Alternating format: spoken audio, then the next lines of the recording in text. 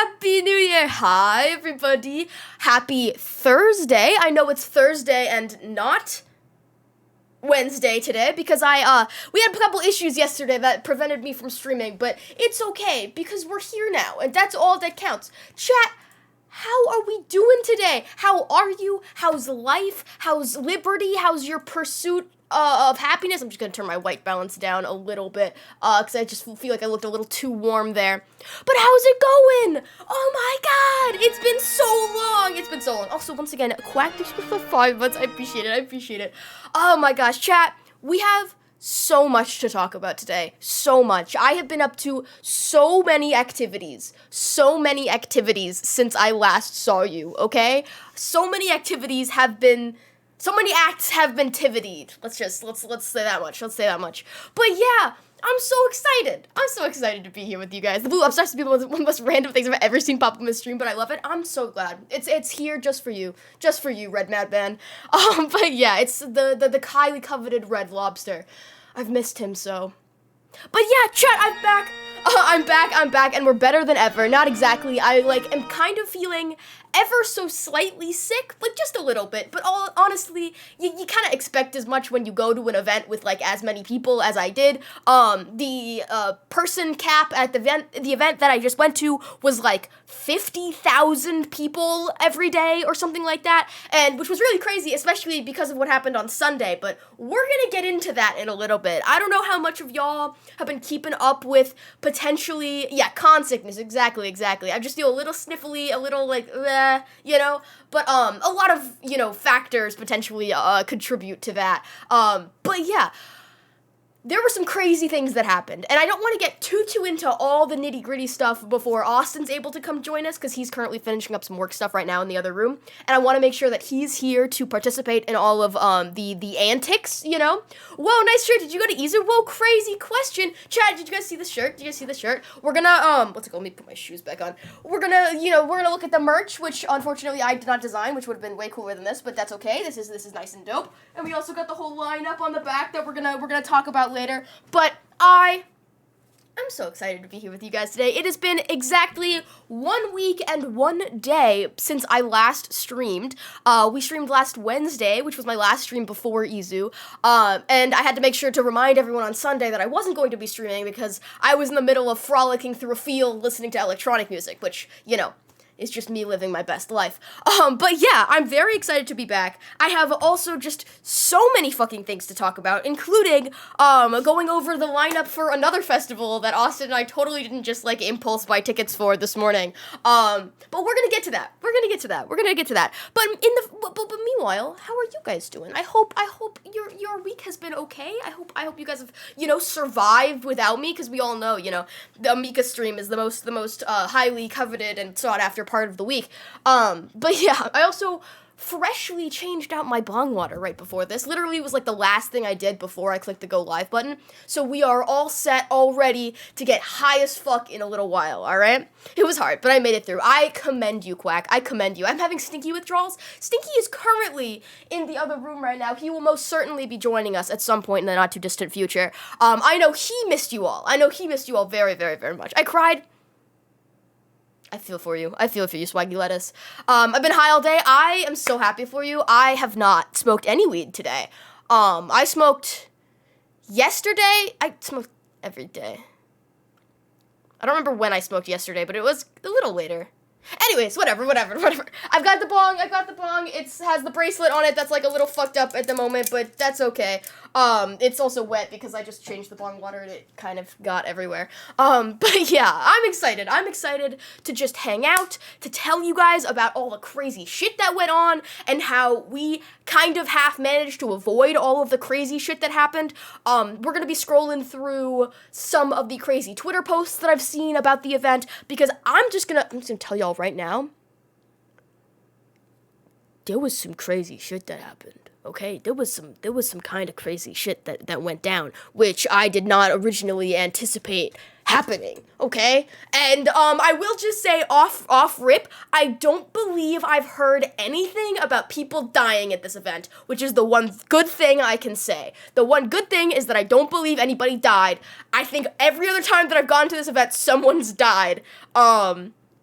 But this year, I don't think that happened, which is great, specifically because of how crazy a bunch of the other shit was. Because I specifically saw someone comparing the events of Sunday EZOO to Astro World. People were comparing the events of what happened on Sunday to Astro World, which is fucking crazy.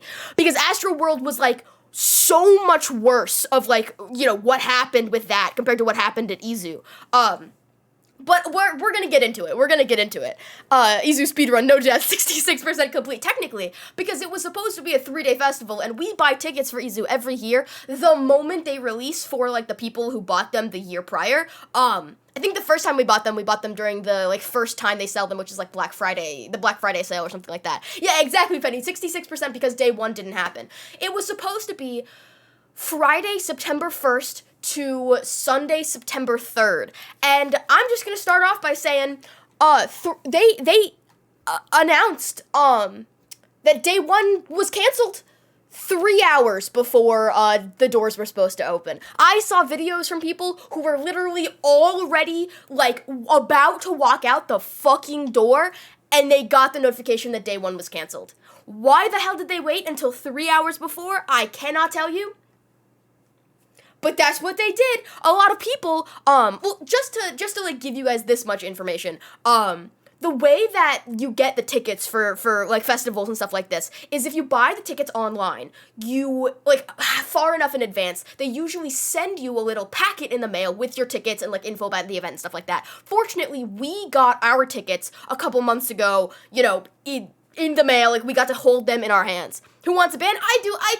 Hi, Davin. So yeah. So we got our tickets in the mail. But if you bought your tickets online, you have your, you know, digital confirmation. If you don't have your tickets, you have to wait in the will call line at the event, like, you know, to get your wristbands, and then you have to go wait on the fucking line to get into the event itself and go through security and everything. So a lot of people had showed up to Randall's Island, you know, wait, I'm gonna allow that message. But yeah, I don't know why it auto-modded that message. Because it's not like that Swaggy-Less's message is, like, offensive, but it got auto-modded. That's crazy. But yeah, so fortunately, we had our tickets in advance. We had our, you know, 3-day wristbands. I don't know if you guys can see up here, but I made a little, like, thing with all of my wristbands on them, and I'll show you guys all those in a bit. You experienced EZOO? Oh, hell yeah, I did. This is technically our 4th EZOO.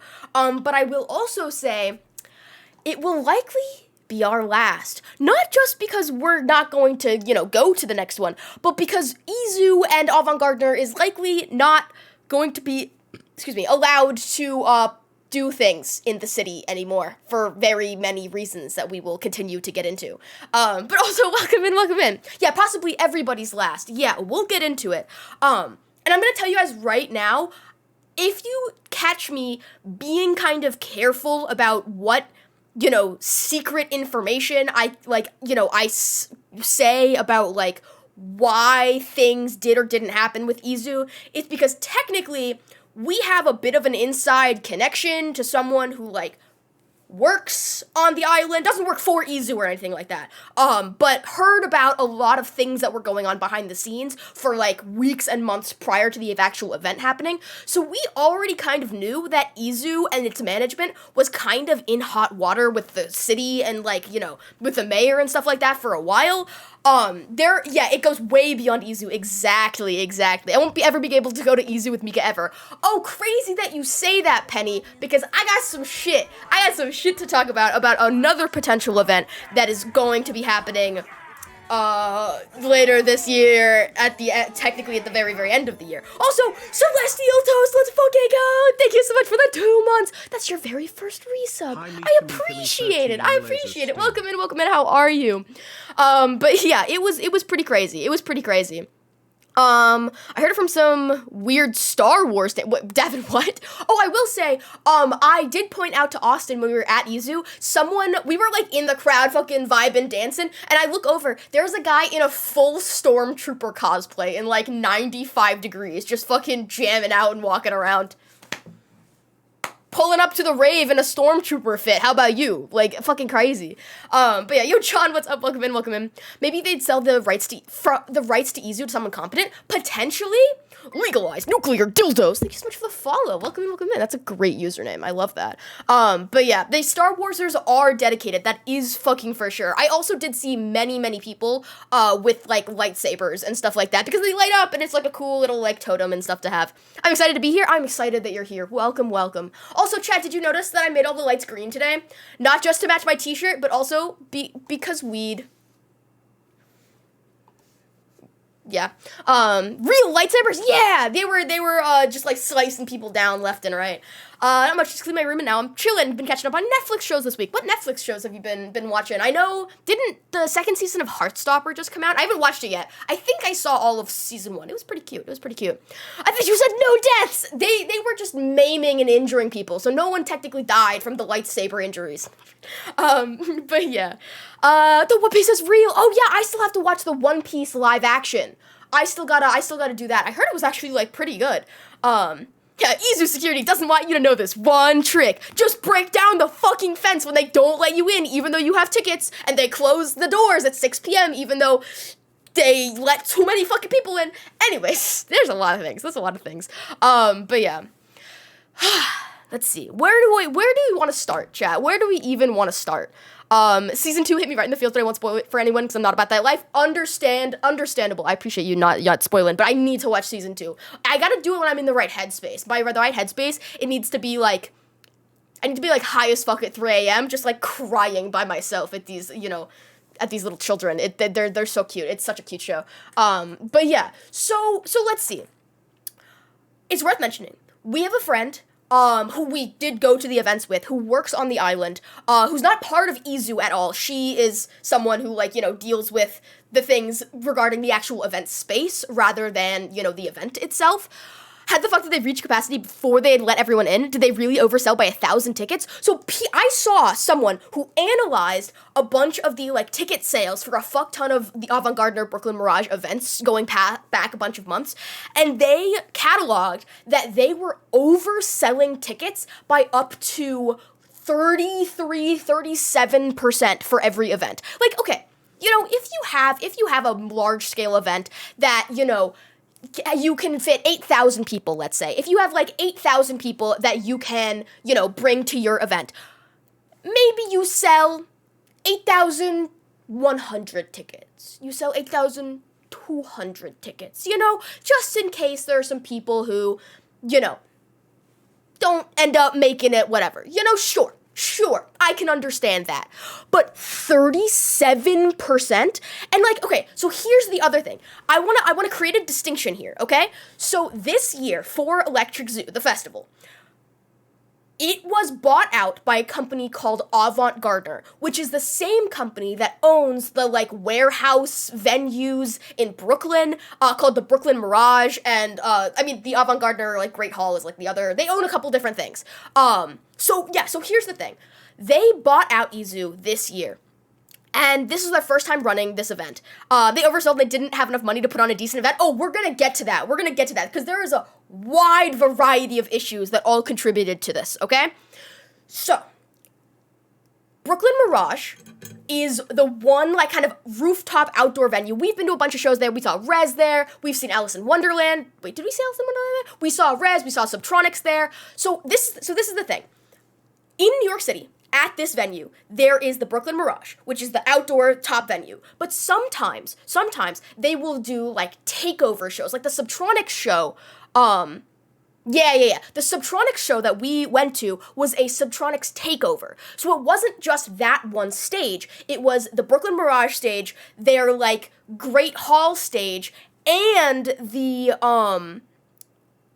they had another little space. So they technically have 3 different stages that they could do, or 2 different stages or something like that. So this is what they usually do regarding this loophole that they do for, the Brooklyn Mirage shows. They will oversell these events massively. Also, John and Isaac, thanks so much for the follows. Welcome in. Check DMs. Okay, here, I'm looking. I am not seeing, is it a Discord DM? Oh, yes, okay. Oh, beautiful, a map. Thank you very much. So, this is a map this is a map of the Avant-Gardner like complex, okay? So up on the roof, there is the Brooklyn Mirage. We got the stage here. We got, you know, the whole like outdoor area. We got the Great Hall. We got the King's Hall and the Artists Village. I guess this is where like the artists hang out and stuff like that. So there's a couple different stages. So here's the thing that they do. Because the person limit for just Brooklyn Mirage is, let's just say 8,000. I don't know the exact number, but let's just say it's 8,000. But if they just book some other random smaller artist for, like, the other stage here and here. Oh, I see, Austin. Okay. So if they book another artist for here and here, that means, like, and you can technically walk between the different stages, like, at the event. They have, like, you know, they close it off if there's nothing happening over there, or if they're separate events. But if they do, like, a takeover show, like that Subtronics show that we went to, you can walk between the different stages. But if the limit for people is 8,000 here, if they just book a random artist for King's Hall, a random artist for Great Hall, that means they can technically up the limit of people that can be at the event by another couple thousand. So they'll book smaller artists for those for like a larger event, but no one ends up wanting to go watch those artists, so they all just pack into here. So what's supposed to be, you know, people, if this is the stage kind of going out this way, there's like a wall back here with like a bar. There were people, I swear to fucking God, like packed against the walls all the way back, even like into this back area, which is not supposed to be the case. That is like dangerous levels of like crowd crush levels of people. It is fucking insane. So, Brooklyn Mirage Avant-Gardner has a history of overselling their events, and that's been a point of concern for a very long time. You know, if you see any, you know, talk about this on social media, yeah, no, it's already shit show. This is the company that bought out EZOO for this year. Let me catch my breath here. I'm trying to figure out, like, what order I want to, like, go with all of these events, because I've been hearing a fuckload of shit about all of the crazy stuff that the company has been getting up to. Okay. I'm going to scroll up in chat a little bit because someone mentioned something that I wanted to, like, jump off of. So they were overselling the event, and it was just crazy. I'm trying to finish work so I can talk. Yeah. Austin's going to jump in here when he finishes work so we can, you know, do a whole thing here. So, let's recoup. Also, I'm, like, already fucking sweating. So the event was 3 days. I want to say as well that EZOO, even though it was technically owned by a different company in the past, they have had issues with paying their artists, paying their vendors, like, late and stuff like that in the past. So specifically, oh my god, Junie, thank you so much for that 9 months, Junie. Oh my god, we're parents now. What should we name our child? Chat, we need help. We need help thinking of a name for Junie, for our child that has now been born after 9 months. Scrawn Bongle. I like that name. That's a good one. I like that one. But thank you so much for the 9 months, Junie. Holy shit, I appreciate it. Love the eye makeup today. Thank you. I wanted it to match the green of the shirt and like the vibes and stuff. Mirage people when fire safety. No, literally. It's fucking terrifying. So let's see. Even though, in the past, EZOO was not owned by Avant-Gardner, they have had issues with their events in the past. This was technically our 4th time going to this event, EZOO. We started going in 2019, so we saw, you know, the 1 year that we were able to go before the pandemic hit. Then we managed to go for all 3 days in 2021, 2022, and now 2023. Okay, so there is a history of Brooklyn Mirage, of EZOO, paying their artists, paying their vendors very late. So specifically for this year for EZOO, a lot of the performing artists requested payment up front, okay? And obviously, EZOO's going to put together a fire fucking lineup. If there's anything that EZOO is going to do, it's going to be that they put together a good lineup. I'm not gonna lie, the lineup's pretty based. But, okay, because they were now required to pay a lot of their artists up front, they didn't have as much of the liquid money that they needed to be able to pay vendors and the construction crew and, you know, all of the other things. So while all of this information isn't, like, perfectly, like, you know, I don't want to just say true, because we don't actually know if all of this information is 100% true, but this is, like, kind of, yeah, and they like, blamed it on something completely different. But here's the thing. So, apparently, according to our friend who works on the island, they had like 2 weeks to put together the whole festival before it started or something like that. Apparently, they didn't get started building everything until like a week out. Plus, a couple like days before the event, there were rumors that they sent a lot of the construction people home for some reason. And like, why would they send a bunch of the construction people home? That's so weird. Yo, Turtle and Allison, what's up? Welcome in. Just cancel the event. It sucks, but you don't have the money. Too bad, so sad. But that's the thing, is like, they're too deep in the fucking hole. And there were also rumors that apparently, even before EZOO, Avant-Gardener, the company, has already been having, like, dozens of lawsuits, and, like, they've been sued a bunch of times, and they're, like, fucking $8 million in the hole already, or some shit. Like, there was a lot of stuff going around. So, for some reason, a bunch of the construction crew got sent home, there were some issues, construction kind of got stalled, and come to find out, what potentially might have happened is that there were some issues on the management side of things that, let's just say, chat, you are someone who works for probably slightly more than minimum wage, working in the hot fucking sun to put together this dumbass EDM event in New York City in the hot fucking sun for like 2 weeks, okay? Let's just say your management is, getting on you to put shit together faster, and maybe they're, not gonna pay you overtime. I, would be perfectly okay with walking the fuck out. If you're not, getting paid your proper fucking wage for an event, to put together an event this size, you are well within your goddamn right to, walk the fuck out.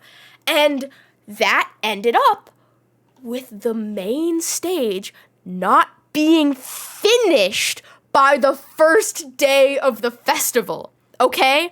Plus, the way that a lot of these things work, like, you have to, put everything together, and there have to be, like, specific, like, people on the crew that, like, walk around and do all the, like, safety checks to be able to approve everything before people actually, like, go to the event. And they didn't pass their safety checks by the time, Thursday night, Friday came around. So come Friday, they, for some reason, didn't fucking, decided to announce that, they weren't gonna be able to do the first day of EZOO. They announced that the first day was canceled 3 hours before doors. 3 hours. I was in the fucking shower. I was shaving my goddamn legs. Austin runs in, Mika, the first day got canceled. Oh, fuck. Oh, fuck. But yeah, boy, thanks so much for the follow. Welcome in. Can you ask something? What's your question? Yeah, of course they didn't pass the safety check. Exactly. 3 hours. I saw videos from people who were ready walking out the fucking door. There are people flying in from all over the country, all over the world, flying, like, taking the train in from fucking, like, Jersey or whatever. And, like, if you live in, like, the, metropolitan area, can I tell some dark jokes? Boy, can you not tell, like, something's happening right now? Like, we're, like, in the middle of something. We're kind of in the middle of something here, like, read the room. Yeah, Stinky literally got all dressed, he had his glitter on, he had his eyeliner on, crazy, okay? But yeah, so here's the thing. Oh, my phone, I dropped my phone, 1 second. Yeah, this is fucking story time. We love Stinky. He's gonna be in here in a little bit. Okay, I should also drink something because Blue gave me a hydrate. Okay. Has the refund come through yet? I'm not sure. I think Austin's the one who, like, paid for the tickets from his account. So he's gonna be, dealing with that. But we're gonna get to the whole, like, refund situation. So I also saw, for the lineup this year, the Friday lineup was arguably the best. Twitch streamers are so entitled. How dare they not, address the one new person in chat who's asking if they can make most likely a racist or homophobic joke in my chat in the middle of what is obviously a specific thing that is going on. Obviously, they're so fucking entitled. Anyways, back to what we were talking about. Blows you up with my mind. Laser. Okay. So I'm trying to remember like what path we want to go, because I've just been seeing so much shit all over social media. So obviously, we've been hearing that there's been some like, sketchy shit going on regarding what's it called? Like licenses, and I'm not going to pretend like I know what all goes into putting an event on like this. Like I genuinely don't even know like the beginning of how many permits and like, safety checks. There's so much that goes into something like this, okay? I don't even know, okay? But from my understanding, yo, Freddy, what's up? From my understanding, they had, so like, the thing is this was Avant-Gardener's first time putting on EZOO, and they already have a history of like skirting around like restrictions and licenses and permits and stuff in the past. So when they were trying to put EZOO on, they like really had to do all the shit by the book, and they were trying to skirt around a lot of these things, and they were like getting called out for it in a way that was like delaying the events to like set everything up, which is one of the most likely reasons why things got delayed. So let's see. I'm trying to remember if there's anything else about, like, the setup and everything before we get to Friday that I haven't mentioned yet. All of what we were just hearing is that there were a lot of issues going on behind the board, and no one knew if it was actually happening or not, and, come Friday, we're starting to get ready, and it was announced that Friday was canceled. And the thing that fucking happened is that Friday's lineup was the best. Arguably the best. I was more excited for Sunday because of the Grizz back-to-back Zed's Dead set, which we're gonna get into. So Friday had the Fisher back-to-back Chris Lake, okay? And also, worth mentioning, all of the issues that were happening with the delays and cancellations only applied to the actual daytime EZOO event itself, not all of the, like, after parties and stuff like that. There were after parties that were going on through Brooklyn Mirage, through a bunch of other events in the city and stuff like that. I love a silly little story time. Oh my god, Freddie, thank you so much for the 2 months. That's your first ever resub. Thank you. I was like holding my chest like this, but I realized you couldn't see it. I was like, oh my god, I'm already so sweaty. Oh my god. But thank you so much for the 2 months. I appreciate it. Yeah, we're gonna go through the lineup. We're gonna look at the lineup. I also have it on the back of my shirt. That's like half the reason I got this shirt. But here's the other thing. I remember I follow a lot of like EDM artists on social media and stuff like that, and there were a lot of like smaller artists. Just stop sweating. There are a lot of smaller artists that I follow on social media that like, this is like their first big festival. They're so fucking excited. Like they're fucking ready, okay? And then it gets fucking canceled. They're shit out of luck. They can't do shit about it. Like, that's just it. Like, you can't do anything about it. It's so much larger than the artists. So, like, you can't, it just happens like that. And also, because the event is 3 days, the event itself goes from, like, 1 or 3 p.m. to 11 p.m. every night. And, like, I'll be honest.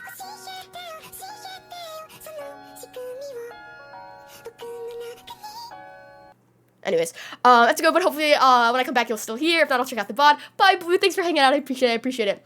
Exactly, Strim. That's a great way to put it. Gasly Gengar was a madman for 6 shows while tripping in one day when day 1 was canceled. Yeah, I was following that. We really wanted to go to the Baseland event, but the tickets sold out in, like, 5 seconds. So, chat, here's the thing.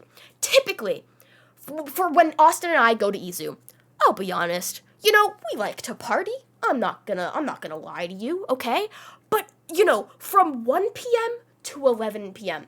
is more than enough partying in one day for me, okay? If I'm out from, like, 1 p.m. to 11 p.m., that's it. I'm good. I'm gonna go home. I'm gonna take a shower. I'm gonna go to sleep. I'll get up for the next day, okay? I cannot then go out from 11 p.m. That's plenty, and that is more than enough for me, okay? They said why it was canceled. They blamed it on social media on, like, supply chain issues, but that 100% wasn't it. But yeah, so, like, Austin and I, we're good for, like, you know, one day, but we were really upset because Friday got canceled, and, like, you know, we were, like, prepping for, like, a whole thing, and Friday ends up getting canceled, and, you know, literally within 5 minutes of Friday getting canceled, every single after party was completely sold out. Because, you know, everyone's here, everyone's ready for the fucking festival, and, like, oh well, you know, they're like, oh well, like, you know, we can't fucking go, so let's go to an after party. People were doing pop-up shows, people were like, you know, there were all these crazy events, but we wanted to get tickets for something, but we ended up not being able to do it, because it was just not really in the cards, and, you know, whatever. So then Saturday, we were looking at the lineup for Saturday's after parties, and we end up seeing that there's a couple going on at Brooklyn Mirage. There was like a house kind of takeover. Campbell Fat was playing, which was pretty cool. I kind of wish we went to the Liquid Stranger after party instead of the house one, because I don't give as much of a shit about house music, I'm not gonna lie. But, okay. Friday, it gets canceled. Cassie, what's up? Friday gets canceled. We're pissed, okay? But we understand. As long as Saturday and Sunday happen, we're okay. Okay? As long as Saturday and Sunday happen, we're okay. Beautiful is always stinky. And I guess you too, Mipa. Welcome in, Smokey. How's it going? Boots and Cat's house gets old after about 30 minutes. You get me, bro. You fucking get me. So, you know, I can still have fun, especially if it has some bass in it, but it does get kind of samey after a while. Okay. So here's the thing. Saturday comes around. You know, so Friday night, you know, it's canceled, but we don't hear anything else from EZOO after Friday gets canceled. So, you know, the day comes, you know, we're holding, we're waiting, you know, like, what's been going on, you know? Yo, let's fucking go. Oh my god, so many first-time resubs today. What the hell? Yo, Fish, thank you so much for the 2 months. I appreciate it. Welcome in, how are you? Boots and Cats gets old after 60 seconds.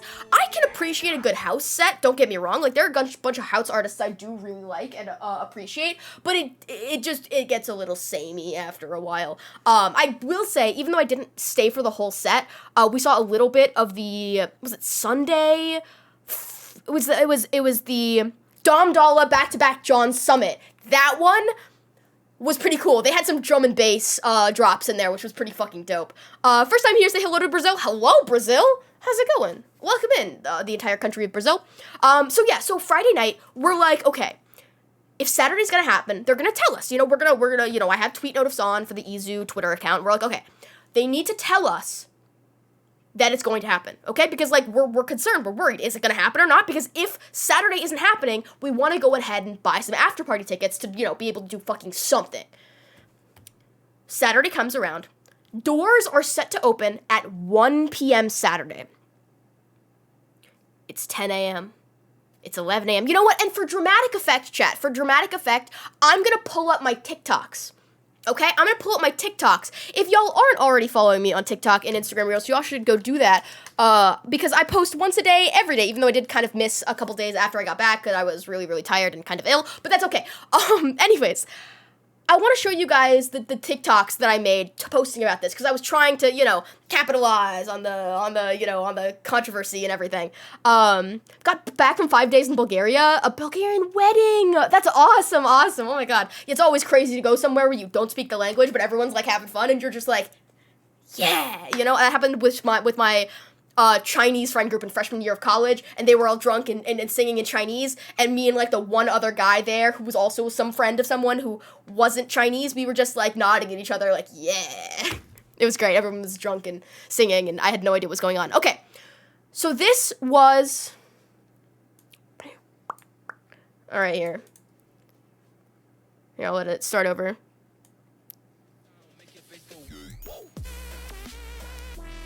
So, yeah. 2 hours. This was 3 hours before Friday. Yeah, no, I know. 3 hours before doors on Friday, it gets canceled. Fast forward to Saturday. I'm gonna, you know, I'm starting to get ready because, you know, I need a couple hours to get ready, because, you know, I do my whole thing. This was 10:30 in the morning. Doors are at 1. We have no confirmation that EZOO's happening. no one's fucking told us shit. Okay, so this is the video that I post. This is what we make. What should be day 2 of Electric Zoo EDM Festival in New York City right now, and after day 1 was canceled. Yeah, Strim, there's so much shit going on with music festivals. Don't even get me started on Burning Man. Or not. And it's 10:30 in the morning. Doors are supposed to be at 1. They announced that day 1 was canceled 3 hours before doors. Oh my god, I just said that. That's crazy. If they're gonna cancel it, even longer. So yeah, it took for them to announce it yesterday, which is so fucked. But I'm sitting here like trying to make my cute little rave transitions while my skincare sets in, and I don't know what to fucking do because. I'm waiting to see if EZOO Day 2 is even gonna happen, and if it doesn't, we're gonna get after party tickets for like Liquid Stranger. I wish we went to Liquid Stranger. Yo, whose TikTok is this? They seem cool. That's a crazy question, Toast. That's so awesome of you to ask. You should go follow this person on TikTok. This festival, and they fucked up so bad that they're now even potentially canceling day 2. Yeah, if they cancel day 2, like obviously day 3 is also gonna get canceled. You know? Yeah, day 2 became the new day 1. Exactly. Whether or not it's gonna happen, I'm not gonna give you guys. Okay, so we ended up finding out. Get ready with me for EZOO Day 1/2. This is the other video that I was filming that day. Yeah.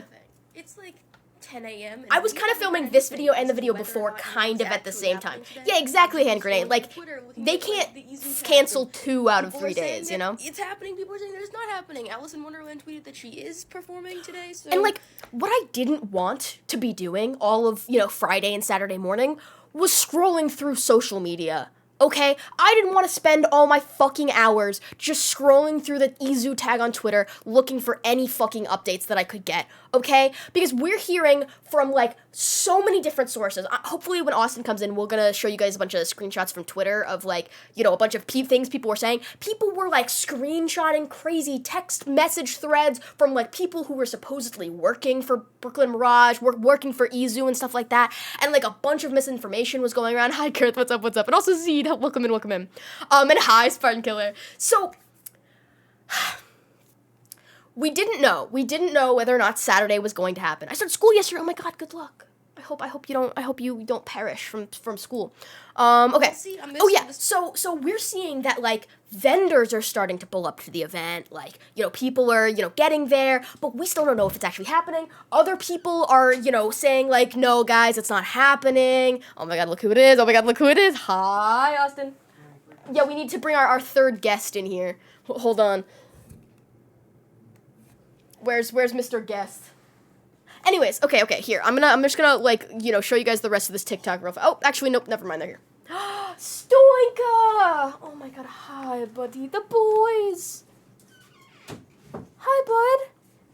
Everybody missed you! Stinky, the lighting today matches your eyes.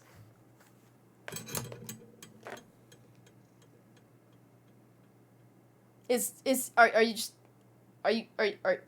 good, bro? Are you gonna, is this just what you wanted? Are you gonna like sit down or just like stand there really awkwardly? We're like kind of needing to continue the story time, bud. Oh, I think he wants to be on your lap, actually. Nope. Okay, never mind. All right. Yeah, I can't imagine how pissed the vendors are. Yeah, exactly. Okay, so there's like a lot of things to it. I want to show chat the rest of this TikTok before we get into the rest of it, because this is then right before the day 2 happens. Okay, so this was, artists are, tweeting that like, they're playing, but we keep seeing things on social media that like, oh my god, EZOO's not happening, and there was just a lot of misinformation going around. But let me continue the TikTok for y'all. Start getting ready anyways, because I have to like hashtag make content, so we're gonna see. Get ready. First up is contacts, coffee. Look at me being a fucking TikToker. If this doesn't happen today, I'm gonna lose my freaking mind. My Excuse arm this, but we just got confirmation at like 11:30. 11:30 is on. It's not going to be doors at 1 like originally planned. Delayed doors at 3, but it's happening. That's all I fucking care about. It's happening. So let's get ready. Okay, I finished all of my base makeup, base eyeliner, everything like that. It's going off my voice. Now it's time to do the funky stuff. The funky stuff. Well, I'm ready now. Let's go. Give it up for the makeup. Okay, but yeah, we'll do a little outfit check. I'm talking about my cat. Okay, anyways, I'll give you guys some better shots of the makeup and stuff in a bit. The makeup outfit combination with the bucket hat fucking slayed. Thank you, Quack. I'm gonna show you guys some better pics in a bit, because I also posted like a post on Instagram that I made sure to have a close-up face pic of each makeup look. But yeah, I spent so fucking long on the makeup every day. Oh my god. But yeah. Okay. Oh, Austin, someone's asking how much. So we get the like, what's the word for it when we buy our tickets because we go the loyalty tickets. We get the loyalty tickets because we go the year before, and they release the first round of tickets to people who went the previous year. So how much did we pay for a 3-day general admission? Including fees and everything, was about $350 each. $350 each for a 3-day festival in New York City from like 1 to 11 p.m. Honestly, not the worst thing in the world, okay? And I will also say, the reason that we go to EZOO every year is because we live in New York City. We, have a friend who works on the island, gets fucking employee parking. We, even that, we can, like, walk to the goddamn event across the bridge. And, like, we get to sleep in our own goddamn bed at the end of the night, okay? You can't say that about, like, many other festivals, You have to fucking camp, you gotta get an Airbnb, it's a whole ordeal. So $350 for 3 days, where we get to, just go back to our own bed at the end of the night, it's pretty dope. It's pretty good. But yeah. So, to continue along the timeline here, you got Austin now here right as we get confirmation that Saturday is in fact happening. I'm like going back and looking at our texts. Yeah. So it was basically, let me see where I'm at. So I'm at like in my texts with Michaela and our group. We're at like 10 in the morning. I'm like, all right, it's literally 3 hours until doors.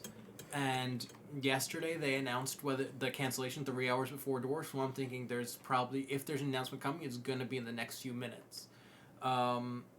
So, and like Mika was saying, we were basically thinking like, oh, well, if Saturday's getting canceled, then Sunday's also definitely getting canceled. And we don't want to have nothing to do this weekend. Yeah. And also knowing how Friday played out, where basically within a minute of them announcing that EZOO was getting canceled, everybody who was supposed to go had the same idea. Well, I still want to do something tonight. So any remaining tickets to every after party for EZOO got bought up immediately as soon as that announcement came out. So knowing that, going into Saturday, we're now thinking, okay, if Saturday gets canceled, Sunday is also most likely getting canceled.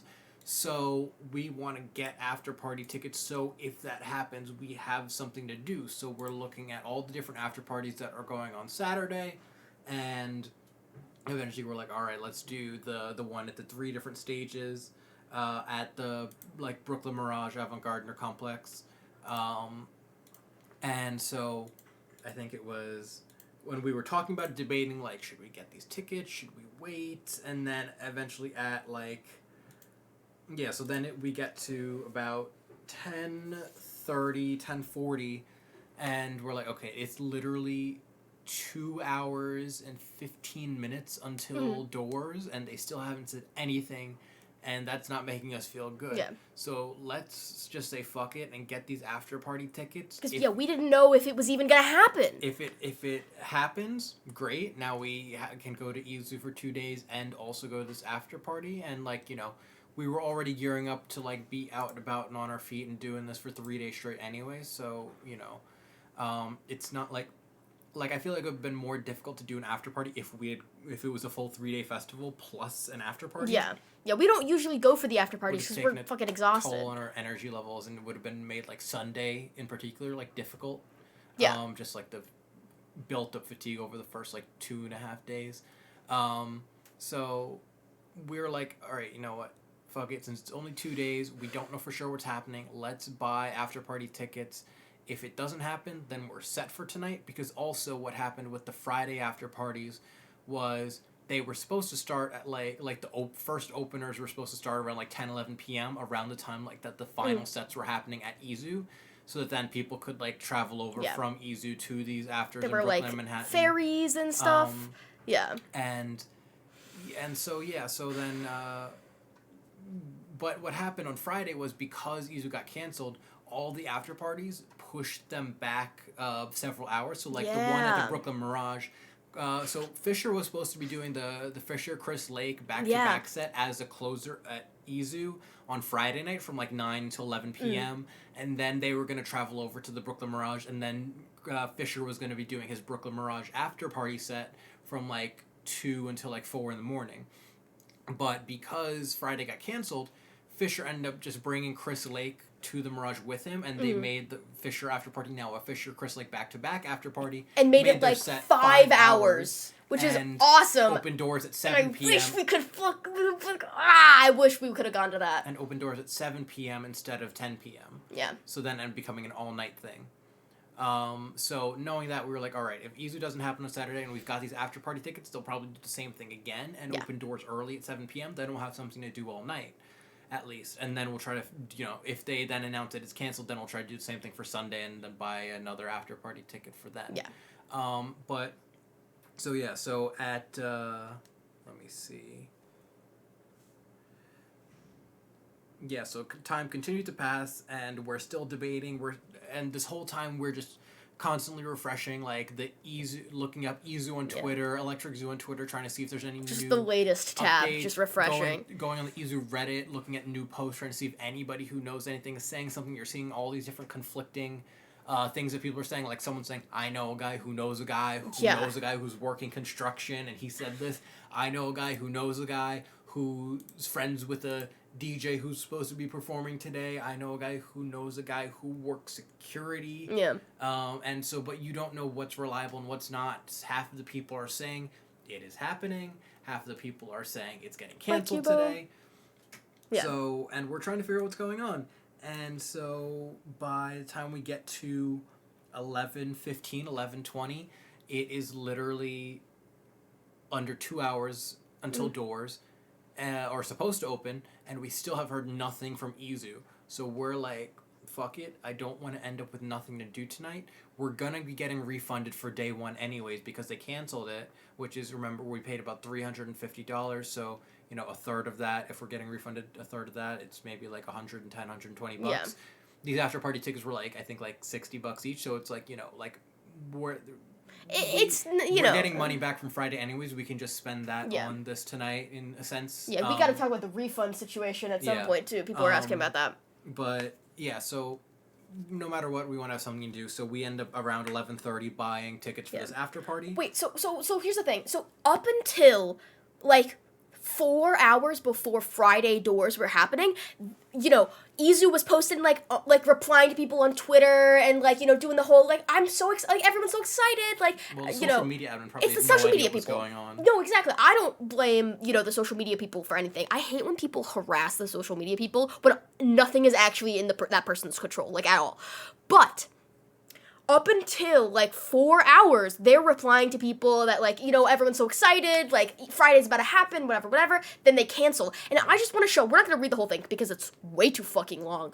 But I just want to show you guys the message that EZOO posted on all of their platforms announcing that Friday was canceled. Okay? Dear Electric Zoo fan, bro, look, bro. What kind of chat GPT bullshit is this, okay? This is so long for no goddamn reason. It's just, I just want to read the first paragraph. It is with a broken heart that we deeply regret to inform you that despite our tireless efforts and round-the-clock commitment, we have made the painful decision to cancel the first day of EZOO. This year has presented unparalleled challenges for everyone. The global supply chain disruptions have impacted industries worldwide, and sadly, our beloved festival has not been immune. It actually reads like ChatGPT. That's the fucking thing. Discord. Oh, jeez. I have the tweet pulled up. Okay. So this whole thing, I'm not gonna read the whole thing, but they're, saying that they're going to refund for Friday, we're so sorry, it's heartbreaking, whatever. Saturday and Sunday are set to be truly magical, starting from 1 p.m. on both days. So they're announcing on Friday that it's going to open on 1 the next day. But we ended up hearing nothing after this message on 11:37 a.m. on the 1st. Okay? Yeah, extremely disappointing. everyone's people like, started replying, and then yeah. within 5 minutes they they disabled disabled replies. comments. It was crazy. So I wanted to show you guys. Was it this one? Is it this one? No, that's me. Okay, wait here. I want to show you guys the funny thing that I messaged that I did. They weren't posting during the festival or in the early AM. This is Friday. This is like, you know, right before doors are supposed to open on Friday. And yeah, I wanted to show you guys this funny thing. So I see this guy, you know, I'm scrolling through the EZOO tag by latest, and this guy says, who's also a graphic designer, I think, going to the event, how long do you think they spent applying layer styles to the EZOO cancellation post graphic? Longer than it took for ChatGPT to write the cancellation message, most likely.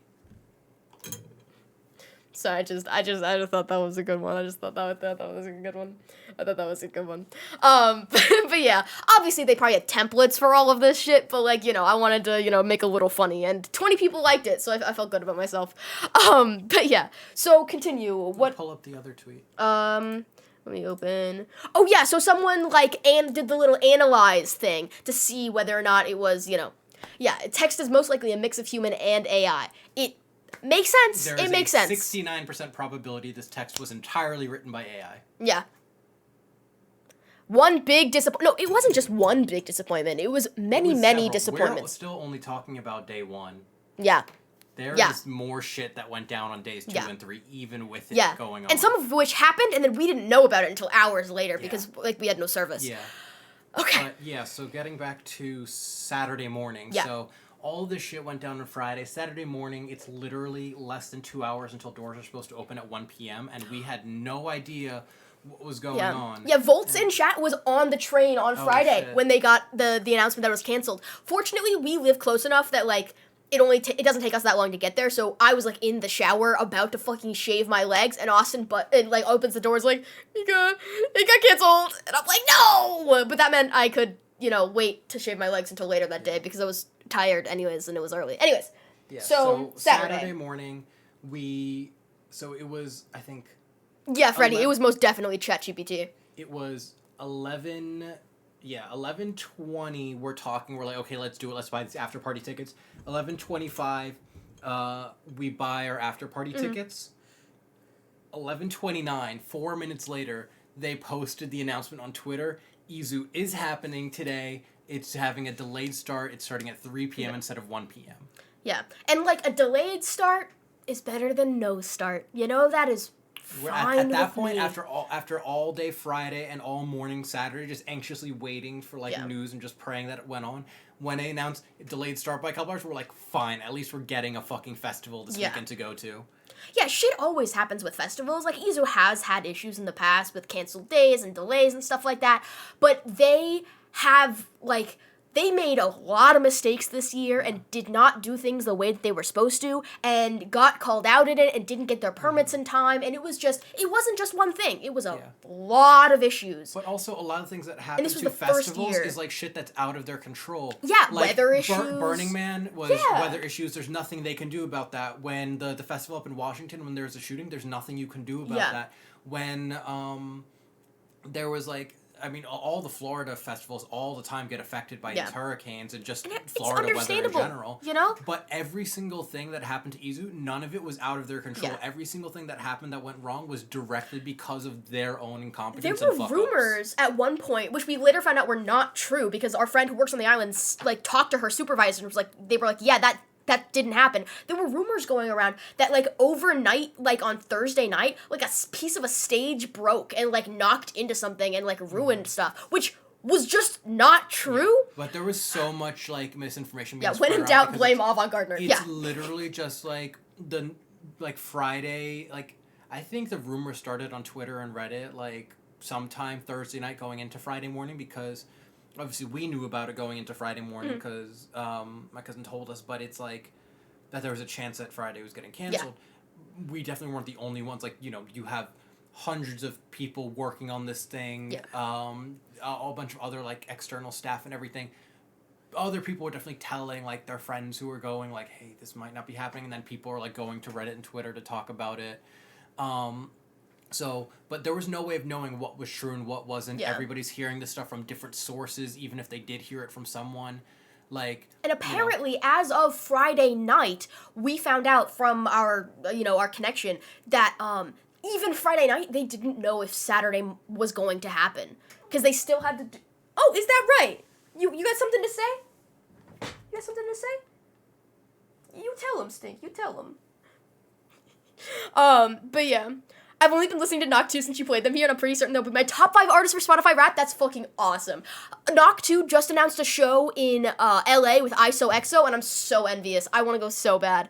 But yeah, hand grenades. There were also a lot of issues with like bathrooms and other facilities and stuff like that. Yeah, no, they definitely were But not. yeah. Like, I remember the last 3 years that we've been going to EZOO, it's, 30,000+ people. Never really had an issue with bathrooms. Like, I want to see Knock 2 so bad. I've in the last 3 years at EZOO, I don't think I've ever waited more than like a few minutes for a Yeah. bathroom. I remember there's fuck tons of porta potties, Yeah. like all over. When we had to go to the bathroom on Saturday this year, I remember we went to, for our first attempt was at, and I say attempt because we went to this section of all the different porta potties by the Morphosis stage, which is the first stage after the entrance to the festival Which was a grounds. really cool stage design, I do have to admit. But the porta potties, we get there, and it's just a sea of people Yeah, no waiting. lines, just like massive people like outside and then into... Yeah.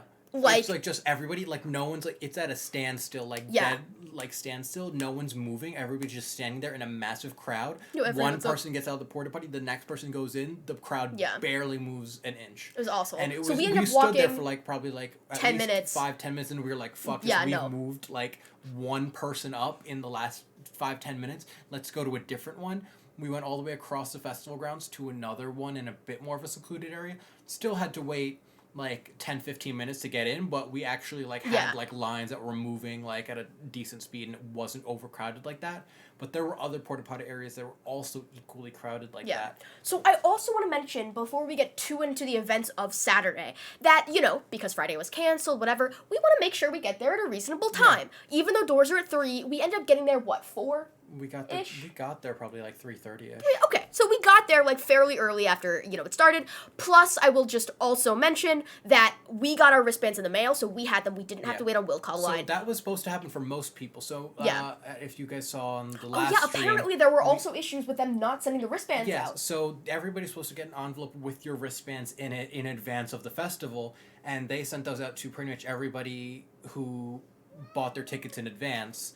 Or like enough time in advance. So like, I think it was if you bought your tickets a month or more in advance, you were supposed to get the wristband shipped to your house or apartment or whatever.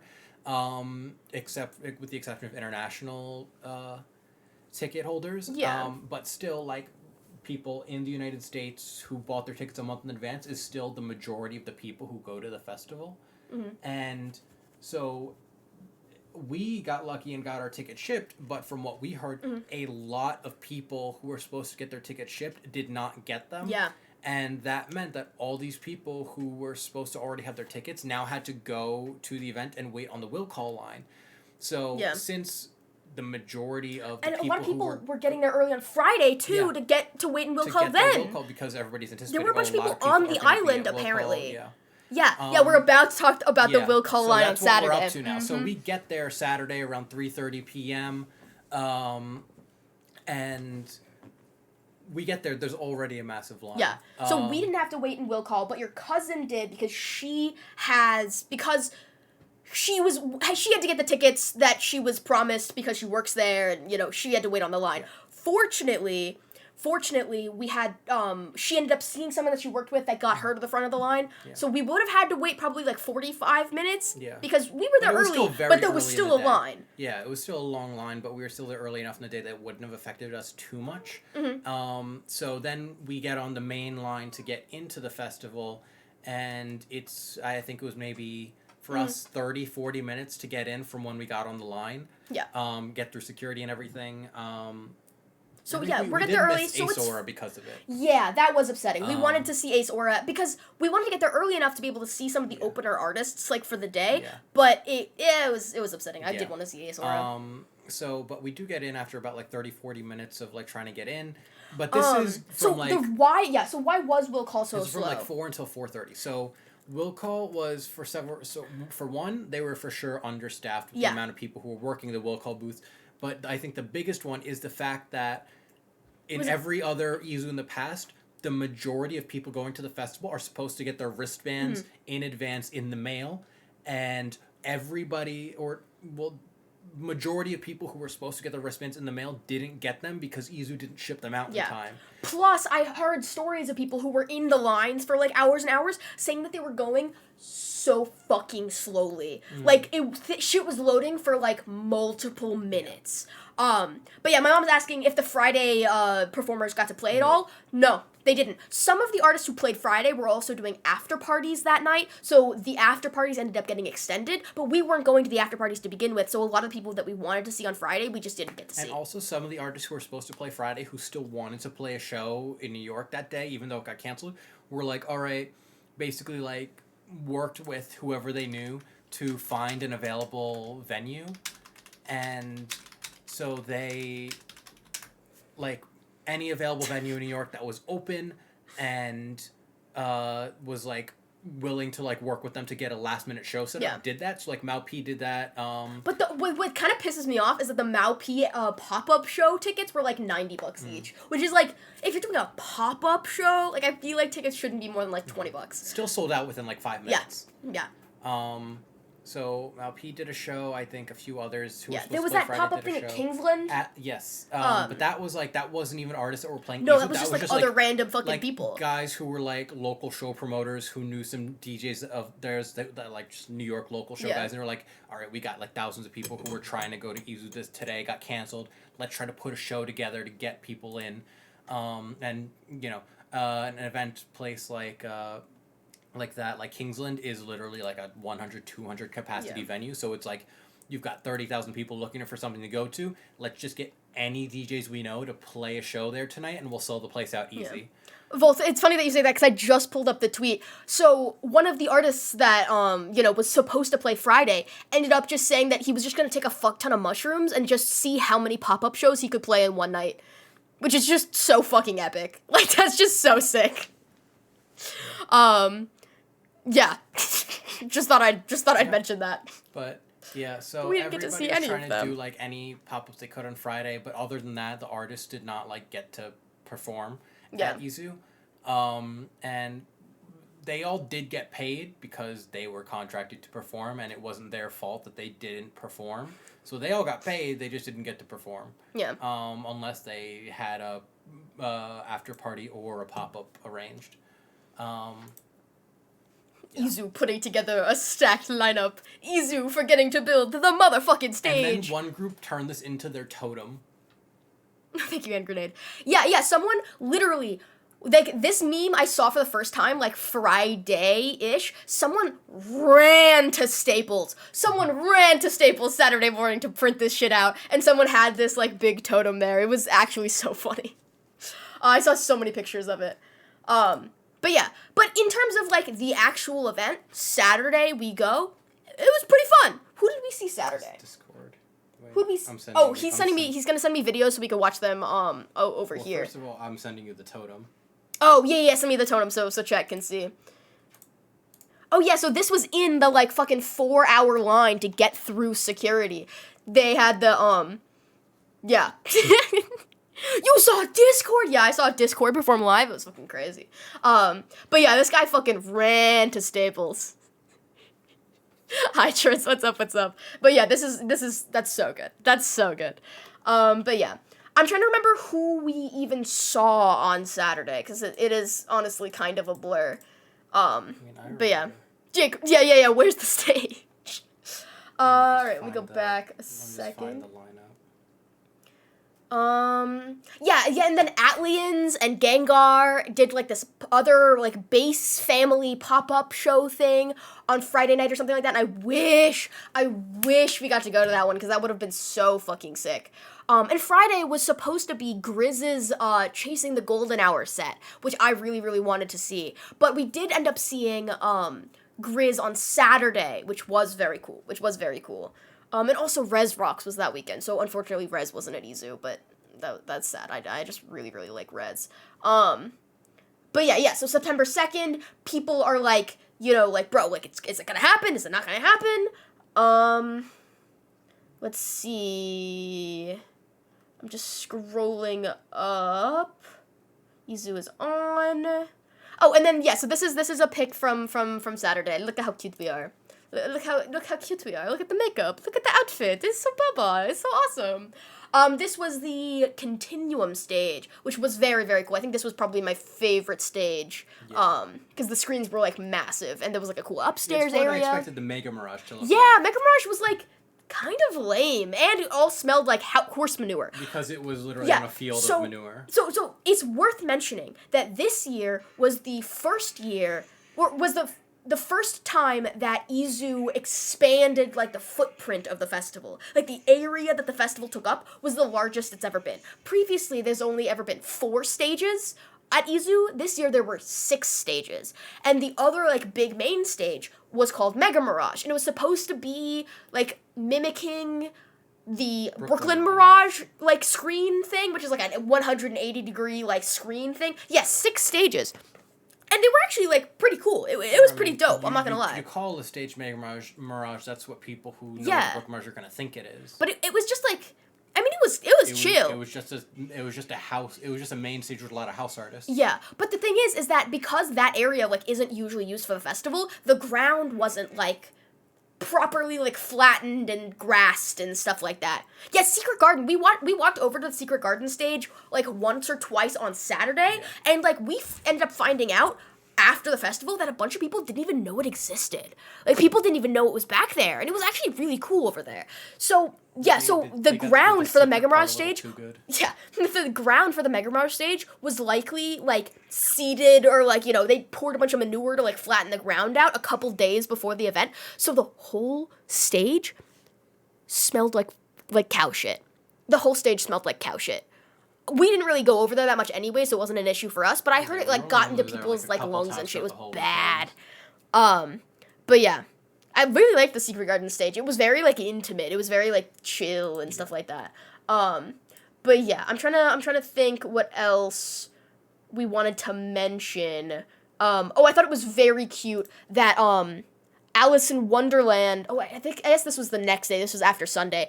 On Sunday, after Alice in Wonderland played, she was walking around Brooklyn and ran into a bunch of fans in Brooklyn and was showing them pictures of her baby that she just had. Literally her first show back after having. Yeah, she just had a fucking baby, and this was it was so cute. I'm starting to send you the videos now. Yeah. And the one that's loading now is her like opening her set, literally saying like. Oh yeah, here. This is. Let me. We'll just start with the first one because this one's still sending. This one's a long one.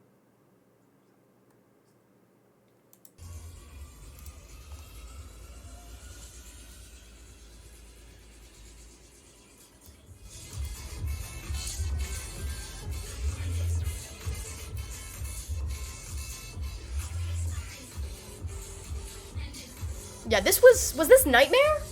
Or was this... It might have been, yeah. I think this is yeah, when you I was a little out of it during Nightmare's set, I'm not gonna lie. But yeah, EZOO, yeah, exactly.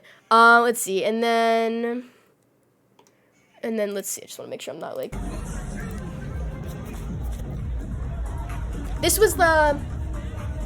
It's just us walking around. Yeah, yeah, that was going, like, up for the Continuum stage. I think the Continuum stage was my favorite. Most of our favorite artists were over there. But they had this weird, like, plaza thing in the middle with, like, these lights going around that looked cool, but they were playing these weird, like, sounds in there. It was supposed to just be, like, a chill, like, hangout section without, like, you know, music and stuff if you just wanted to chill. From the looks of it, we expected there to be, like, fans or, like, mist in there. Yeah. No, it was just sounds. It was just weird-ass sounds. It was odd. It was very odd, to say the least. Oh, yeah, and then this was the beginning of Alice in Wonderland set on Saturday. Yeah, that's not 2 Dash Star. That's why I took a video of it. These are my videos. Oh, okay. Yeah. So, I will also say that, our connection who works on the island gets free tickets, and this year she got free VIP tickets. And we invited we invited friends of ours to join us, but they ended up not being able to go, so we just got to use the VIP tickets. So that's how we managed to get up, like, over here on the side, is because we had VIP. First time ever having VIP, it was crazy. It's the first time we've ever had VIP to any event we've ever been to. Yeah. Yeah. Is VIP worth it? It kind of, I mean, For this event? for this, it kind of was. Even though we didn't pay for it, like, it was pretty cool. Like, the VIP section was really nice. We don't ever pay for VIP. And especially considering the lines to get in, to be Yeah. able to get on the VIP line to get in quicker than It everybody kind of, else, it kind of definitely. would be worth it for this. And also with how crowded it was to be able to go through the VIP Yeah. section to get Wait, up hold. here.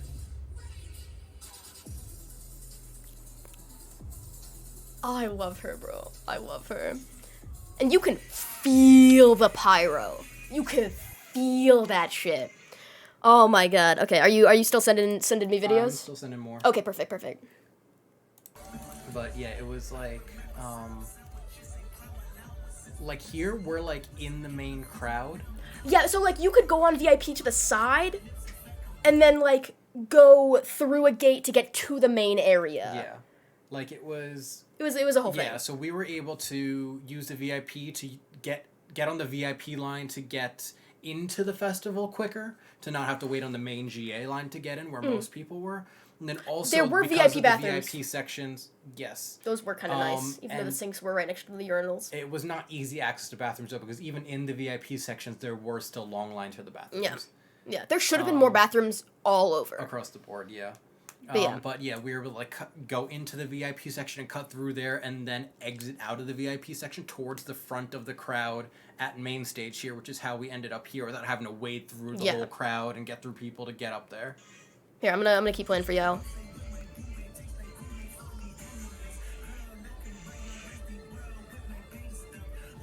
You can see like the red flashing on my face.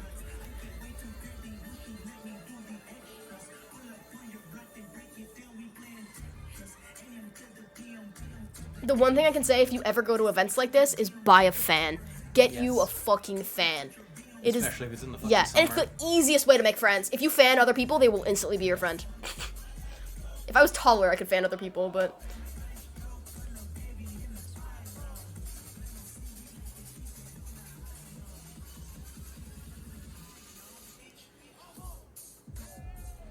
Oh, so good. We're giving the White Claw. Oh yeah, it was sponsored by White Claw this year. I will say that. And our friend who had VIP and was in like other VIP sections ended up getting this free pin and giving it to me. Oh wait. If only y'all could see it. If only y'all could see the pin. Okay, there we go. Okay, yeah, now y'all can see it. It's a little White Claw pin. It's so cute. Ooh, yeah, the electric battery powered fan. Yeah. Okay, so other people often say that the crowd at EZOO, turn the volume down. Other people say that the crowds at EZOO aren't very great, but like I'm always very cognizant of where I am in the crowd and making sure I'm near people that like have a good vibe. So I always just kind of like have a good time with like the crowds. Like, you know, there's always weird people that you run into, but I never noticed anything exceedingly bad. It was fine with me, you know, it was fine with me. How hot was it? Saturday was beautiful. I brought my hoodie and I actually ended up needing it. Sunday was very hot. But other than that, it was pretty good. It was pretty good overall. Friday would have been perfect if it, you know, actually happened.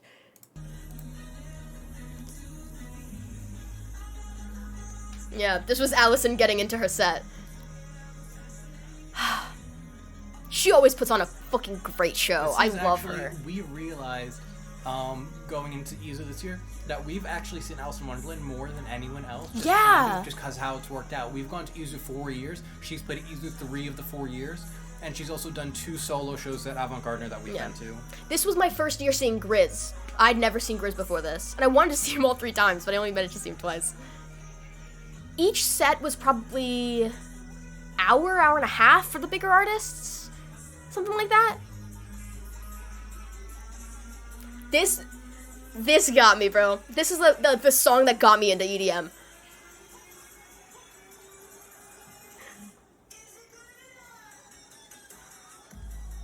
Oh my god. So cool. So sick. So sick. She's so fucking awesome. Not a big Allison fan. I mean, she definitely has like a very specific sound that I can understand isn't like, for everybody. Future bass / trap stuff. I like it. There isn't much that I don't like. Like we weren't there for like Zed. Like I don't Yeah. give much of a shit. I've seen Zed before. Like it's not for me. Yeah, the only stuff we don't really vibe was just like the, you know, pop. the poppy, Yeah. like sing along stuff. Who introduced you to this kind of music? So looking back, I started listening to Skrillex when I was 13, and like that kind of stuff. Oh yeah, I don't think we were there for Griffin's set. We were up by.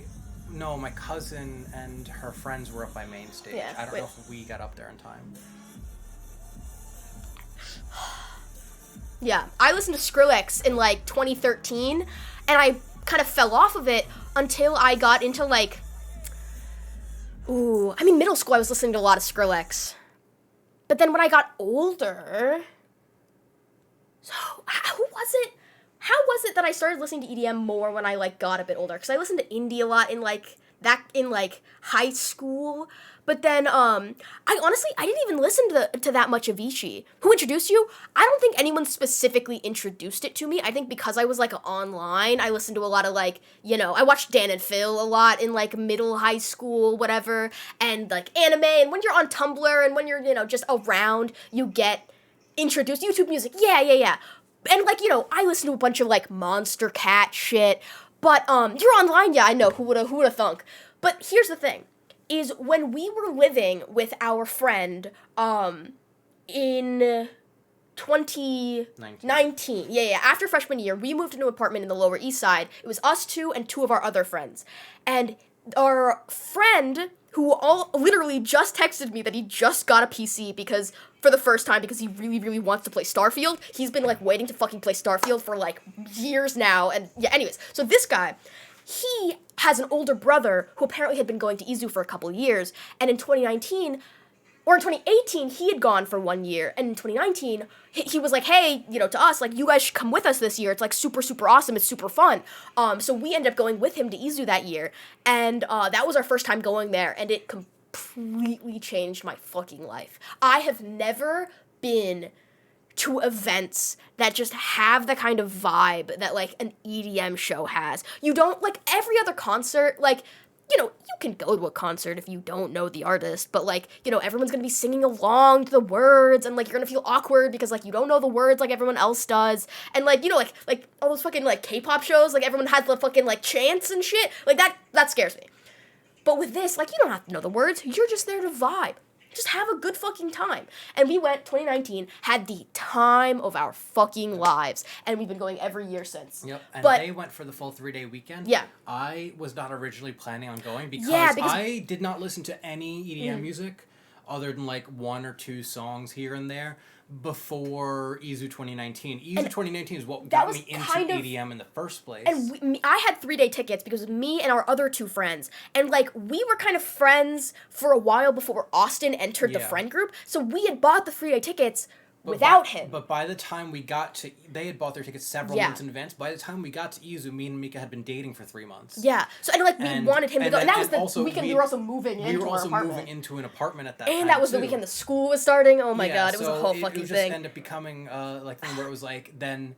Now all of a sudden I'm dating her, we're living together, they're coming home Friday and Saturday night from this huge like festival, crazy telling me about FOMO, all this bro. shit, and I'm like getting FOMO from like I feel hearing so about bad. them, seeing all the videos. I'm like, man, now even though I don't listen to music, I kind of want to go. So, and also it had just been an extremely stressful summer, and so we were just, it was like Sunday morning I'd woken up, I was supposed to be going to work in a few hours, and I'm like, you know what? It's been an exhausting fucking month. We just moved into this place. I kind of want to do something fun. Fuck it. I'm calling out sick from work, buying a last-minute 1-day pass to Sunday. Which was, like, as much as we paid for our 3 days, but it was worth it. It was worth it. But, yeah. But, yeah, so I ended up going, and I had a great time, and from then on, I started getting more and more into EDM. Yeah. And it was crazy how, like...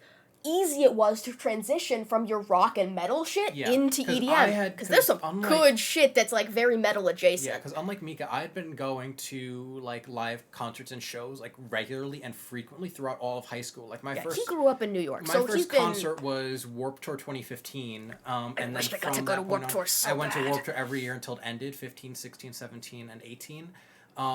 And...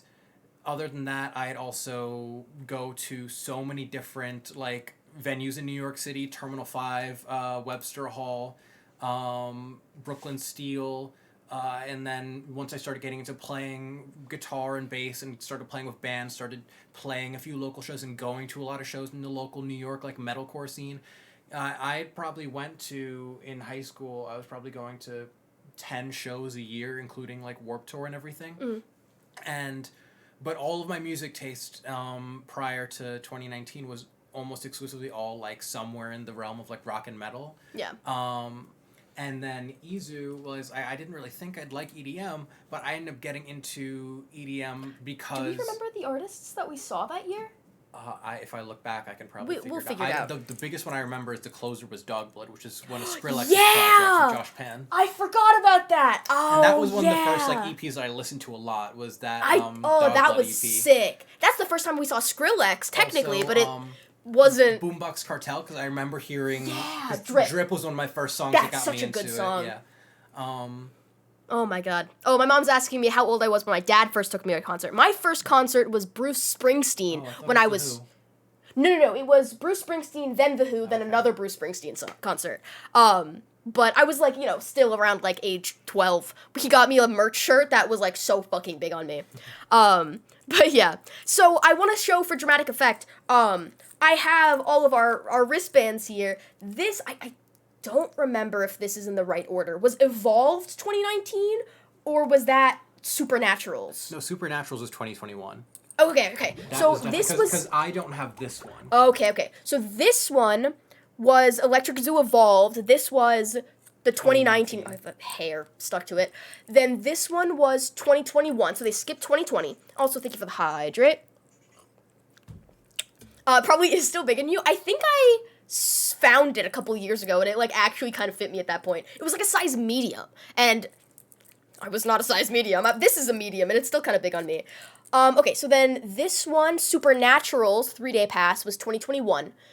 2022 was EZOO 3.0. Again, dumbass theme. I don't like the themes that EZOO does. They're never really that cool. And then... a lot more creative. Yeah, they could be so much better. And then this year, the theme was hyperspace. So this is our 3-day pass, and then this is our Sunday VIP wristband that we got for free through our friend. But yeah. So that's all my little wristbands. I'll, keep collecting them. I've never gone to another music festival, so all of my festival wristbands are just EZOO. We were definitely in the hyperspace, that's for sure. He hears the jingle. He hears it. Did you feed him? No. He's hungry, Austin. What the hell, man? I wasn't even 7 when I came in here before. He's hungry. All right, we'll keep chatting for a second.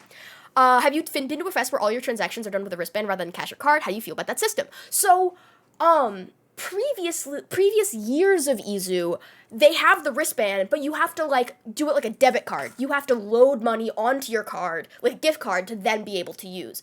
But, as of a couple years ago, Avant-Garde or Brooklyn Mirage has a system where you just hook your card up to the wristband, and it just becomes a way to use your card directly from the wristband. And you can get email notifications for every purchase you make. So this year, I actually liked it. Like, I like not having to use cash and card and stuff like that. And, with all the fucked up people everywhere, it's nice not to have to deal with, having to count out cash and change and all of that. So essentially you just hook your card up on the app and you can just use the wristband, to scan for everything, which I think is a pretty good system to, just simplify everything. But it doesn't help that last year, for example, the app went down, right before the first day of EZOO last year, and a fuck ton of people had issues because they couldn't load money onto their cards, so they had to wait in line to be able to load money in, and those lines were 2 fucking hours long, which was insane. Oh yeah, don't even get me started. So we get to the festival on Saturday, and we're gonna buy water. We bought a Gatorade because the waters they had were the Liquid Death cans and not bottles that you could close. So we bought a Gatorade to drink and then refill with water. Fortunately, they have free water refill stations. And I swear to God, we walk in, I'm looking at the, menu for the drinks. This year, for the first time, Beatbox was sponsoring EZOO, which is another brand of, alcoholic, over-sugared, whatever the fuck. $22 for a fucking Beatbox. I don't know if it was 26 for a White Claw. I remember it was 22 for a beatbox.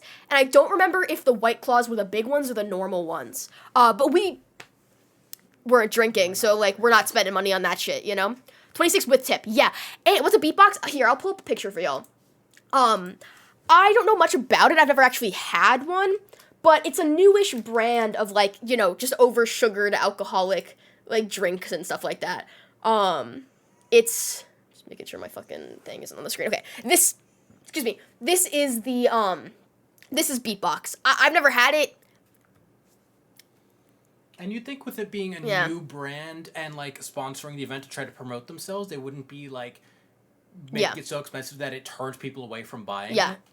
Yeah. No, actually fucking insane. Like when Monster sponsored Warp Tour, they literally gave away... they had a truck, a full, like, RV. It's a great way to advertise. A sized RV covered in Monster labeling, and it was like a little lounge. But you'd go in and you'd get a Monster for free just by going into the lounge. Yeah. And it was like, you know... And they gave Monster to all of the artists, but not even actual Monster. They did the Monster Tour water. Because obviously if you're, like, you know, trying to stay hydrated, drinking actual Monster is not fucking good for you. But chat, you want to know the other thing that I heard? Do you want to know the other thing I heard? What did you hear? I'll tell you what I heard, okay? I heard that, you know, they have the little, like, iPad system for paying. So you scan your wristband. Yeah, you scan your wristband, and they, you know, put the thing over to you. You choose your tip, and then, you know, you pay. So I heard on Twitter that there were people for a bunch of the, like, food vendors and, like, drink vendors and stuff that were typing, the vendors themselves were typing in their own tips. And, like, tipping themselves because, like, the people who were buying were so fucked up that they, like, they weren't even, like, you know, fucking present, you know? And, like, people were, like, typing in their own tips and, you know, like, scamming people, essentially. It was crazy. It's so fucked, yeah. I mean, I'm not tipping when I buy a $5 can of water, okay? I'm not tipping when I buy a $5 can of water. You know, definitely super illegal. Yeah. And, like, okay, I will be honest. Water's expensive when you go to these events. You're in New York City. You know shit's going to be marked up. I was glad that water was only $5. It could have been so much worse. Yeah. It could have been so much worse. And they also had free water refill stations. It was more at the Barclays Center when we went there. Yeah, it definitely was. And also I remember paying $10 for a water once. Fucked up thing, Barclays Center, they sell water bottles, but they take the caps. They don't let you keep the cap. But that pissed me off because, like, when we were at EZOO, they had the Liquid Death cans. So they give you the can, and then you can't, like, close it. So we bought a Gatorade. We drank a little bit of it, but ended up not liking it, so we just poured it out. So we bought a Gatorade just so we could have an actual bottle to refill. Hopefully for next year when we go to another festival or something like that, I'm gonna be sponsored by some awesome, like, Camelback kind of company that makes the little, like, water packs. That would be really fun. If you said, like, next time we go to a festival, we're getting one of those water packs, I'm wearing it. Yeah. Yeah. EZOO Orlando. So I don't think we're gonna go to Florida, but we do have potential plans. We will be going to Florida, just not for. Yeah. But yeah, no, you have to pay for water. You always have to pay for water, always. But there's free water refills. They had a bunch of, like, sensor, you know, little, like, spout spigot things all over, and a bigoted spigot. Sorry, that just was what went into my brain. But yeah, they had free water stations. So, like, that's, you know, that's the bare minimum. But yeah, so... Oh, also worth mentioning, so before EZOO was a thing, in New York City, it used to be EDC New York. There used to be EDC New York. And, like, we were too young at the time, so, like, we never went to that. Went up in your own refillable? You can. But we didn't have a good water bottle to bring, and I also have my little, like, candy water bottle holder that you guys can see back there, so I just took the water bottle, like, in that, you know? A British fantasy novel or something. Yeah, like, if your pockets are big enough, you could just put the water bottle in your pocket, but hopefully next time we go to a big event like this, we'll have one of the like, water backpack hiking things, because, like, people wear a bunch of those to those events, and it's really cool.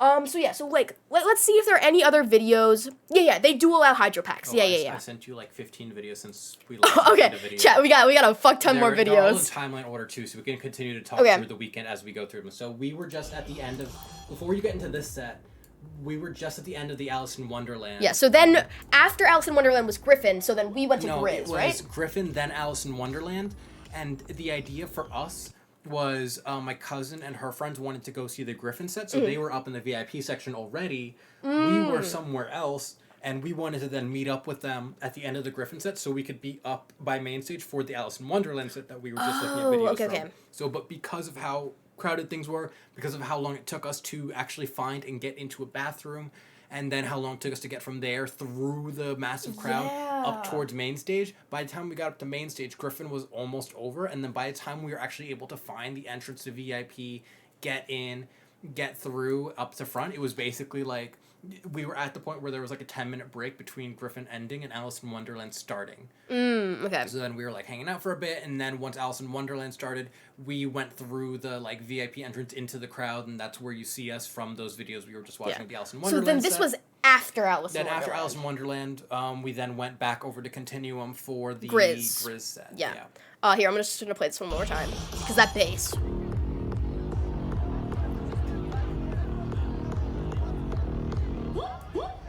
Oh my god. Grizz just always fucking slaps. I can't hear shit. I'll let you hear.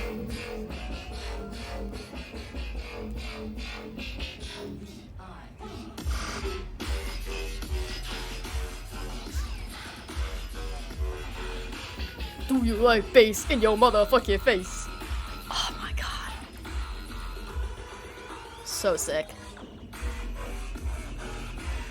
Like, I will say, the crowds at EZOO this year, especially for the smaller stages, were fucking, like, hyped. Like, everyone was so hyped, especially Saturday, because everybody missed out on Friday. Everyone was so happy to be there. Let's see, let's go to the next one.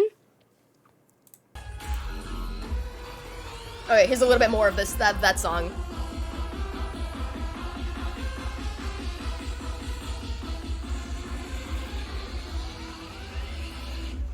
This... Oh, there we go, okay.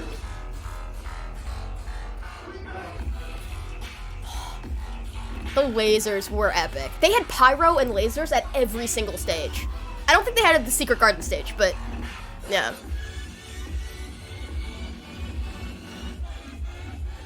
Let's see. What's next? Oh, wait.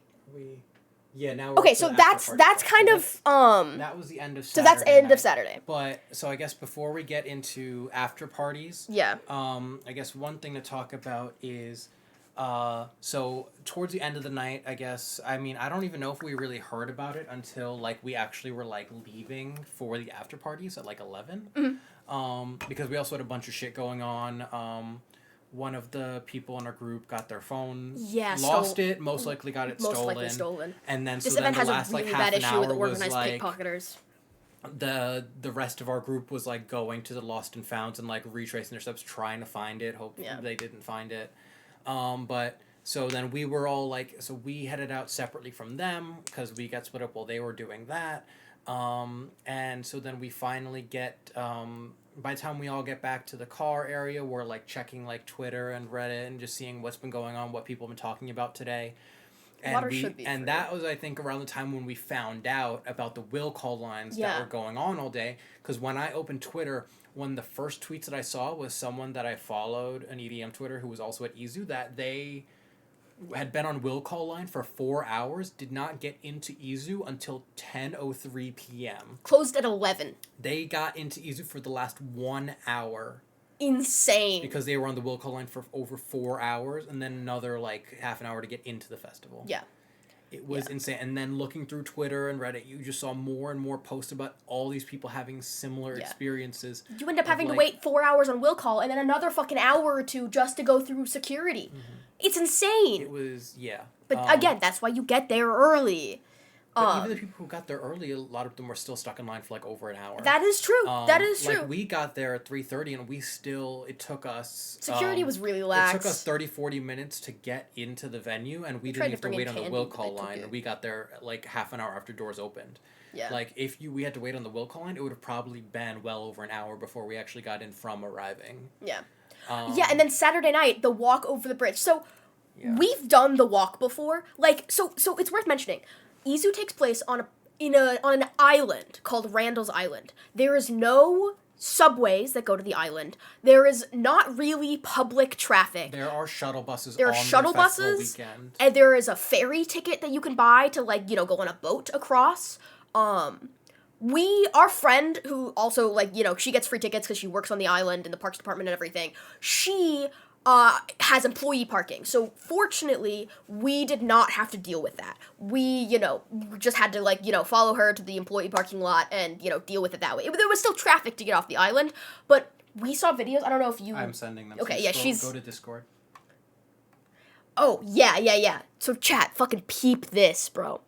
Exit line to get onto the... There's 2 bridges. There's one that goes into Manhattan, or one that goes to Brooklyn, and one that goes to Queens. Excuse me. I'm not exactly sure, but everyone gets funneled out, and you have to, like... Just... This is just insane. Like, this was apparently at a standstill, like, the whole time, to just be funneled onto these bridges. We were driving across, and we saw just packed along this, like, mile-long bridge. People were saying that it took them, like, 3 or 4 hours just to get off the island. And if the event closes at 11, and the after parties open around that time, we ended up having some delays because of our friend's friend who lost her phone, so we ended up not getting to the after party until, like, 1 anyways. But, like, we had our own delays. But we ended up walking into the line, and this guy is behind us. He's like, "Oh, yeah, you guys just getting here now?" No, all the stages end at the same time, too.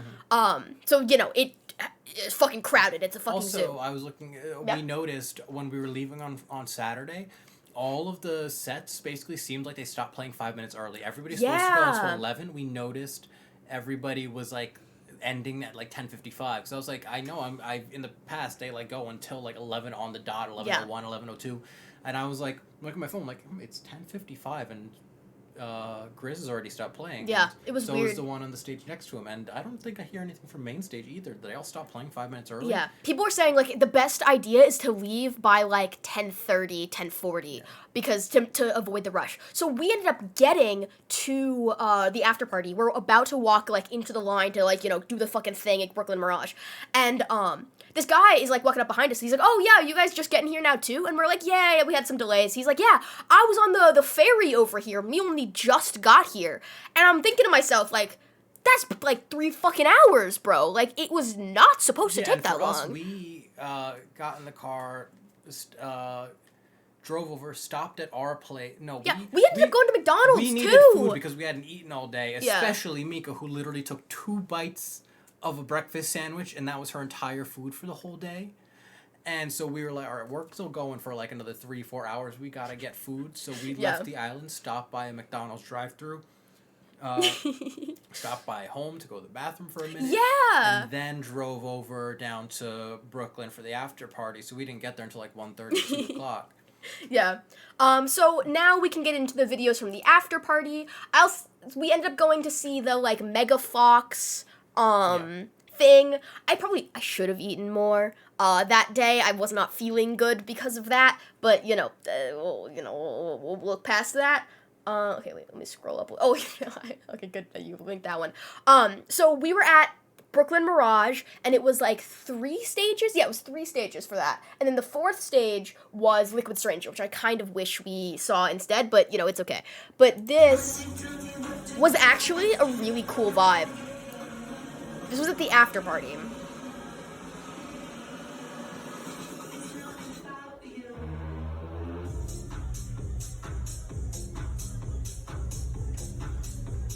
Like, it was chill. I'm not gonna lie. And it was nice and cool in there, too. Yeah. This was the only indoor one. The other ones were outdoor. But yeah. So then there's that.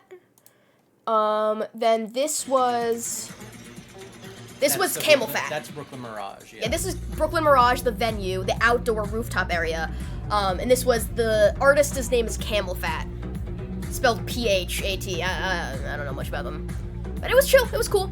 We ended up leaving kind of early before it ended too, right? No, we didn't leave until like 3:30. Oh. Probably closer to 4, actually. Because I don't think we went to sleep until like 6, 7 in the morning that night. That's true. That's true. Oh yeah, and then one of the other stages during this had, like, sometimes, artists do back-to-backs where, like, they both kind of, like, are on the decks at the same time, and they're, like, remixing, like, as buds, and it's, like, pretty cool. Yo, Stumpy, let's fucking go. Thanks so much for the 18 months. Let's fucking go. Hey, yo, you get some air horns. There we go. That's the highest resub of the day, baby. I appreciate it, bro. Welcome in. How's it going? We left early. No, we left at 3 in the morning. The fuck do you mean? Okay, all right. So, we ended up kind of going to one of the other stages, and they were having this little, like, event hosted by some, like, company thing that was a bunch of different artists that were doing back-to-backs, like, rotating back-to-backs throughout the whole night. So it had to be, like, over the course of a couple hours, like, more than 6 different artists, just, like, doing a couple minutes, switching off, and it was actually, like, a really chill vibe. Like, I really enjoyed it. And there was nobody in here towards the end of the night. 3:30 in the morning. Yeah, because Camel Fat was still on, so we were a little bit crowded, so we wanted to go into the other room. And we were at the stage. We walked all the way up. There's like literally like just standing in front of the amp. Yeah. Like there's one person. Yeah, I touched the subwoofers. I put my whole hand on it. It was pretty cool. But yeah, so then that's the end of Saturday. We were tired as fuck. But we woke up at like noon. Yeah.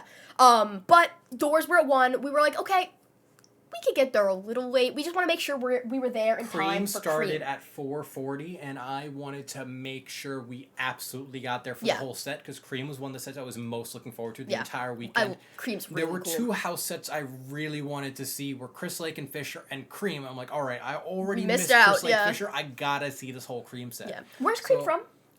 Norway, I think. It's a duo, right? It's 2 of them. Yeah. Okay, so Sunday comes around. Doors are at 1. And I'm just gonna go through some of the, like, stuff that Austin's sending me, because he's sending me all the things right next to me right now. Yeah, Cream with a K. This was the lines for Will Call at 11 a.m. Okay. There's Stinky in his rave gear. He's ready to party. Okay, he's ready to party. And then... And now there's Cream. Here's Cream. Sunday was the day we got the VIP tickets, so we were able to get in the shorter line. And even in the shorter line on Sunday to get in, it still took half an hour to get in. Even in the VIP line on Sunday. That's what I'm saying. Yeah. The VIP line took half an hour to get in. Yeah. The main line was massive compared to the VIP line. Yeah. It would have taken us at least, like, 2 hours to get in. We would have missed, like, most, if not all of the Cream set if we had just been on the GA line at the time that we got there. We were so lucky that we ended up getting those VIP tickets. We got on the VIP line at 4 o'clock, and we got in around 4:30, and Cream was starting at 4:40. Yeah. Yeah, we walked in, like, as they were fucking starting. Yeah. And we met a woman in line who was just, like, right behind us. She had been to a couple festivals before, but this was her very first time going to EZOO, her very first time getting VIP. She says she got VIP for other stuff, but she didn't even think about getting VIP for this. She's so glad she did. She was like, oh my god, I'm so glad that I met you guys. Like, she was so nice. And we were just talking to her about, like, how we've been going for a couple years. We got free VIP tickets through our friend, and, I wish we ran into her again that night, but she was really, really nice. But we ended up, like, getting through security. We're all good. And then we ran to main stage for Cream. Okay, ran. We get there just in time.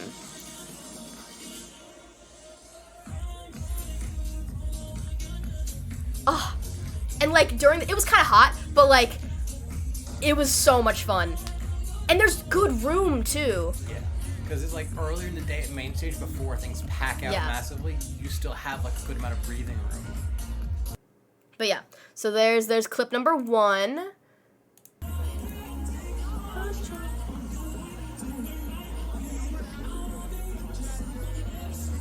Yeah. Apparently there were also issues both Saturday and Sunday with some of the, like, LED boards not working, but we managed to catch it when it was working properly.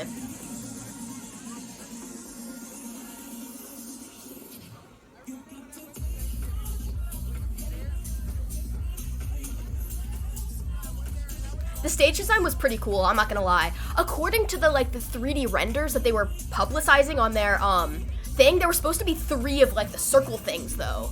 Yeah, exactly! We thought there were supposed to be 3 of them, but there was only 1, and I don't really know what... Couldn't finish building. Yeah.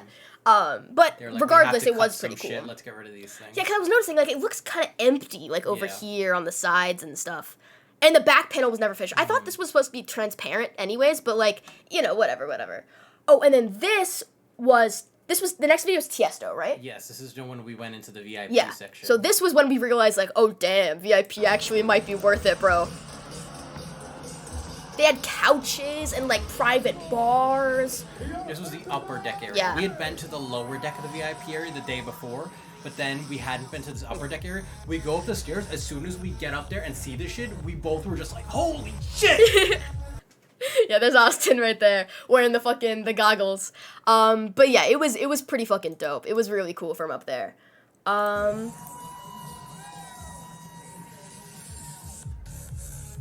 There's a little bit more of this video. Yeah, and there was a good amount of room too. It's really nice.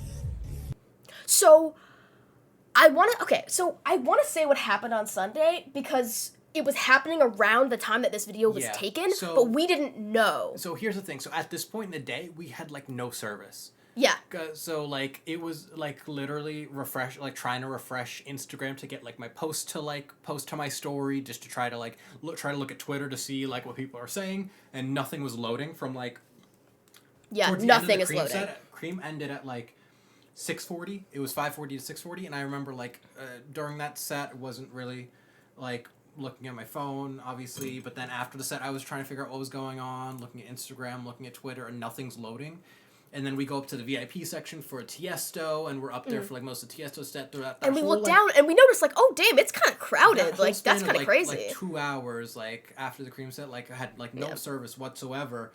We had no idea what was going on outside, but wait, I want to show this video first of Oh yeah, one more of the VIP. Yeah, this was from the upper level of the VIP. Yeah. This is where the VIP bathrooms Those were. are VIP bathrooms, those white trailers. Yeah. So I think this was during Tiesto. And, like, you could get, like, a lot farther forward over there on the right. Oh, yeah.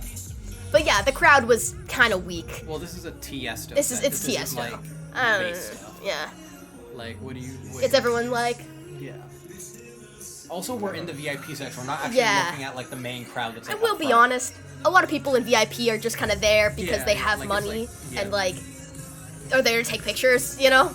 Which, like, you know, each their not, own, like, but... seeing, like, the actual crowd here. This is just, like, VIP. Also, like, you're not gonna... And everyone who cares is, like, also, way up you're not front. gonna be losing your shit in the VIP area. You're gonna get kicked out. Yeah. Yeah, you can kind of see. There's a bunch of people having a great time, like, all way the way up towards more. the front, but you gotta, like, know where you are. Like, in the VIP area, everyone's just, like, walking around. So you can't just be, like, you know, push pitting. Also worth mentioning that, like, but most of the artists that we cared about for Sunday were later on in the night. So, like, we were just kind of chilling, doing whatever. But we noticed that it was, like, really, really crowded for Tiesto. Like, yeah, Tiesto's a big artist, but, like, it was kind of crazy. We also had this video of Tiesto as well. This is when we were walking downstairs to get back into the main area. You guys can see a bit more how crowded it was. And this is, like, way farther up. There's still, like, hundreds and hundreds of feet going back. So we ended up meeting this guy randomly in the VIP section who was like, yo, like, I got in, I don't even have a wristband, like, I rode in here on a golf cart, and we're like, what are you talking about, what the hell?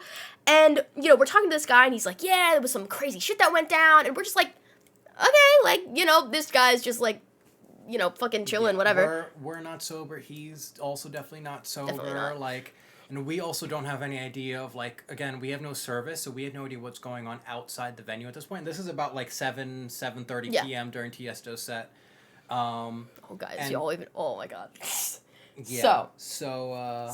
Oh, wait, I'm trying to find... Oh, here we go. This is the video I was looking for. I'm going to send this to you so you can pull it up. Oh, yeah. This will show you what This will show you guys how crowded it was. She's saying, like, hey, it was like, we noticed it was pretty crowded at Tiesto set. This is the video I found on Twitter that shows, like, what the actual crowd looked like, not from the VIP section. Yeah. Just to show you guys how much of a fucking madhouse it was. So this is someone who's up all against the rail in the VIP section, looking down on the crowd. Yeah. All the way. So that's what we packed. Yeah.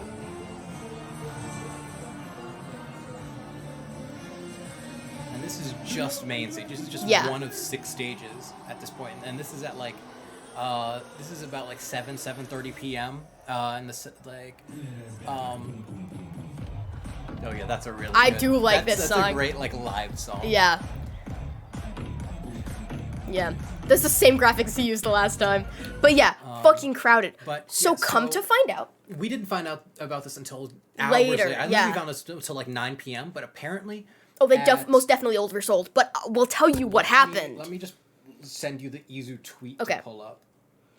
Just pull up their official statement that they released. We are looking at. Here we go. 6:35 p.m. on Sunday. 6:35 p.m. on Sunday. So this is a notification from EZOO. Okay, is it loading? I sent it to Okay. you just now. Notification from EZOO. Dear Electric Zoo family, this is Sunday at like 6:30 something. 6:35 p.m. We are so thankful for the overwhelming support and patience you've shown this year after the challenges we've faced over the weekend. It is with deep regret that we need to inform you that due to the challenges caused by Friday's cancellation, meaning that a bunch of people wanted to like trade their tickets in for Sunday and like people who were maybe planning on Or coming on Sunday, Saturday. yeah, whatever. Due to the challenges, we've reached our venue's capacity earlier than anticipated for today. 6:35 p.m. At 6:35 p.m.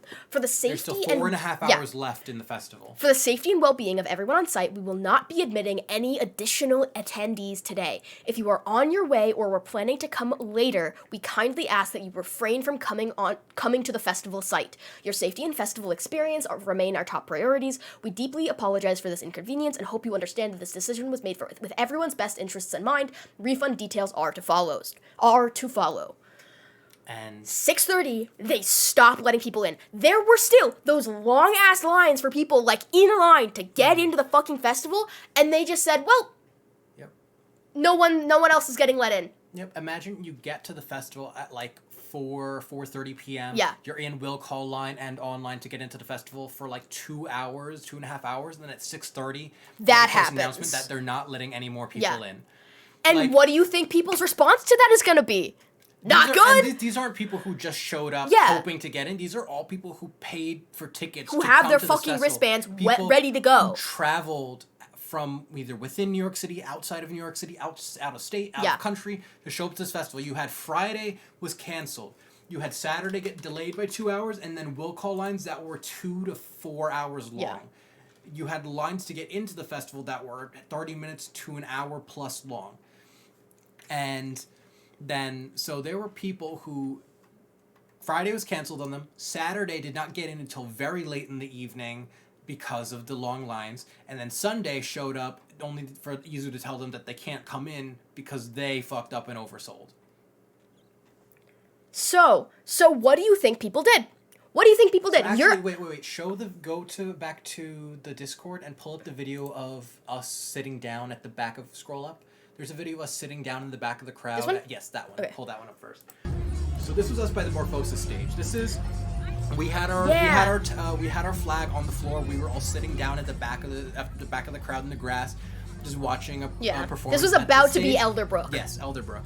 And over to our right, you don't show it in the video here, but like when you turn to the right, is like right there is some of the fences of the exterior, because this is the first stage right past the entrance to the festival grounds, and so there are fences between the inside and outside the festival grounds right next to us. And I remember at some point while we were sitting here, I think my cousin pointed out like whoa, that fence is like torn down. Yeah. And this is like later in the evening. This is after Tiesto, so this is already like 7:30. It's starting to get This dark. Is like 8 p.m. I think, because this is like past like a bit deeper to Sunday. You can see compared to the Tiesto videos. This is like 8 p.m. So this is like an hour and a half. Yeah. That would like, and again, I saw some people like coming through too. we had no service, so we had no idea what was going on at this point. Still, while we were right there, all we knew is we saw a fence that was like down, and we then found out probably at like 9 p.m., like 3 hours after it happened. Basically, what happened was 6:35. EZOO posted the statement that they weren't allowing any more people in. There were already thousands of people on the island who were stuck outside, and so what happened was all those people who were promised tickets to this festival that were now told they were not going to be allowed in.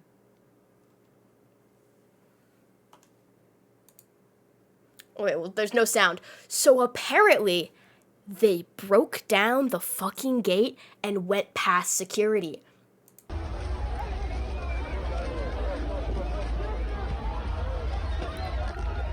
People were comparing this to Astro World, which is so awful, because at Astro World, a bunch of people who were rushing in were not ticket holders. These were people who had fucking tickets and weren't allowed in.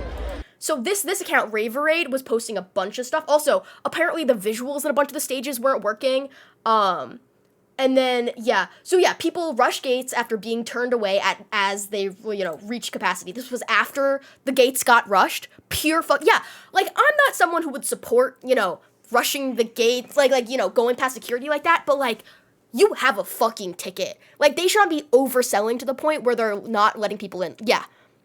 Yeah, no. 100% EZOO is not happening next year. It's one thing, you have a event that's 48,000 capacity, you oversell by a few hundred tickets, shit happens. Yeah, exactly. Overselling by 7,000 tickets is not a, mistake. Yeah. And this is also run by Avant-Gardner, a organization who has a extensive history of overselling all of their events. Yeah.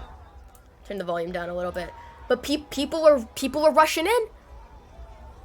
And it's like, what are the festival security and the police going to do? Yeah. They're not going to start shooting or tasing or trying to, tackle down people rushing through. I completely understand the security guards just, hands up, just back away. It's not their fucking... You're not trying to control an angry mob of thousands of people and, risking your life for this shit. Yeah. This is not your fault. Yeah, they're not going to just start, fucking throwing people to the ground. Yeah. There's not much they can do. And yeah, it's a safety issue, but yeah, and it's okay to be at capacity way later on in the... This was 6:30 at night. They stopped letting people in at 6:30. This was literally halfway through the day. Yeah. So the one thing I'll say, and this might change, I have not heard any differently, but I don't think anybody died this year. Other years that we've gone to EZOO, people have died from, drug overdoses and stuff. People were saying that, people could have been crushed, people could have been, really injured.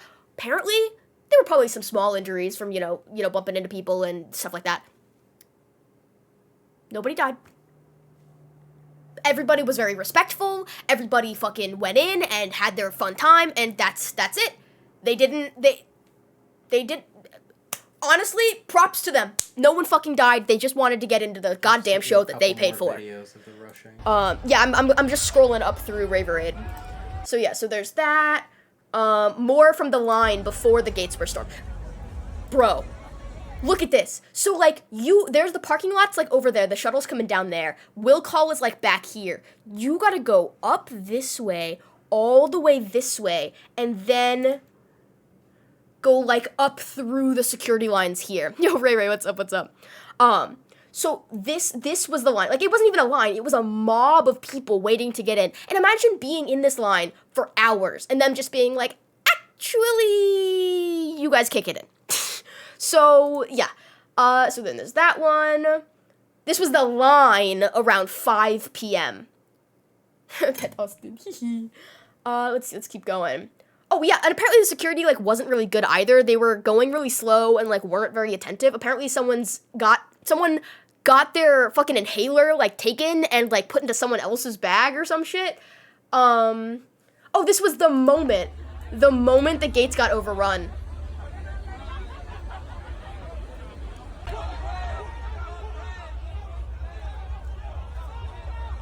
They're not trying to be violent, but imagine, there's, thousands of people, pushing up on them, and they're just taking one person through security at a time. And they're there we go, just fucking go for it. I don't know. I'd have rushed, too. Yeah, it's we paid to be here, yeah. We traveled to get here, we made arrangements to be in New York for this festival. Buy EZOO, expand the grounds, oversell the expanded grounds, and yeah, and then that happens. Yeah. Dam breaking, yeah, exactly. EZOO's secret garden was apparently too secret for people to find. Feel bad for the performer. Yeah, this just did make me a little sad. Let's see. Another angle, people storming the... one. Oh, okay, yeah. Another angle, people storming the gates.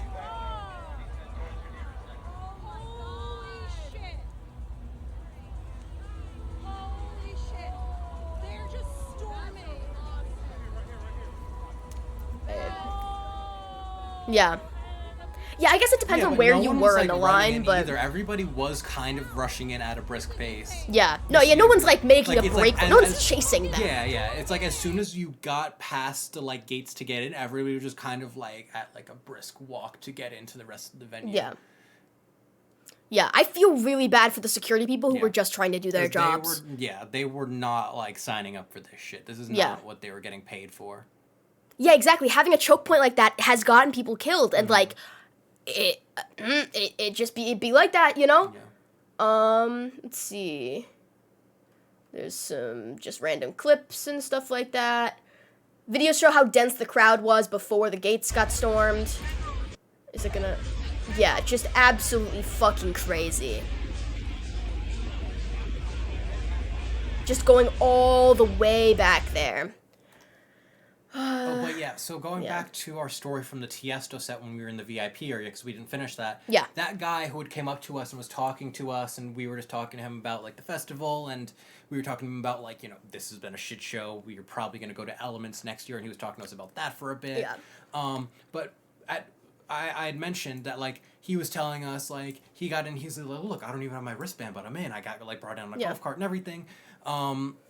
So, again, because we had no service and we had no idea this was going on the other side of the festival grounds, we had no idea, and we were all, like, fucked up. So we had no idea what this guy was talking about or, like, how he got in.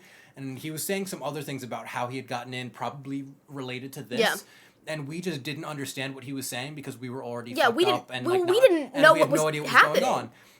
What I thought maybe imagine- he, like, what I im- snuck in or What something. I imagine happened was he was on the will call line. He was one of the people stuck on the will call line all day to get his wristbands. Then they told everybody Yeah. outside, you're not getting in. So then he's like, fuck it, rushed in with everybody else who did. Yeah. Yeah, this is the gate being like, a bunch of people did run in, but, like, this isn't, Yeah. Like, a fucking This isn't like people aren't getting running in for a trampled. Black Friday sale. Like in the like when in people, Astro like World. Astro World, you saw when people were like tearing down the gates. They were literally like the gates were going Yeah. down on top of people, and then everybody's walking over the gates and trampling the people who were stuck under the fences. yeah. Like, that shit's wasn't not happening here. here. Like, they broke down like the fence, and then everybody's just like walking through. Yeah. And, like, it's not so packed that, like, if someone Yeah. fell, you weren't gonna help them up, you know?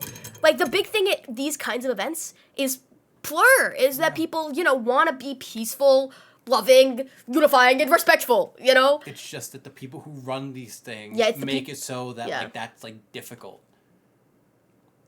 Yeah, this was the video that we just watched a second ago during Tiesto. So then, I think it was after Tiesto set on Sunday, was the really big back-to-back that was happening. Dom Dalla back-to-back, John Summit. Started at 9. Yeah, so we wanted to go see that. So we're like, oh, we gotta figure out how to get over there. Hopefully it's not, like, too packed or too crowded or whatever. The video for my Instagram story.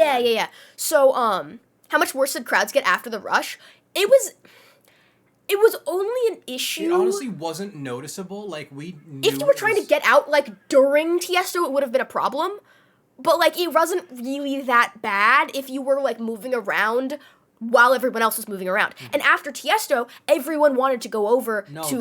Tiesto ended at 7:30, 7:40. Oh, okay. John Summit Dom Dalla wasn't until 9. That was Okay, later okay. in the day. This wasn't going straight from Tiesto to that set. I don't remember what we did between those times, but when it was getting ready for the Dom Dalla back-to-back John Summit, we wanted to go over to MikaMiba, which was, you know, on the other side of the festival. So we're starting to walk over there. We're like, oh, you know, I hope we can figure out how to get over there. Hopefully it's not going to be too confusing. And we realize there are hundreds, Discord. if not thousands of people Yeah, I walking think the we were- exact same we were at direction as Morphosis. us. We exit we were at Continuum. We exit the back of that stage, just look up and just see thousands of people all walking in the same direction. Yeah, everyone's going to the same fucking place.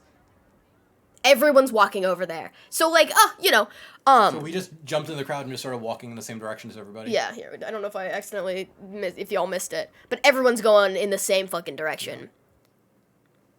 Yeah, the point I always make is the amount of money you could make from the extra 5 or 7K people pales in comparison to the amount of money you could lose in the lawsuits. Yeah, exactly. Let's see, is there anything else? Let me go back to Raverade real fast. Flows like a river.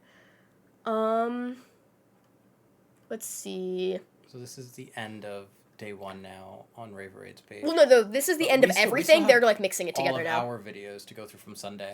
Yeah, you gotta start sending me videos. I sent them all to you. Look at Discord. Whoops. Oh, I gotta scroll up a bit. I'm only seeing 2. You gotta keep going after. Did you not open the ones from Zed's? I just have these ones, but you gotta start sending me some more. Okay. So we end up going to Mega Mirage to see John Summit back-to-back Dom Dollar for 20 minutes, 30 minutes, something like that. But it was okay. It was pretty good. I was not feeling too great, so I was just kind of sitting in the back. But we were getting ready for what was my most anticipated set of the night, which was Grizz back-to-back Zed's Dead. Okay? That was going to be the peak of the entire weekend for me. Alright? That's what I was fucking excited about. And damn, did it deliver. Okay? It made the whole thing worth it. It was so good. Okay. Did you watch the videos? Yeah. Okay, so this one's from the John Summit Dom Dollar one. And you can see how massive the crowd is. Yeah. And it goes, we're, way over to the left. There were people, going far back all the way. It was very packed. Crowd. Yeah, this area was super, super packed. But then, we get over to Grizz.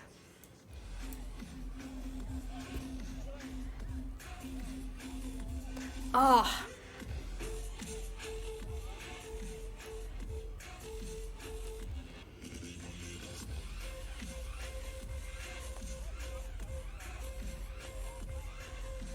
Okay. All right, let's keep going. Also, maybe I could send a couple from my phone. I'm sending your videos as well. Okay, good. Shared album and sending you both. But perfect. Then we got. Oh yeah. I'm gonna show chat in a second the TikTok that I posted today because it has a lot of these clips in there. People were climbing on the scaffolding, which was definitely dangerous, but whatever. There's a video from one of Fisher's sets where in his heavy Australian accent is going, "Oh, get the fuck down from there, or I'm gonna fuck you in the ass." And then the guy immediately jumps down, the guy who's doing the scaffold climb thing. Alright, chat, get the fuck ready.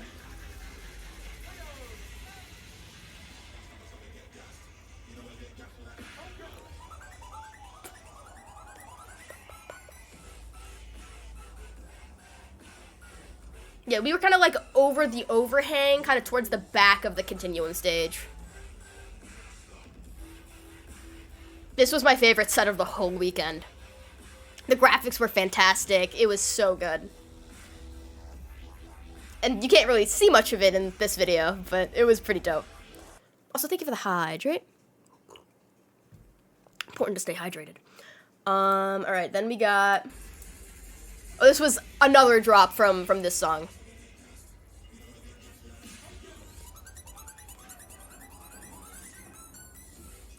Okay, let's see. Oh, here's the other one.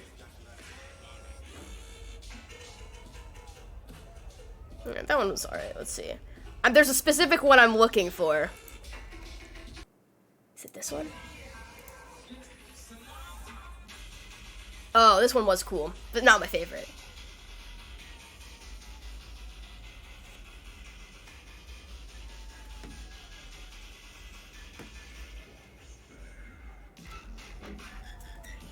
Alright, I gotta send some of these videos. One second, chat. I'm sending my favorite ones in here. We got this one. That one for sure. That one. Yeah, I think that'll do it. All right, let's go next. I saw Zed's Dead last month, always puts on a good show. I don't know if I've ever seen Zed's Dead as a solo set before. Oh, here we go. And Grizz even played the saxophone, which I've been hoping and praying for. Oh.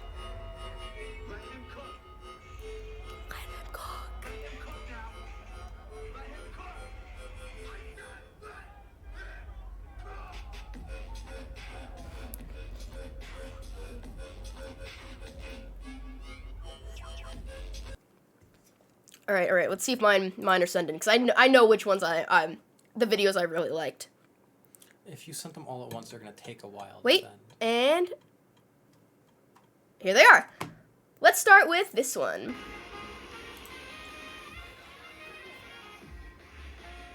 This was Grizz playing the saxophone.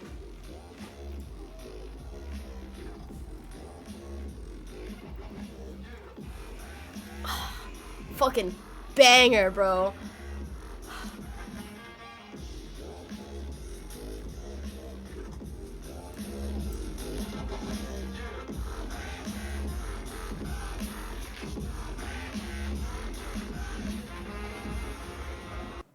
And then. Oh, this one was really cool because Austin was wearing the res goggles. I thought this was a cool moment. He thought I was taking a picture.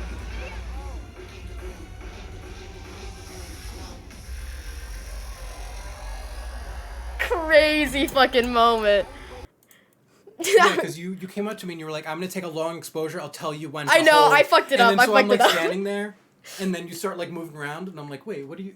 Yeah, but no, that clip in there, I put in the TikTok from today, and I'm gonna show you guys that in a second. This is a good clip, though. The lasers and the visuals, this is my favorite shit.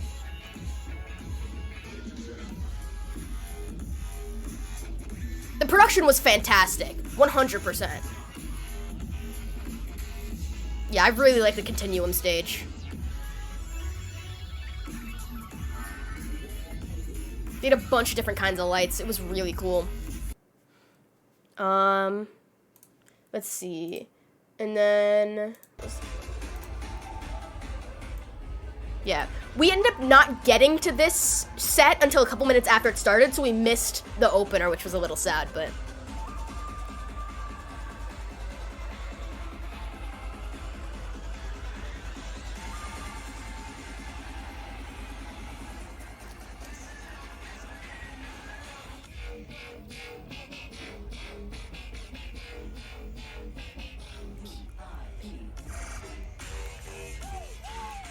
So sick. The crowd was hype as fuck for this set, I'm not gonna lie. Everyone is going crazy. But yeah. Anyways, then we got this one.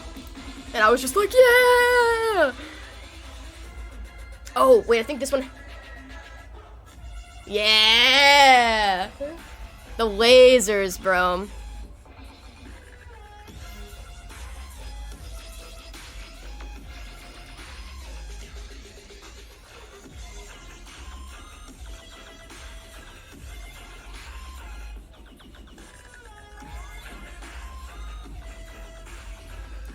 But yeah, we got this one.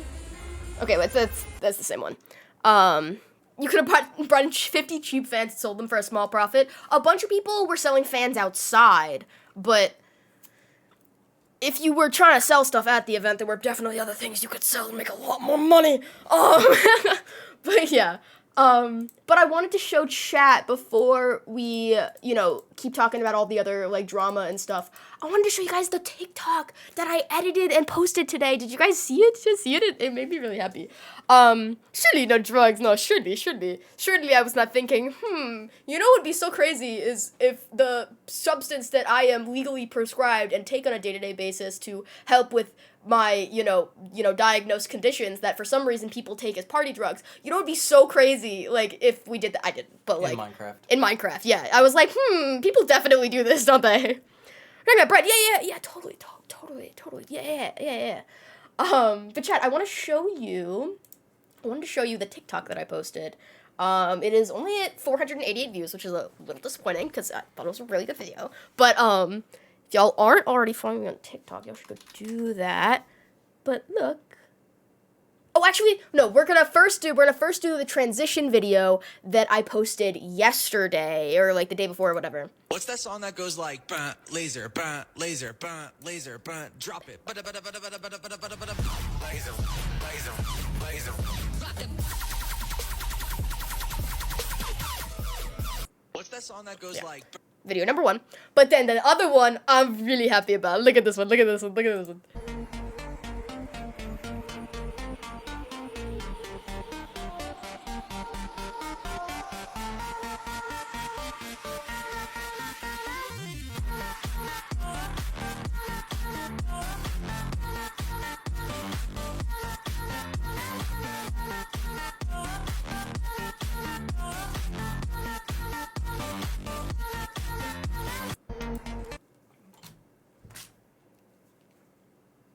You guys like it? Damn good at it? Thank you. I spent so long editing that today. What people say about your hat? Oh, a lot of people really, really liked my hat. Can you grab it from over there? It's over there. It's over there. Very hip and cool. Thank you, Freddie. Thank you. So, oh, it's just, oh, is it clipped on? Yeah. Oh, here, I'll grab it. I forgot I clipped it on. So you guys might have seen the TikTok I made a little while ago, where we were, and we did this on stream a little bit too, where I was putting the beads, kind of like sewing the beads along the sides and stuff like that. But I decided to go ahead and buy a pack of it's like 60.6 inch binder rings, so I could put the ring like through the bead and hook on all the little cubes that I made. So I put a bunch of cubes on my hat, and I remember one of the things that happened, we were at the Camel Fat after party Saturday night, and we were like waiting kind of in the hallway, and this girl was walking by, and she like looked at me, she went, "Oh my god, look at the little charms on her hat!" And she was like, and like as she was walking by, and that was just a really cute moment. It was very cute. And I got to give out a lot of my cubes to people. I I made a bunch to, just have in my purse in addition to, decorating my outfit and stuff. And I got to give them to a bunch of people, and some of the ones I even put the clips on, and I gave one to this girl, and she was like, "Oh, that's so cool, like, what do I do with it?" And I was showing her that you could wear it as a ring, you could, like, fidget with it, whatever, and she had me, clip it on to, like, the middle part of her bra, so it became, like, a little charm that was hanging on her bra. It was so cute. It was so cute. But I also wanted to show you guys, I think I did this on Thursday. Let me just, close my bag up. I think I did this on Thursday, but I decided to use the same technique that I used to sew the beads on here, and I sewed on a row of beads onto my purse, and I put a bunch of cubes on my purse, and all of our friends were like doing that and stuff. But isn't that the cutest fucking thing you've ever seen? Is that not the cutest thing you've ever seen? I absolutely slayed. It was so much fun. It was so much fun. But everyone at these events are so nice and just so, open to, just being a fucking goober, And everyone was complimenting my outfit, and yeah, it was really cool. You guys can see from, actually, we might as well go to Instagram. I think this will go, is this not going to go straight to my profile? Oh, it's not. Oh, whoa. Okay. Hold on. Here we go. So now we can actually get to our recap post where you guys can see the makeup in a little bit more detail. This was the Sunday look. I decided to use this one as the front because it's me and Austin looking fucking awesome. But yeah, I'm really happy that I got to wear something with all my bead cubes on it and everything. And I got my water bottle holder, and people were, yeah, it was just really, really cool. And people were complimenting it, and I was giving them cubes, and it was a whole thing. It was super, super fun. There's my day one outfit. I even bought fishnets for it because I was like, my legs feel naked, so I need to put something on my legs. Wore a little tank top, and got the little, calf highs. I had to wear, I was wearing, 3 or 4 pairs of socks. You can even see I hooked on a couple cubes onto my shoes as well. On Saturday, I wore my Docs, but on Sunday, I wore just, my normal, Van shoes. But, yeah. Just got here, not sure if you talked about it yet, but who was your favorite show? My favorite set has to be the, Grizz back-to-back Zed's Dead on Sunday night. That was my favorite set by far. But yeah, I bought, a pack of 2 fishnets for, $6 on Amazon. They unfortunately ripped a little bit, but, I can fix it. That's fine. That's why you buy $4 fishnets, There's the video that I showed you a second ago. This was the day 2 fit, which is kind of the same thing that I wore to Subtronics, but, it's okay to repeat outfits. It's okay to repeat outfits. Don't let anybody tell you different. Except for when you told me I shouldn't. Okay. Well, no, don't repeat outfits to the same event. But, I wore that outfit to Subtronics a couple months ago, and, it's okay to wear the same thing again. But you, my guy, you wore the same thing 2 days in a row. And you have, other cool stuff that I feel like you should have worn, but, it's okay. It's whatever. It's okay. The hat changes the whole vibe, right? And I made sure to put an extra little, binder clip ring on the bottom edge so I could put it... Actually, wait. I just bought a new carabiner. I just bought this one the other day to put on, but it didn't come in time for the festival. But I had this carabiner from like a waist chain right here. And let me just do that. I put this carabiner on there, so when I'm wearing my purse, I can just grab one of the little rings and just hook it on. So it just stays attached the whole time, and I don't have to carry it the whole time. If the outfit works, I change it. But yeah. It feels crazy that we were like, yeah, the show was super poorly run and all this shit was fucked, but it's clear and unsafe, but the show was sick. Yeah, like, the production was amazing, the sets were amazing. It's literally, and like, I'm not gonna lie, there are most definitely dozens of people who work for Brooklyn Mirage, who work for Avant Garde, who wanted to do their best to make this a fantastic fucking show. But the reason that they had so many issues was because of the management, because of the higher-ups. There were most definitely people who put their heart and fucking soul into this event to try and make it as great as possible. And they weren't the ones that let us down. It was that fucking Brian guy, whatever his name is. The guy, people have been talking about the guy who owns Brooklyn Mirage this whole weekend. Anyways, but... Yeah, because everything was, like, fuck-ups on, like, management's part. Yeah. Yeah, the assholes in the suits. Yeah. Good question. If they do decide to do EZOO again, do you think you'll go? It depends. I honestly don't know at this point. It depends. So, one of the reasons we like going to this event is because it's on the Randall's Island. Our friend works there. She gets free tickets. She gets free parking.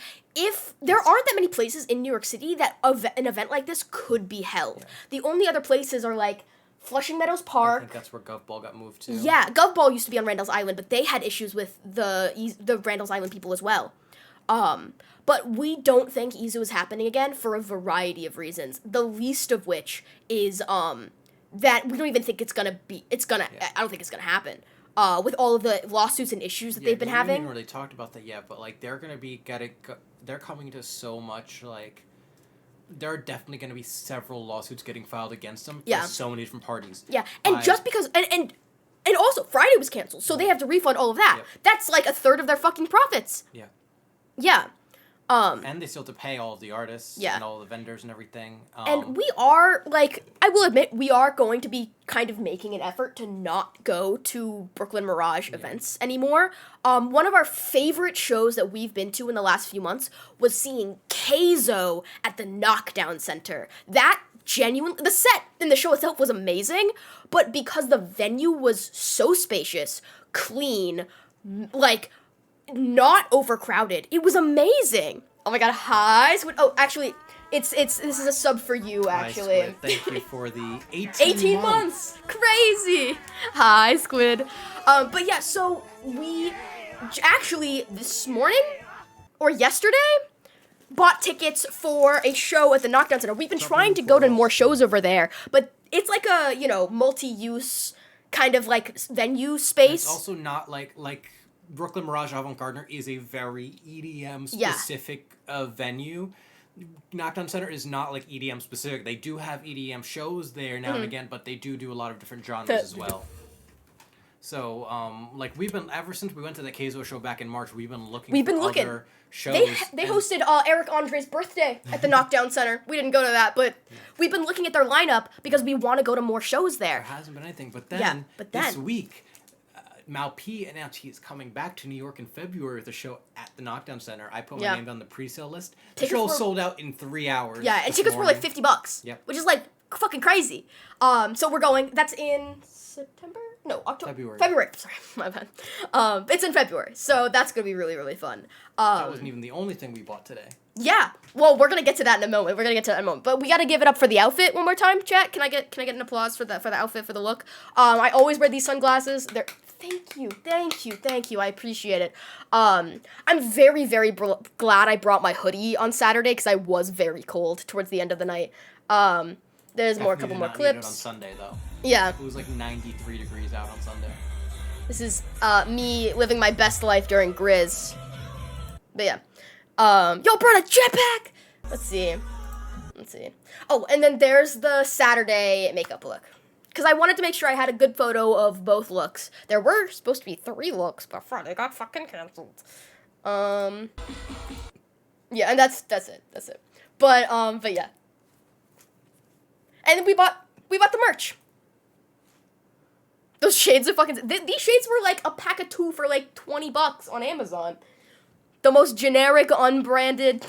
He bought a bunch of them just in case they get lost and everything. One of them already did break. That's true. That's true.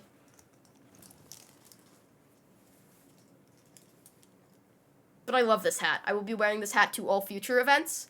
And I don't think I'm going to take the cubes off of my purse either, or the hat.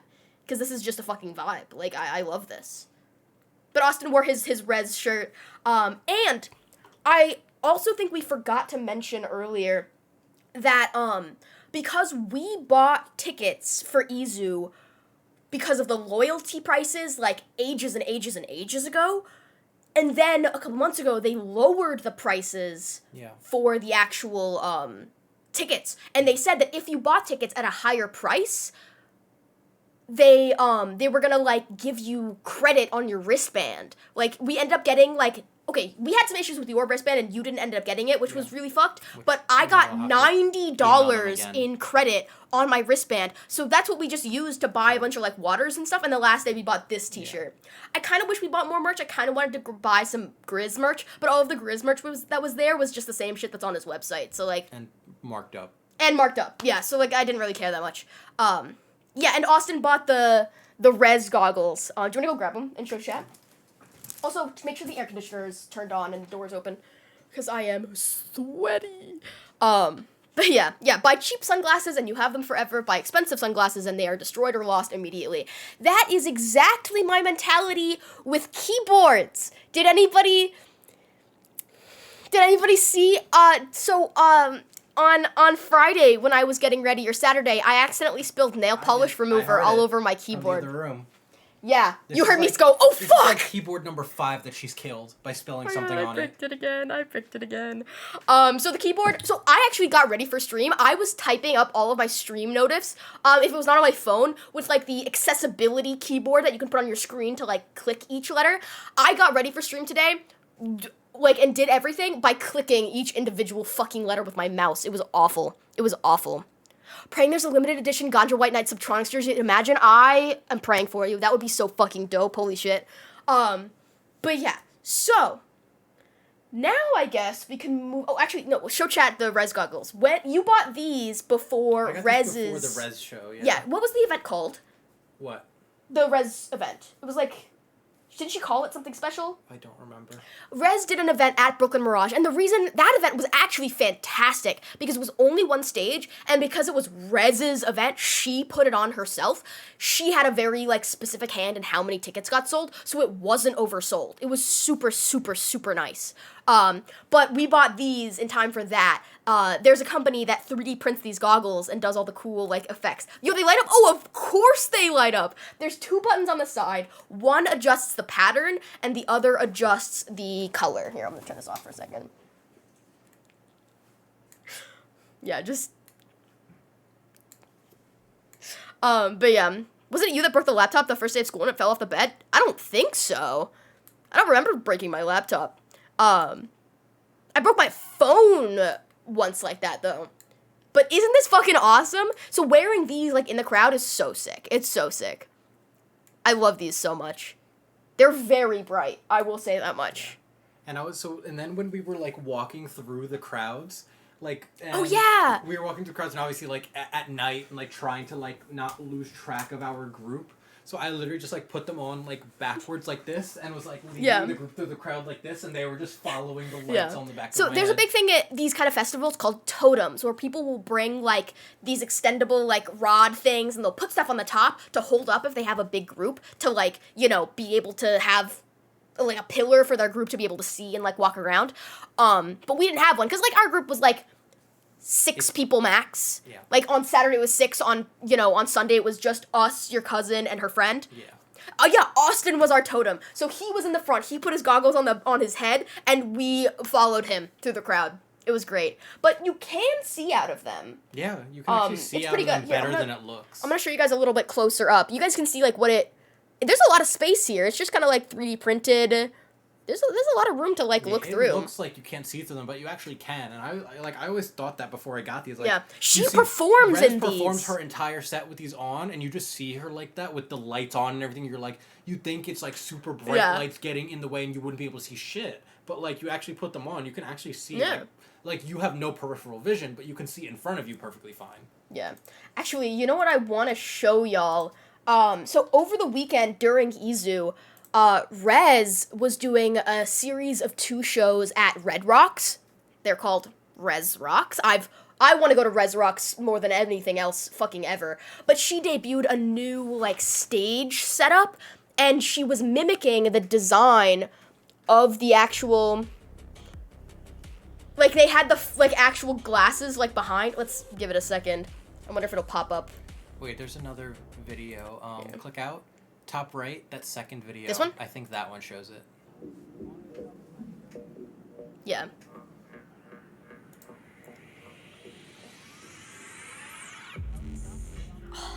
I wonder if it'll pop through in a second. Yeah, this is at the Red Rocks Coliseum in Colorado. Yeah, there they are. You can see them in the background there for a second. She is my favorite. I fucking love her. She has such a cool team. I want to be able to see it better, but you can just see the scale of them. It's the entire recreation of the goggles, like, behind her.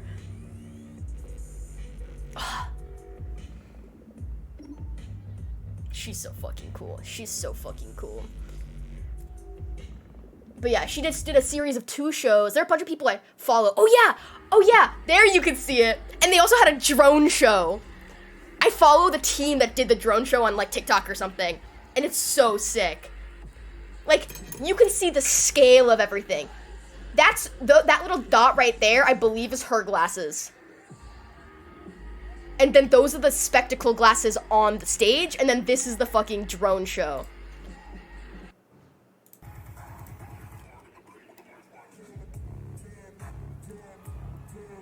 Oh my god.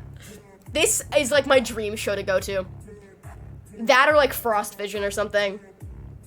And they put like projections up on the like the walls and everything. I want to go to this so bad. Oh, this is the intro for night 2. Pay close attention. And she does 2 different shows each night. They're different. Rez's stuff is my favorite. She's fucking awesome. The fandom for Rez is called the Resbians. She's also gay, if that wasn't also implied. Oh my god, she's so fucking cool. She streamed on Twitch for the first time a couple months ago, just to like ask people what songs she should play. For Red Rock. Yeah, for this thing. Yeah, her fandom is called Resbians. Oh yeah, there's the goggles. Are gay.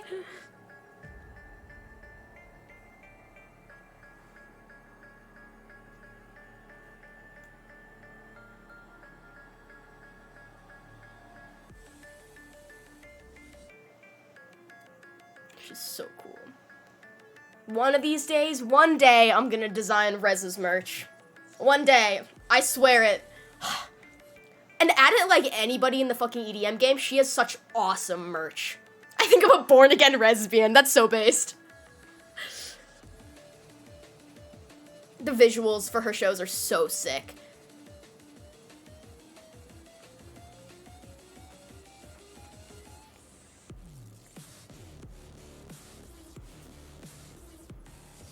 I'll turn it up for y'all.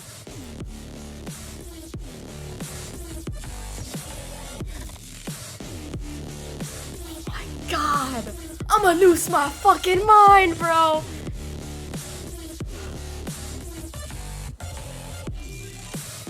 And like, you know, when you go to shows like this that are like one artist who put this on themselves, who like set everything up, all this shit, like, she has a hand in how many tickets are sold, so they're not oversold, you know? Every show we go to at Brooklyn Mirage, fucking oversold. She got a custom-made red suit for this event. Fucking awesome. So now, yeah, so that's night 2. This was night 1, I believe.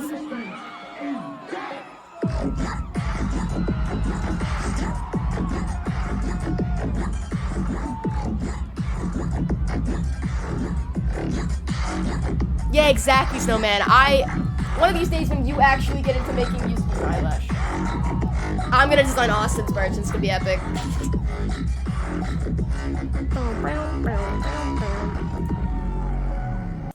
That's who does pennies to what these DJs get paid. Yeah, I mean, the thing is like she's putting on this event herself, so like she's like organizing the whole fucking thing. Oh, drone shot, drone shot, drone shot.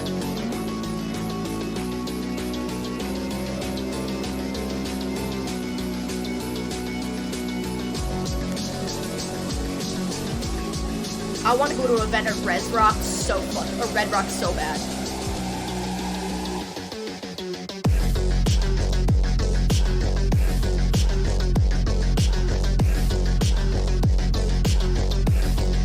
Sometime in the next like few days or weeks, I think they're releasing the official like things.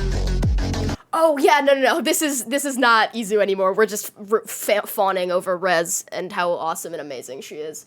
I follow a bunch of like her photographers too. Like, are these not just the coolest fucking things you've ever seen? Like, that's just so sick. She looks so gay. She's very gay. Yeah, Tessa. She's one of the main photographers. Yeah, she's like her main. Yeah, and they're like friends too. Yeah.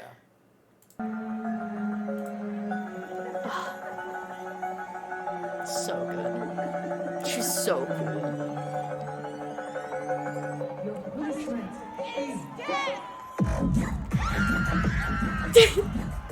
I love when people post videos of them like screaming along. It makes me so happy. Bam. Like, bro, she's so little compared to how big the screens are. She's so tiny. Oh my gosh. I love her visuals so much. So much. Okay, so... Oh, wait. No, wait. I just want... This is the last one. This is the last one.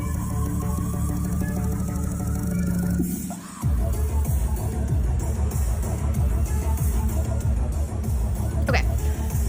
So, hand grenades. Funny that you mentioned that. So we're gonna start to transition away from EZOO to talking about a couple other EDM related antics, let's just say. So because, you know, we've realized that Brooklyn Mirage and Avant Gardner are shit and we don't really want to support them anymore because of how terrible and awful and no good they are. We're trying to find other shows, other festivals and stuff like that. There is a festival happening in Long Pond, Pennsylvania. It just happened a couple weeks ago, called Elements. It is a camping festival in Pennsylvania. We really want to go, but we've never been to a camping festival before. We've never even traveled. We've never even traveled for a festival before, so we recognize that it's a lot, okay? It's a lot to get everything ready for a whole show like that. So we're thinking, like, you know, it might be a good idea to go to another festival thing, but, you know, between now and then, that maybe isn't camping, that we can, you know, try it all out, go to an event that's not, you know, a whole thing like that, and that we wouldn't have to camp for and everything. So we're, you know, doing some digging, we're looking around, and we hear about this 2-day festival that happens at the Pennsylvania Convention Center in Philadelphia called Hijinks. It is a, a New Year's festival. And we were looking at it a couple days ago, and yesterday we realized that the lineup for it was getting announced today. Today at noon, the lineup dropped. Hijinks, Hijinx. So, you know, we're like, oh, cool, like, you know, it might be a cool idea to go to something like that. It's just 2 days, it's in Philly, we can get an Airbnb, you know? And, so this year is their 5th year anniversary of doing Hijinks. We go, you know, noon hits, Austin's like, oh my god, Mika, go look at the fucking lineup. I present to you the lineup for Hijinks 2023, December 29th and 30th at the Philadelphia Convention Center.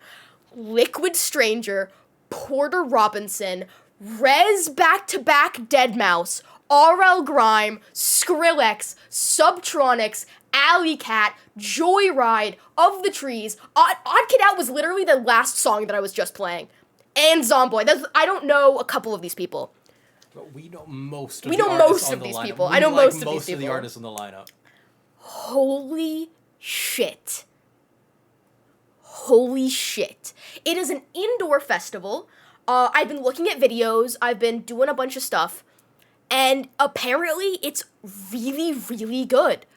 There's only one stage. So it's like one stage. It goes from like 4 p.m. until, like, 1 in to the morning. midnight or 1 a.m. Because the headliner goes on at like midnight. Oh, okay, so it's, okay. like, Yeah. until like 1 in the morning, probably. I saw Truth recently. So yeah, so we probably try and get there when it starts and go until it ends. And the cool thing, I've never been to a festival that only has one stage. But It's just like a it's just like a long like club show event. yeah. Yo, Porter Robinson is one of my favorite artists of all time. It's like this if is we- literally like all of my favorite artists on one lineup. I don't think there's anybody that I would wish was on here who isn't on here when it comes to like bass music and shit. Because that's the other thing about Hijinks. It's always a very bass heavy lineup. And Like- that's our shit, Yeah. bro. The other big New Year's festival that happens every year is Decadence in Colorado. I want to go to Colorado really badly, More if not difficult for the us to get fucking to Colorado than yeah. Philadelphia. But the Colorado one is a lot more house heavy. Like John Summit is there. Like there's a bunch of other people. Subtronics is also gonna be there. So I think a lot of the artists on these lineups are literally swapping like from Saturday to or Friday to Saturday or whatever. But we've seen Deadmau5 before. That was a whole thing. But Rez and Deadmau5, they did their first back-to-back a couple months ago, and it was fucking awesome. I didn't see it live, obviously. But, oh my god. Oh my god. I love Porter. I've only seen Porter once, I think. And it was his DJ set at EZOO last year. And it was really good, don't get me wrong, but I want to see, like, a straight-up Porter set. So fucking bad. Oh, so you must have been at the first ever Deadmau5. Oh, wait, actually, not Rez Mouse. It's Deadmau5. Wait, what festival was it that you saw him at last year? Because I want to see Deadmau5 again really bad for sure. Because I've only seen him once, and we got there late because we thought it was like around when school was starting, and they switched the time to go earlier. We and had already didn't been to know. like 2 or 3 different shows at Avant Gardner that year, and they had all been on a Friday or a Saturday. So they all like started late, like 9, 10, 11 p.m. and went until like 3, 4 in the morning. This Deadmau5 show was on a Thursday, but because we'd never been to a show on a day other than a Friday or Saturday, we're just thinking all shows of this genre at this venue are all like starting late and ending super late. So we're thinking, oh, Deadmau5 is not even going to go on until like 1 in the morning. Yeah. So we showed up at like 10:30, 11 p.m. only to find out that we only showed up for like the last hour of the show. It was so sad. It was so sad. I made so much candy too. It was devastating. No, I think Redbeard's talking about this lineup. This was a lineup from a couple years ago, I think. 2019. This was before Bass Nectar got canceled for a fuck ton of sexual assault allegations. And Bass Nectar has been, Wakanda Forever. That's a completely different. This is like an ex, like fucking America's Got Talent, like that one. That's what I'm doing. I've never seen America's Got Talent. Do they do that on the show? Is that a thing? I watched so much America's Got Talent as a kid. Like when, how people would like do their performance and then they could get X'd by the judges, but like people when they I didn't thought they like the just pressed set. a button. Well, yeah, but a bunch of people in the audience when they wanted the people to get X'd, but like the audience members, they'd go like this in the Really? audience. Yeah. Oh, I didn't know that was a thing. Anyways, I don't think that's unique to America's Got Talent or whatever. But yeah. But fuck Bass Nectar. Actually, I would like to see Excision. We were very sad that Excision was supposed to be Friday at EZOO, but it got canceled. So we were very sad. I've seen Excision once. You didn't, because that was the year. That was my first That was EZOO 2019 when I on only Saturday, went on Sunday. and he only went Sunday. Yeah. And Excision was one of the first EDM artists I started listening Yeah. to because Excision's music sounds like metal music. Yeah. Is this Nexus tour going near you? I believe Yes. it is. We're going to look into it, but it might be too much, and it might be at a time, that we might be going and doing other stuff. I don't remember, though. I don't think it overlaps with anything. We'll have to look. I know that the Nexus tour just got announced, but I'm not sure. Thanksgiving, 'cause I did look. Oh. Huh. Okay. So we now have tickets for Mau P in February. We ended up impulse buying tickets for Hijinks this morning. So We we're saw now the trying lineup, we to. just immediately were like, oh. Yeah, Okay, this let's is 100% our fucking lineup. I've been seeing a lot of cool stuff from Alley Cat on TikTok recently. She's really active on TikTok. She's super cool. And she just played at EZOO, but I missed her, unfortunately. So I'm excited to see her at this. Oh, it is actually no. Excision show is March 22nd in New York. Oh, so we it's, could potentially do way it. out into the future. Yeah, we'll have to think about that. That's also a Friday night. Alright. You got a 2-night stop for the Nexus store? That's awesome. But yeah, we'll have to look into it. I haven't seen Zomboy since, like, my first EZOO. I don't think I've ever seen Odd Kid Out. Joyride, we saw it 2021 or something like that. Oh, shit, okay. But yeah. I've already spent so much money on tickets today. I need to, like... fucking drop money on the fucking Hijinks Festival tickets and the Malp tickets. I bought them both today. Yeah. So chat, speaking of money, so it looks like we're gonna be doing our next big Mika stream spectacular probably next week. I don't know if y'all remember before I went on my little week-long break, we announced the Right Now-a-thon. What? Next week? Yeah, what's going on next We week? have plans next Saturday. It wouldn't be Saturday. Oh, I thought this was like a 48 hour. No. It'd only be one day. Oh. It'd only be one day. So chat. Hi, Stump. No. I'm not pushing for Partner Plus or anything like that. I'm not even partner. But I had an idea. Okay, I had an idea. We've done a subathon on the channel before, but I wanted to do something a little different that wasn't money for time. Okay, and so here's the thing. The Forever-thon. Okay, so we're not doing the Forever-thon. I had an idea from one of our friends' Dono-thons that they did a couple weeks ago. And I had an idea to do a long stream. It'll probably end up being like 12 hours. Potentially there'll be like a dono goal to extend the time, but we'll see.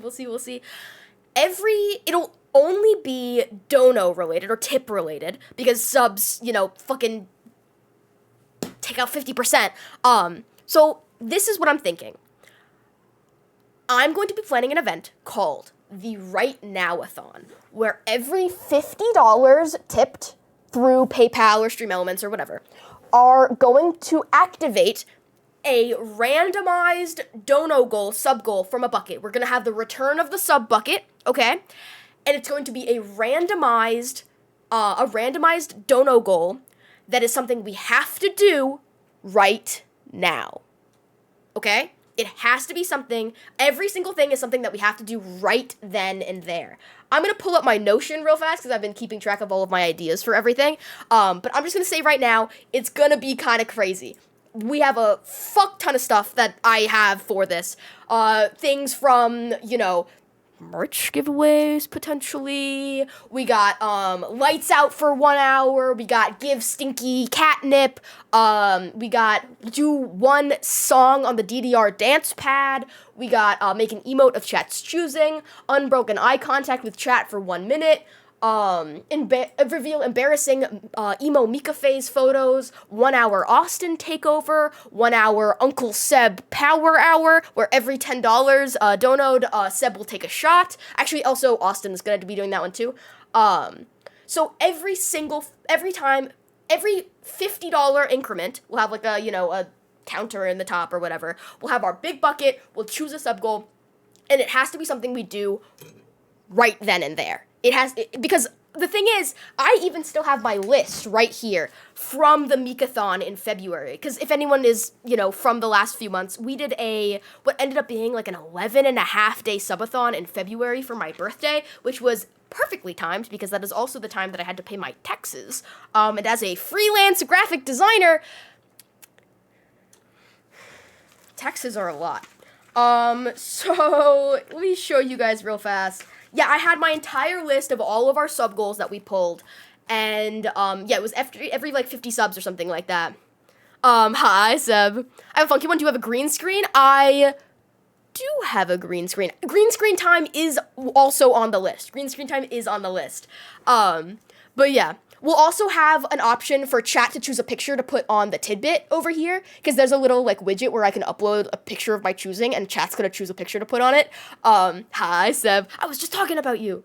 So I still have a bunch of sub goals that like we, didn't 100% end up doing exactly. So Excuse me. So I'm thinking for the Right Now-a-thon, it'll be a bunch of goals and everything that we do right then and there. So, chat can't get mad at me for, forgetting to do a sub goal. And it's gonna be like 12 fucking hours, so. Now I'm actually here. Hi, Seb. And I'm thinking if we do 12 hours, we could have a couple random, like, sub goals, a couple random goals here and there, that, like, adds time. Add 2 hours to, like, the stream time. We will start at 12 hours, and every $50, we pull one, could add 2 hours, it could do, a bunch of stuff. It'll be so haha random XD, silly, lol cow, rafflecopter. It's gonna be crazy. I want one that's really mildly annoying, but not bad, but mildly annoying. Oh, I got you, Triss. What's not mildly annoying, like, which one was it? No cursing for an hour, or, I'm gonna get my D20, and I'm gonna roll it, and whatever, number the D20 lands on, I'm gonna glue that many googly eyes to my face. How do you like that one? Or, how about this one? We turn off all the lights for half an hour, or an hour, and I have to stream by just one candle. And also know that there's going to be a lot of, like, other events going on. We're going to be planning, like, friend segments where we're going to bring a bunch of friends on. We're going to do games. We're going to do hanging out. We're going to smoke. I want to stuff like at random. I love it. I knew you would. But yeah, because I don't know how many of you guys are, a bit more OG. But for my birthday, not last year, but the year before, I did a stream where I set up my green screen, and I pulled a Jenna Marbles and glued googly eyes over my entire face. And then I played Valorant, and some random Valorant TikTok account ripped my clip and put it on their page, and a bunch of people were, insulting me. Yeah, that was cool. Yeah, stream by candlelight, exactly. So that is, okay, I'll be honest, I don't know exactly when we're gonna do this yet. If you guys have preferences, I'm open to hearing them, but if you would like to, have a hand in, contributing towards the planning and everything for the Right Now-a-thon, go join the Discord if you're not already in the Discord. Just make sure when you join the Discord, go to the roles channel and assign yourself some roles for pronouns and general age and that kind of thing, and like what notice you want to get, because you can get personalized notifications for when I go live. It's pretty awesome. It's pretty epic. Oh yeah, I totally forgot about these ones. Last stream we were talking about other ideas for Right Now-a-thon goals, and we had an idea. What if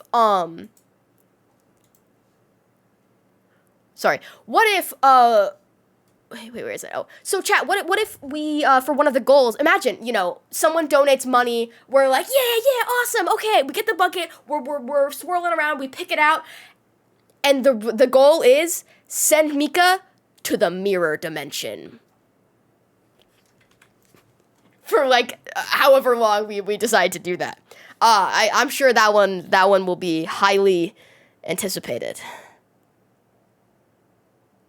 I'm sure that, like, really bugged a bunch of you out just now. I'm so sorry. It is so fucking hot in here. Oh, Stinky's sleeping. Look at him.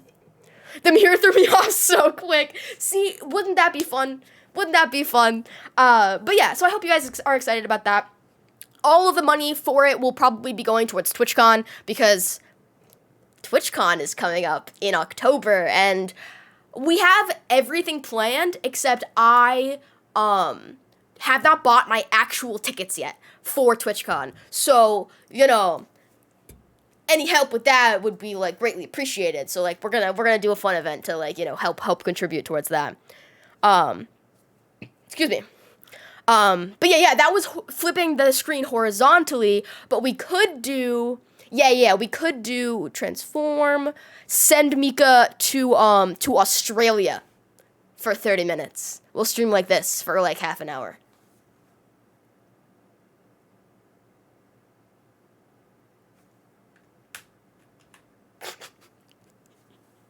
Send Mika to Australia. But yeah, so that's the plan. I hope you guys like that. I am quite excited. Bro, I have talked for like fucking 3 hours straight. This is crazy. Mika Koala edition. Half an hour is way too long for Australia. It hurts my face. Ooh. Okay, we could do less than half an hour. Oh, you know what we could do? For any of the ones that change things on the camera, we could roll our d20, and whatever it lands on is the number of minutes we have to do that for. Because I appreciate the randomized aspects of that. Is there a diagonal option? No, but you know what there is?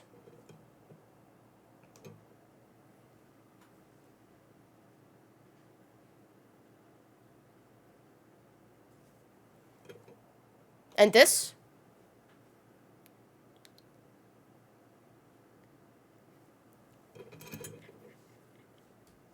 I hope y'all like that one. Actually, I might even add those in there as well.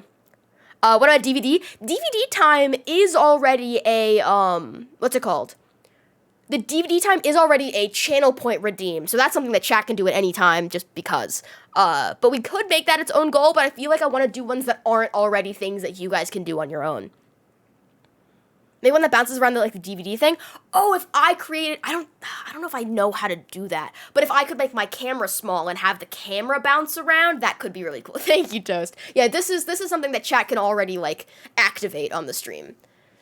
Here, I'm just looking at something real fast.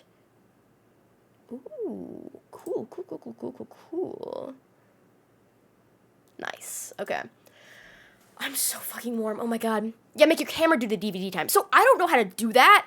And I don't know if I can figure out how to do that in time for the event. But the way that this works is I literally just searched on Google DVD bounce, and the first result, I swear to God, is a website with a black background with the DVD thing going on it. And I was like, oh, you know what would be so cool is if I did a browser source where I luma keyed out the black and put the thing on top, which is how I made this. But I realized when I went to go do the make a browser source with it, it literally already had the background cut out. So it worked perfectly without me even needing to do any filters. It was like it was made for this. But yeah, here, let me, for d20 minutes.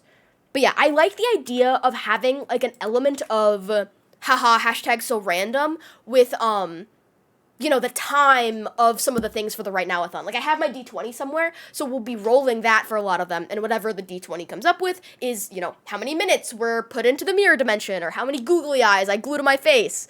Yeah, the RNG, exactly. So, we'll have to come up with some more ideas. I'm gonna make a channel in the Discord. Actually, I should do that right now. Media, stream stuff. Let's do right now-a-thon. Wait, right now-a-thon ideas. Create channel. Edit channel. Put ideas for right now-a-thon. Happening next week. Question mark, exclamation point, save changes. There we go. Well, bro doesn't even have a D3 like I do. I have a D20 and I believe a D8. Some of them will be using a D8 for, I wouldn't want to use a D20 for, roll for how many treats Stinky gets, and that for how, I love Stinky a lot, you guys know this, but, I don't wanna give him too many, okay? I wouldn't want to roll for fucking 20 treats, alright? Even though I know Stinky would love that. But yeah. I'm gonna look, at a bunch of other, potential things that we could add for the Right Now-a-thon, but we'll figure it out. Snitch. I know Squid just went live. Rest assured, y'all already know where I'm sending y'all when we finish up for stream. And I will say, we probably won't be streaming for too much longer. We're gonna smoke in a second, chill for a couple minutes, and then I'll send y'all over to Squid, because I am getting hot and sweaty. I mean, I was already hot, but I'm just getting kind of sweaty. Imagine not having a full set of tabletop dice. I've only ever played D&D once or twice, and I do want to get some good dice, but I never really had a reason to. So we'll do that at some point. Let's see. Let me make sure I didn't miss anyone. But yeah, I got my 2 dice at some random fucking corner store trinket shop in Woodstock 2 years ago. But yeah. Well, bro doesn't even have a D3. Garlic bread. It's your local garlic bread man. There you go. Thank you, Jonas. I fucking love garlic bread. That's awesome. Oh wait, was it Tris? No, it was Tiny Turtle. Tiny Turtle's idea, a Blue Lobster cosplay. So the whole thing that spawned the idea for the Right Now-a-thon in the first place was Sarah's Donathon had a goal that was y'all's names are like the same color in my mind. I got confused. And your message was like right next to there, so I couldn't remember whose message I was remembering. But Sarah had a goal on their Donathon that was do a Barbie cosplay right now. And that is literally what inspired the entire idea for the Right Now-a-thon. So I'm hoping that we can potentially do some kind of other cosplay-like element for that at some point. I'm gonna have to figure out what we could do for that. But chat, actually I'm gonna go put this in general right now. Put any and all ideas for content / tip goals for the Right Now-a-thon in hashtag Octothorpe hashtag. Where is that? Hashtag Right Now-a-thon. There we go. Enter. There we go. I see you, Strawberry. I see you. But yeah, so if you guys have any ideas for segments, games we could play on stream, like anything like that, spell out #, it's called an Octothorpe, bitch. Go join the Discord if you're not already in the Discord, so we can do that. FNAF, okay, I'm gonna tell you right now, Tiny Turtle, I'm never gonna fucking play FNAF. I'm so sorry, I'm never gonna fucking play that game. I've seen so many goddamn people play every single one of those games before, I'm never gonna play that goddamn game. But you know what would be cool is if we had like an instantaneous like round of Crab Game or something. Like I still own Crab Game. 1 round of Crab Game with chat. Imagine. I've never played Subnautica, but I've watched a lot of people play Subnautica, so I don't know if it's something that I'd want to play on stream. But I'm thinking for the Right Now-a-thon, I don't really want to do too much gaming content, unless it's like gaming with other people, you know? I'll play that and target you, mwahaha. Oh god, I've played a good bit of Crab Game in my day. I'm fucking terrible at it, I suck at it. But the one thing that I still remember / appreciate about Crab Game is the poster that I made for a Crab Game tournament that a friend of mine put on. Oh, I don't even remember.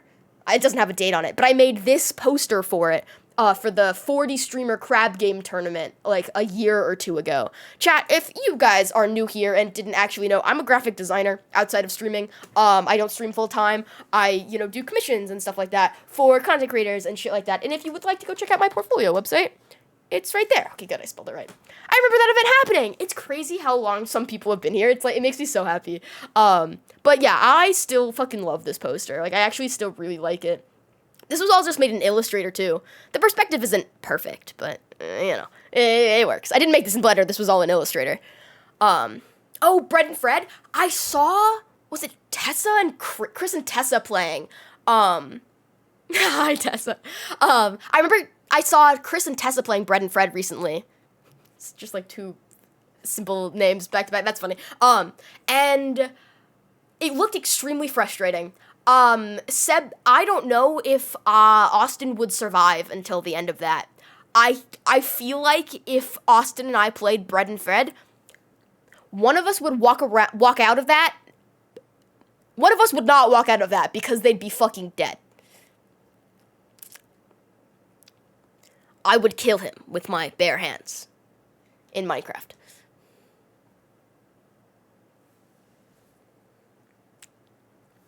I mean, her are both gamers, so it's not too bad so far, but yeah, you guys both play games. Like, I've tried to play Pico Park with a few of our friends in Austin. Oh my god, chat. Like, I wouldn't consider myself, like, a really good gamer, but Austin is not a gamer.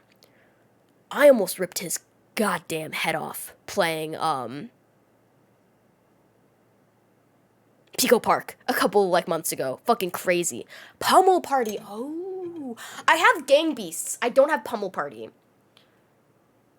But I'll look into that. I will say, that's the wrong button. Why am I burping so much? I will say I do have plans to bring on a bunch of friends and do a bunch of like just hanging out. We're gonna smoke. We're gonna fucking chill, play games, talk about a bunch of shit. It's gonna be great. It's gonna be great. I'm very, very excited. Let's see. Is there anything? Ooh, random speed run. That's a good idea. That's funny. The thing that Deadface just put in the chat is already on the list. We have one of the randomized goals for the Right Now-a-thon is going to be make a random new emote. Chat is going to help me decide an emote to make in Photoshop, and then we're going to make it. It's going to be awesome. It's going to be great. I'm going to have to figure out a better way to organize my, like, wristbands come the future, because I just have them on this big safety pin. And I think this looks cute, but, like,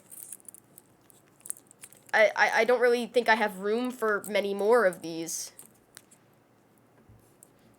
That's all my EZOO wristbands from 4 years, even though there's 5 of them, because this one is a Sunday-only VIP. And we totally didn't have our friend give us the Sunday VIP wristbands to wear during Saturday to pretend like they were Saturday, to walk into VIP anyways. Nobody noticed. Actually, one guy did notice, but that was fine. Anyways, do you guys want to smoke weed? Hang on all the candy I'm given on a wristband from that fest, then stack them. Oh, I like that. I've been putting all of my candy on this, like, chain thing that I hooked onto the shelf, and as I, put more, I'm just, like, extending it up the sides. I think it's very cute. But yeah. Chat, let's smoke some goddamn weed. If you are partaking alongside me tonight, give me your favorite weed emote in chat. And if you don't know any of the weed emotes, just type the word weed in all lowercase. And see what pops up. Taking a trip to Blinkerton City. Let's go, bro. Oh, you know what other emotes we have? We got Faded Than a Hoe. We also got Gayer Than a Hoe. Let's go, baby. Where's my lighter? Alright, we got the lighter, and we got the smoke buddy. I'm still trying to figure out a very, like, nice, professional way to reach out to this company to be like, hey, I'm a influencer. Haha. Hashtag influencer. You'd be so awesome as if you sponsored me. Because, like, I'm trying to reach out to companies that, like, actually, like, I care about and think are cool and think would, be mutually beneficial to be able to, like, collaborate with them. And this is, like, a smallish company that I feel like would be really, really cool to do that. What is that thing? Oh, I'll show you. First up, the weed. Oh, cheers.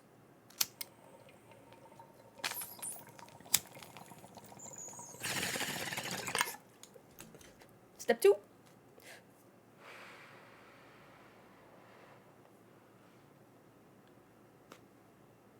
Ta-da! No smoke.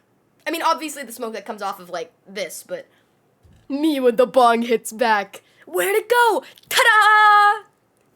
Yo! So this is called the Smoke Buddy. I would say use my code, but I don't have a code. You can buy them on Amazon. Maybe I should get, like, an Amazon storefront or something. I don't have one. I don't really know how all those work, but yeah.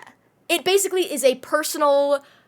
It's not battery powered. It's all literally just you blow into it, and it's like, I know some of y'all know what people used to fucking do with the toilet paper rolls and stuffing a bunch of like lint roller sheets in them, and you put the rubber band around it and blow into that. That's that, but way more professional and useful. Yo, Kazekuro, what's up? Thank you for the follow. Yeah, it's just a good air filter. That's meant for something like this. The only thing is that I wish there were replaceable, like, pieces that you could put so you don't have to buy a new one every, like, couple months, but it's pretty good. I do really like it. Let's see here. Oh my god, I got so many tabs open. Let's see. Yeah, new cartridges. Yeah, exactly. I should just smoke on my balcony. I mean, do keep in mind that, like, for right now, anyways, I live in New York City. I don't have a balcony. We have a fire escape, but, like, Austin doesn't fit out there, and we, I'm taking my voice down for a second here. We have had an instance of our landlord notifying all of the tenants in the building that they know that there are people and potentially know of the people that smoke weed in the building, and that people are kind of upset about that. So, don't do that. So, I'm not gonna, not smoke weed. So, and I don't want to go outside every time. So, I just use this. And we just, don't smoke joints and blunts inside, But yeah, I exist, and I tell bad dad jokes. That's a pretty good sell. Welcome. No, we know, at least 3 other apartments in our building smoke. How not all weed smells the same. I walk out in the hallway sometimes, I smell weed, and I know it's not my weed. I can just tell it's not my weed.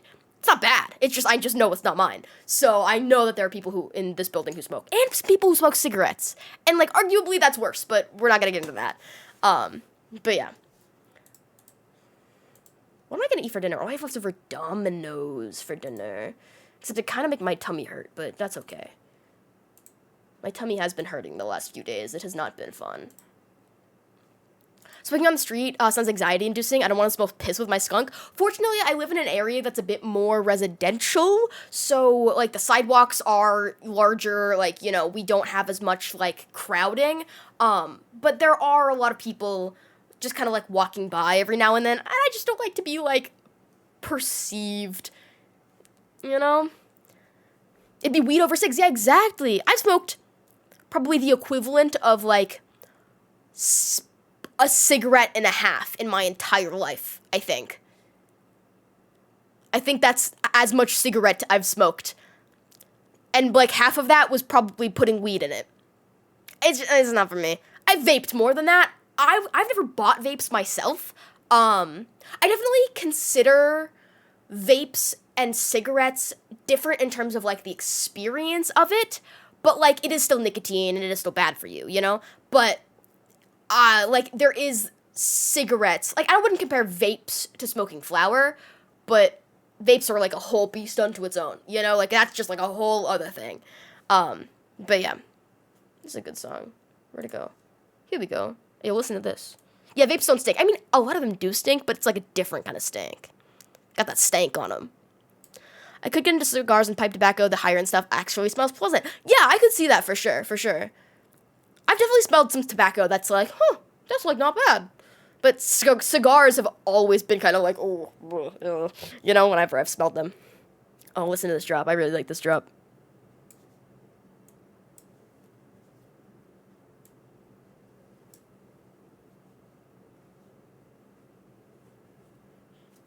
Sorry, VOD watchers, but you guys don't get to listen to the music. If you ever want to tune in live every Wednesday at 7 p.m. Eastern-ish, and every Sunday at 4 p.m.-ish. I don't usually stream on Thursdays, but I wasn't feeling very good yesterday, and a bunch of my friends were streaming, so I wanted to watch them instead. But I will be live again, most likely on Sunday. Yeah, I'll be live on Sunday. I don't know what we're gonna do yet. We're probably gonna play some Fallout 4. We're probably gonna do Fallout 4 on Sunday. Because other than that, we're prepping for the Right Now-a-thon, I think. Yeah, my dad used to smoke cigars. He used to smoke, half or, a quarter of a cigar, every few months. It was, a whole thing. It was a whole thing growing up. Because I'm tired. Right now, yeah, we're gonna do the Right Now-a-thon. Starting right now, chat. Get ready. We're gonna be streaming for the next 12 hours. No, that's a lie. I'm lying to you. Me when I lie. Me when I lie on the internet. Me when I lie on the internet. I have an upset tummy, but I'm being so brave. Literally, my tummy has been hurting all day. It's been okay for stream, but, for a couple hours today, I was not feeling it. I was not feeling it, bro. I was not having a good time. Let's see. What else is going on? Is there anything else I wanted to talk to you guys about before we start closing stuff down for the night?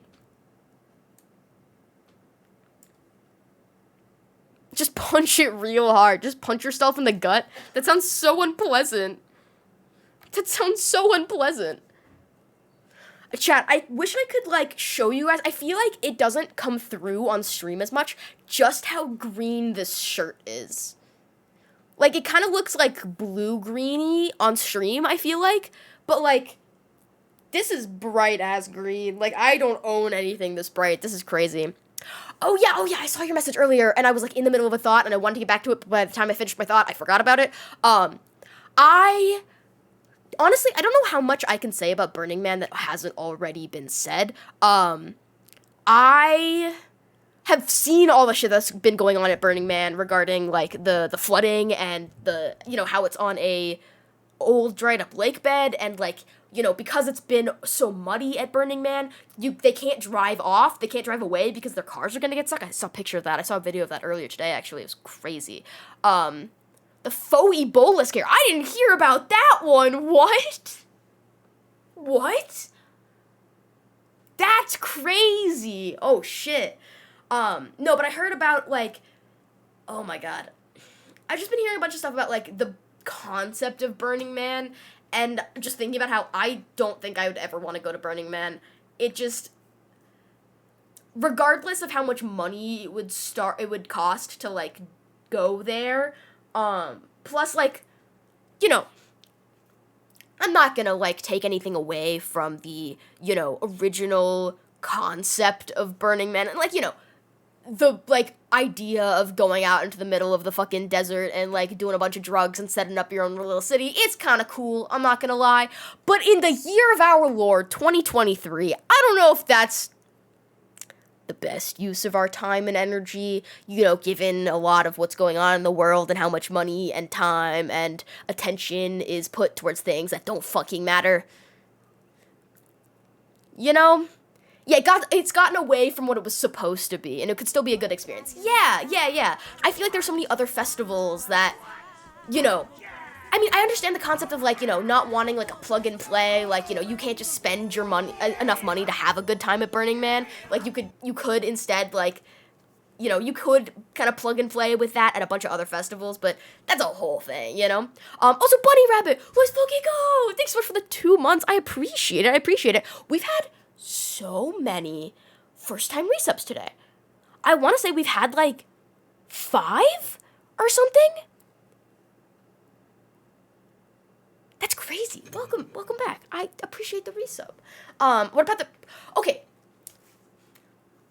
I think I've been so busy this weekend that I've missed out on most of the fucking shit that's been going on. I didn't hear about the prehistoric three-eyed shrimp prehistoric three-eyed dinosaur shrimp. I didn't hear about that either. What? Huh? What? Right now! Here, I'm just gonna make sure chat knows that, this is not, it's the... Yeah, wait. You don't have to do it right now. The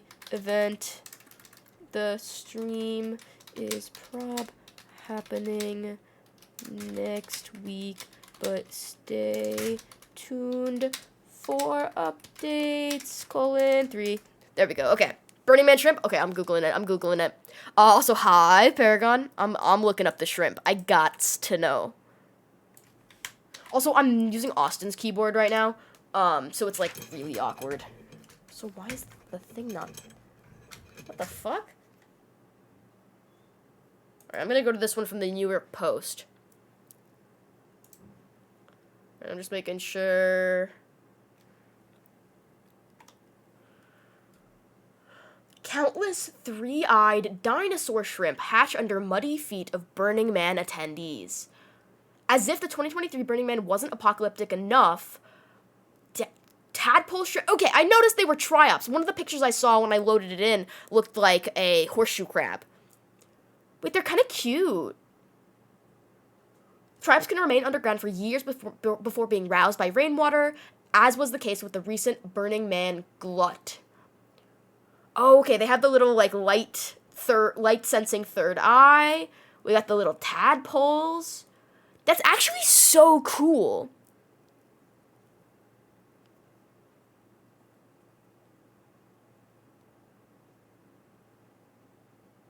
I actually think that's so cool.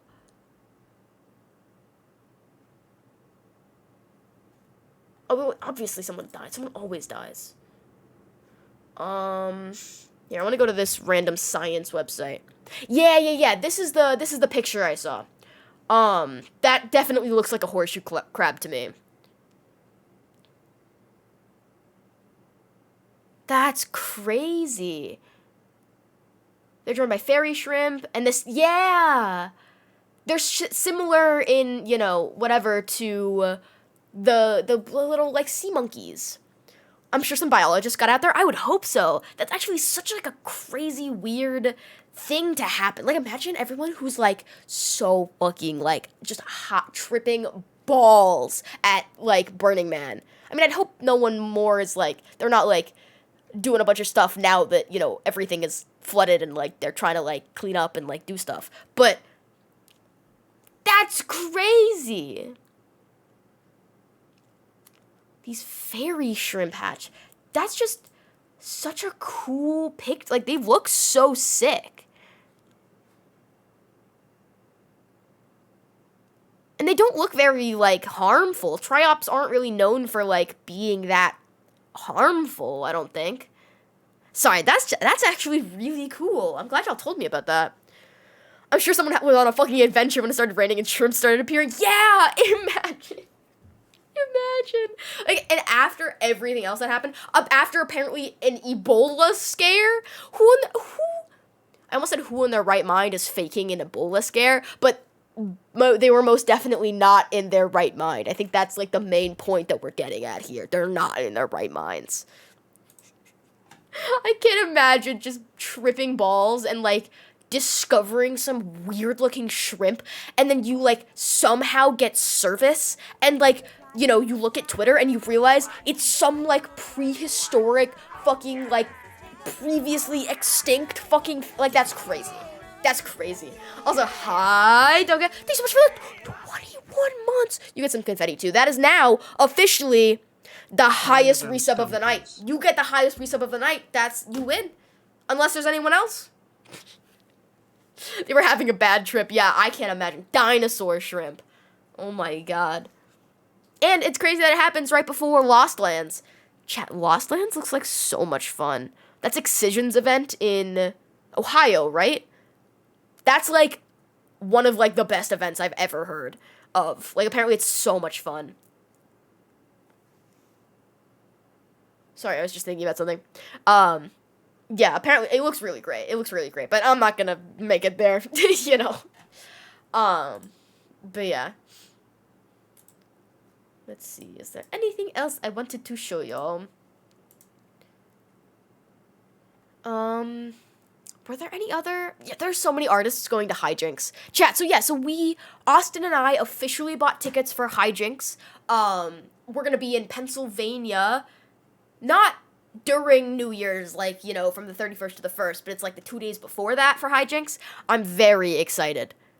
I'm waiting for them to find some more colossal squids. Imagine, just, like, stuff just starts coming out of the dirt from, like, Journey to the Center of the Earth style, like, some crazy shit. But yeah. There were so many shows announced the last few days that I am so sad that I cannot go to. But yeah. So there is a lot of, you know, commentary and conversation going on regarding potential lawsuits and, you know, the aftermath of the issues that went on at EZOO and everything. And there was apparently a big article that came out on Billboard. It's one of the, like, music things. We have an absolutely stacked Halloween Fest lineup this year, but the non-raver crowd in the event attract kind of kills the vibes. What kind of lineup is it? Like, is it more EDM oriented, or does it have a lot more, like, pop general stuff? Like, I don't know if I'd ever want to go to, like, okay, obviously if I, like, could go for free, like, that'd be fucking awesome. But I don't think I'd want to, like, pay money and make the trek to, like, go to Lollapalooza, you know? Coachella, obviously, I wouldn't go to, but also, one second, I'm gonna blow my nose.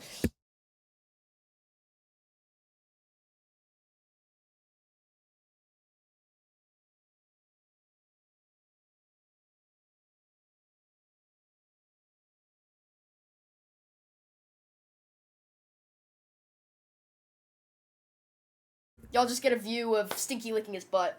That's awesome. Thanks, Stink, for entertaining the masses. Get freaky Salt Lake City. Okay. Ba ba ba ba ba. But yeah, I want to go to Lost Lands at some point.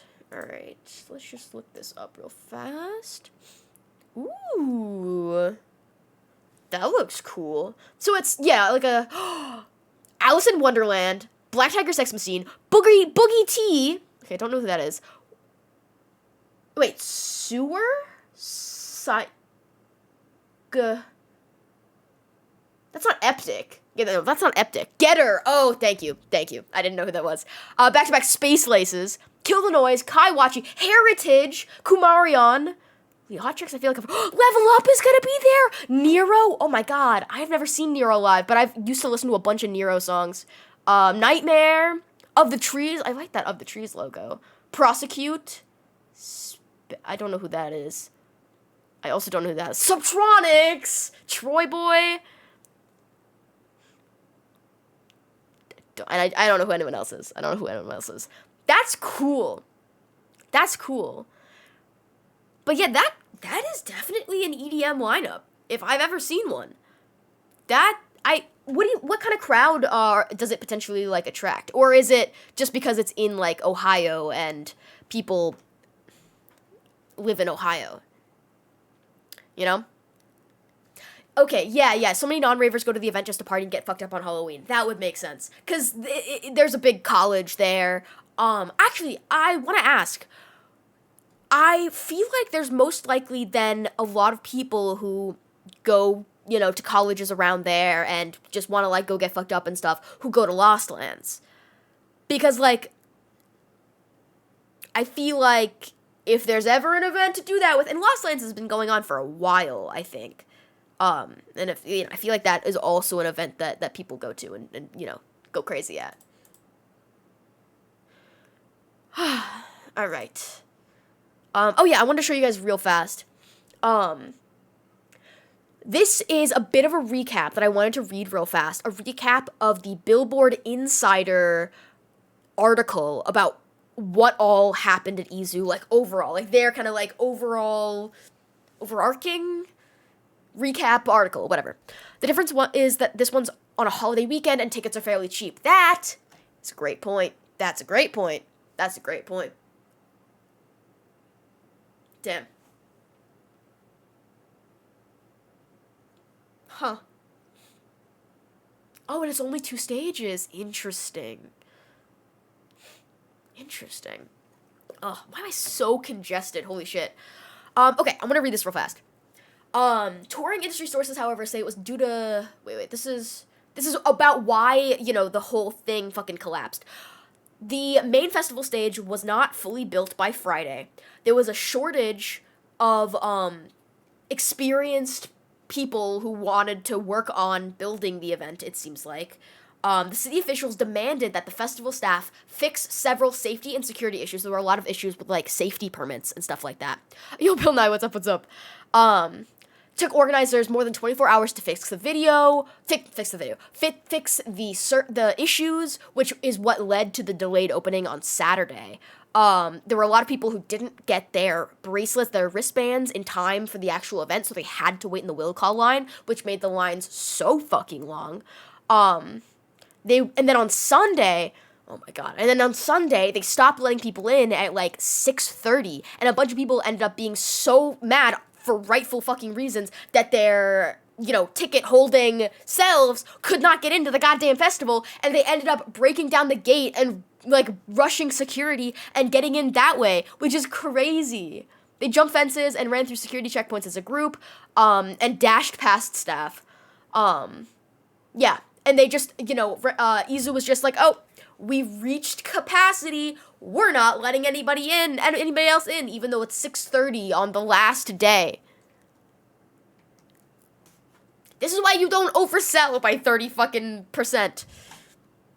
I am kind of pulling that number out of my ass, but I am semi-referencing that thing that we talked about earlier where someone, what's it called?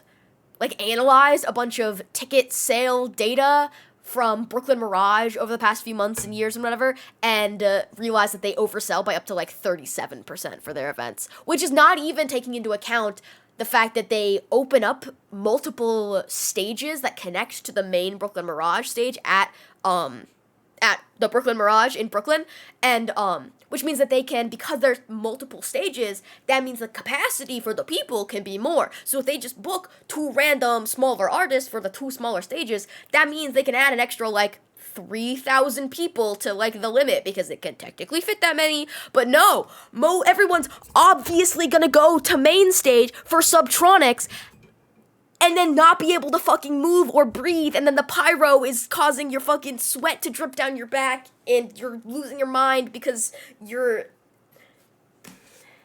I was really sad that we left early for some... Yeah. I was really sad that we missed... I'm in the other room, and all I hear is, everybody go to main stage, and then you can't breathe. Yeah. Yeah. But yeah, what are the odds the rights for EZOO get sold? Well, they were sold to Avant-Garde this year. And then, the only thing I'm imagining that could happen that enables EZOO to continue is if Insomniac buys EZOO. But if Insomniac buys EZOO... Wouldn't they just turn it back into EDC New York? I think they turn it back into EDC New York, or just make a whole new thing. Because it's weird. I mean, I feel like it would make the most sense for them to do EDC New York Yeah. again because of what the reputation that EDC the But here's Vegas the and thing. Orlando have. The only way I think EDC NY would be possible, also Stinky is so fucking cute right now, is if they got the rights to be on a lot more of Randall's Island, which I don't think they could do. Well, I think regardless, even if it's under new ownership, Randall's Island won't let them back next year. I think And they'd have I to... don't think there's a better spot no for matter it. where there's... Like, if they do a festival in New York, it'd have to be somewhere else. Upstate. Oh, there's no other, like... That wouldn't... Exactly! Well, like, where else is, you know, enough not just fucking concrete that they Flushing could... Meadows? Is it big enough? Because, like, I mean, the shots how I've big- seen of how EDC big is is- crazy. How big is, what's it called? The one that got moved to Flushing Meadows. Golf ball? Not Yeah. that, not as big. Oh, okay. I don't know how big it is, but And it's then- definitely larger. How big is golf ball? I don't even remember. Yeah. But the Venom emotes on my mobile, there's What about Staten Island? There's, like, nothing over there, right? You think New Yorkers are gonna go all the way to fucking Staten Island? You're right, I'm not. Hell no, bro. Hell no. But I just don't know if I see another like electronic music festival being in the city for a while. Yeah. I just, especially not owned by Avant-Garde. Yeah. I think Avant-Garde is on its way out. I think a lot of artists are gonna stop performing there. The venue is fantastic. It's great production. It's incredible, but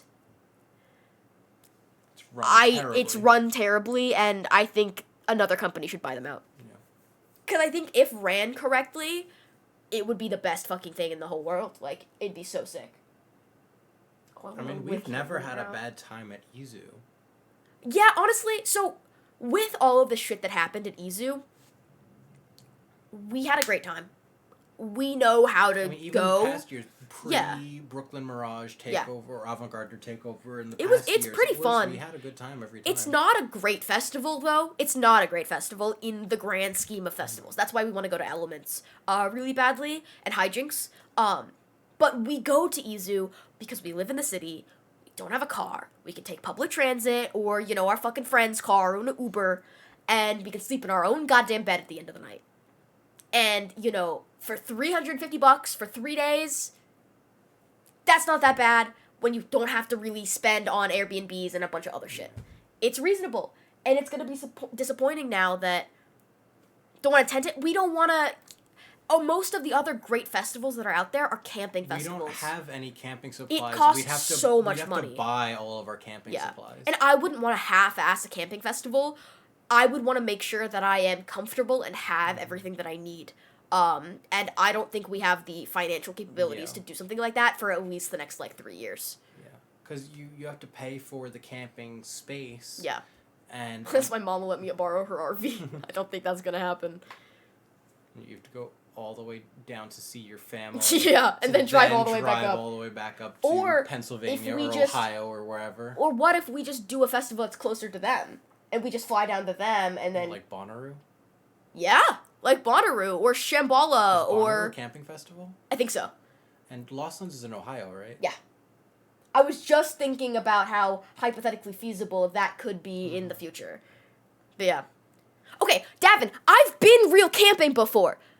I've camped underneath a fucking tarp in the wilderness and like multiple times and camped and done all of it, okay? I was a Girl Scout for 12 fucking I years. have not. He has not.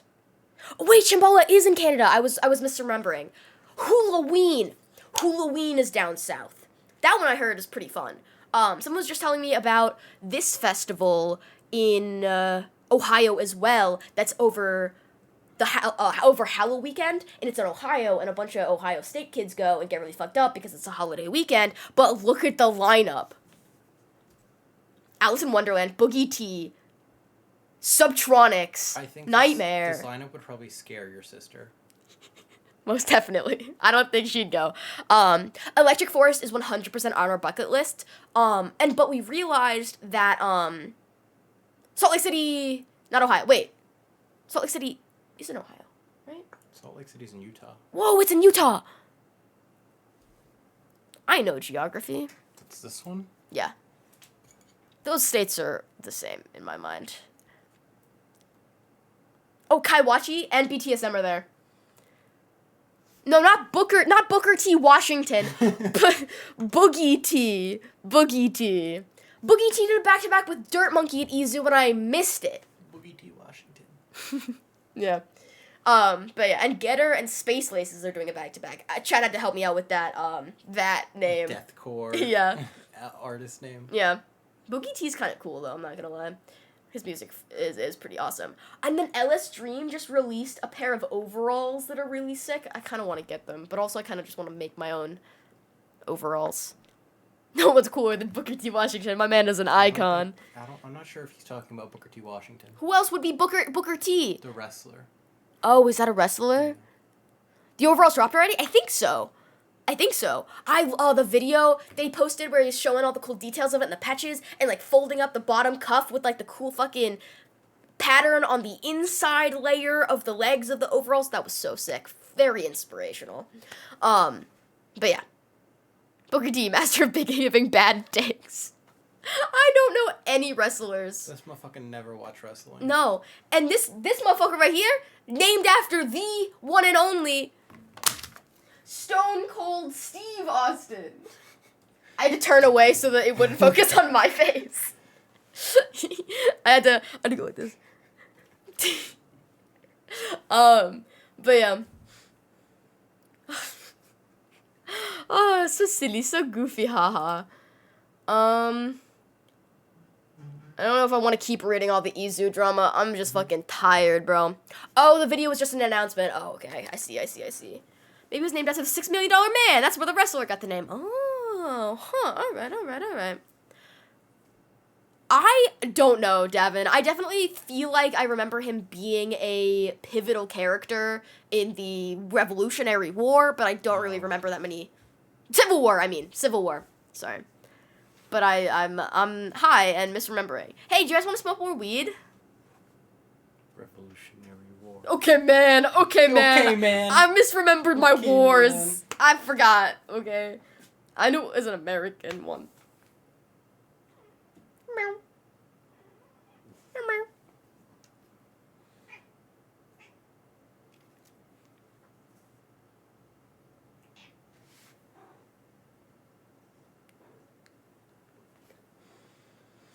Revolutionary, Civil, Vietnam, it's all the same. That's a crazy thing to say. That's so funny. Weed. Hi, Mr. Booger. Instead of Boogie T, it's Booger T. Big stretch. Big stretch. You're so handsome today. He's handsome every day. War never changes. Don't keep contributing to the cycle of violence. Oh, so handsome. I'll give you guys this view. You wanna come say hi? Yeah, come on here. Hup. Do you want to grab some of his tweets? A tweet for your twubbles. The box is right there. A tweet for your twubbles. Oh. Mika, it's like, guys, Mika somehow tricked a guy into coming into her room. Distract her so he can escape. No, I've trapped him. He can never escape. Show hands. Oh, I dropped it. My bad. My bad. I'm grabbing it. I'm grabbing it. Hup. Come on, you got this. Come on. Oh, I got you. I gotcha. Get Freaky was a rough fest last year. It's the third fest in a series that the organizer here holds. Get Lunky, Funky, and Get Freaky. What are the vibes for each one? So Get Freaky is Halloween. What are the other two? I'm very curious. Oh, Lucky makes so much more sense. I was just like, Lunky, Funky, and Freaky. That sounds good to me. So is Get Lucky a, what's it called? The March one. St. Patrick's Day, question mark? Get Funky, would that be, Mardi Gras? Or something?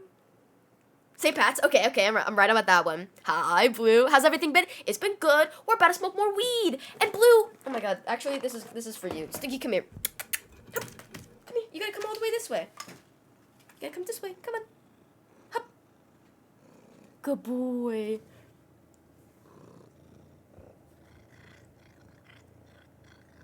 There you go. That's for you. That's close up Stinky. You made it in time for end of stream. Here's one more. Good boy. You got eye boogers. Oh my god, you got eye boogers. Please help me get your eye boogers. Mwah.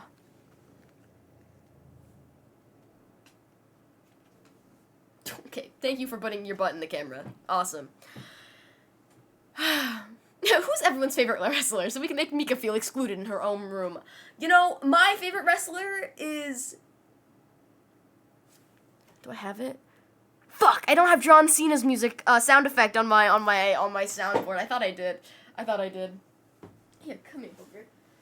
Oh, Mr. Booger. That's Mr. Booger right here. You're so handsome. I know. Don't you just want to be baby for a moment? Wouldn't you? Okay. There we go. Okay. No more. I was going to smoke weed, and I don't want you right here when I smoke weed. Even though I know you love drugs. Stinky loves catnip. Oh, I gotcha. Ah! What did I just click? Okay, I can't get to my mouse. I can't get to my mouse, my guy. Get that cat some catnip. I need to find some more. I don't know how much we... Oh, actually, scratch that. We have a lot, but we're not going to give any to him tonight. Because we, good sir, are waiting until the Right Now-a-thon. Details pending. Yeah. Stoner Kitty is such a vibe. Look at him go. He's such a goober, bro. He's such a goober. The Right Now-a-thon! We're going to do it right now! We're going to be live for the next 12 hours! Let's fucking go! But yeah, I hope you all are excited about that. I really like the idea, and I think it'll be really fun. But I have to make sure that I come up with enough sub-goals, because, if I only come up with, if people, not to be like, oh no, people are giving me too much money, but, if I don't want to, not have goals prepared, I feel like having, 3 add 2 hours would be really cool. As the Discord for ideas. Crazy that you say that, chat. I literally made a channel earlier today, where if in the Discord, if you wanna, it's in the stream ideas, stream content, category or something. Okay. Maybe you get one more, Stoinka Boink. You get one more. Okay? Are you ready? Don't be careful. You wanna go up here? Okay, I don't want you to have to, I don't want you to feel like you're gonna fall off. There you go. So handsome! You're moving my mouse around! Okay, that's it! It's gone! No more! It disappeared! That's it! I don't have any more! Stick 'em up, lady! Give me all the treats! I know you have 'em!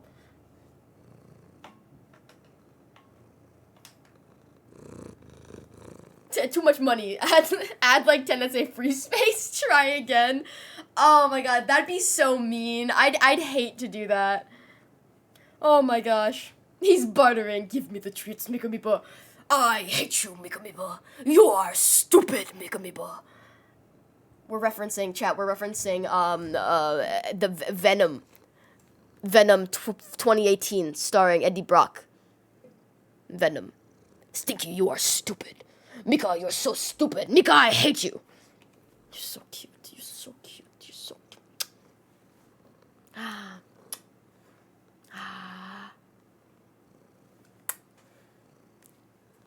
He's so stinky. Venom, Venom, Venom. Okay, are we done yet? Can you go down, please? I'm not giving you any more. Unless chat gifts 10 million bajillion subs, I'm not giving you any more treats right now. If you want to ask chat for 10 million bajillion subs for treats, you can, but I cannot promise you anything. Okay? I know. I don't want your tummy to hurt. We already gave you a bunch. Oh, so handsome. So handsome. A kiss on the left. A kiss on the right. Oh, so beautiful. He's just glaring at me. Are Khajiit actually stoners? Aren't Khajiit... Isn't it from originally the race of, like, cat people in Skyrim? Is that where that's originally from? Because I know... I saw them. We started the Skyrim... Yeah? Okay. I played Skyrim for precisely, like, 2 hours, and I know very little. But speaking of Skyrim, Starfield is out! I kind of want to play it, but also, I feel like it's one of those games that, like, I'd get way too into, and I feel like I wouldn't have the proper experience unless I delve into it and not do anything else in my life. So I feel like it's probably not a good idea for me to play it, because it's just too much, and I feel like it'd probably be better for me to play it in, like, 6 months to a year. You know what I mean? I get you. Hey, put the claws away. We don't need those out. That is unnecessary. Give it some time. Let it cook. Yeah, exactly. Plus, some more quality of life mods will be out by then. Potentially some UI, UX mods to make it not as awful looking. Okay, well, now we can smoke weed. The Murder Mittens. He just always has those fucking claws out. You have several other Bethesda games you need to play. That is true. We are still on our first playthrough of Fallout 4. We are about to go to the Institute. No spoilers, obviously. I believe we're probably going to continue our Fallout 4 playthrough on Sunday. So if you guys are looking forward to that. I do stream twice a week here on the MikaMiba channel. I usually stream on Wednesdays, but I wasn't feeling good yesterday after coming back from the festival. So, you know. We'll be live again next Wednesday, but before then, we'll be live on Sunday. And it's pretty awesome. It's pretty cool. Time to partake in the mischievous. Let's do our final... I gave him too many kisses. I have cat hair in my mouth. Our last ceremonial bong rip of the night. Sorry, I just have to, like, fix the beads so they're all pointing out. Because that's how it looks cutest. Okay, there we go. And I can push it down a little bit. I gotta decorate with a couple more... I'm gonna push it down a little bit so it's like flat. Yeah, there we go. Isn't that so cutesy? Cheers, chat. I wanted to like make a little clink noise, but I feel like it wasn't gonna do it justice. All right.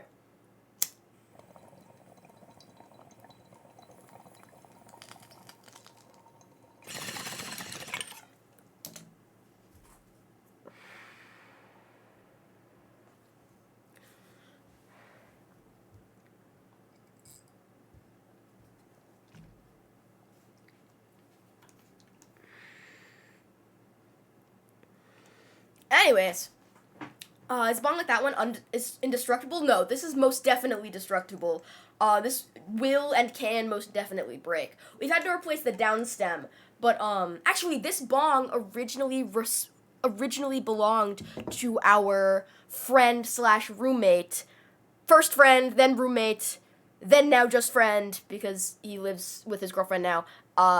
And he actually is the one that just bought a PC to play Starfield for the first time. He helped me figure out PC things a couple years ago, and he was saying that he's been waiting to save up for a PC specifically to fucking play Starfield. And he texted me earlier today during stream that he's gonna play Starfield, and I'm so excited for him. I'm so excited for him. He tunes in sometimes during the Fallout 4 streams, I think. But yeah, he's also the one who invited me and Austin to EZOO for the first time, because his older brother used to go and then invited him, and then when we were friends, he was like, hey, this is really fun, you guys should come next year. So we did, and it was fucking awesome, and it changed my life. Is Starfield multiplayer? I don't know if it is, actually. But, chat, I will say, in terms of games that I most definitely will be playing, like most likely soon after release, is Lords of the Fallen.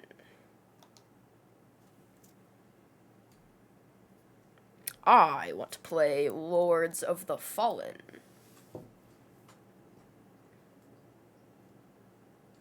That is a game that I am very excited about. It looks very cool.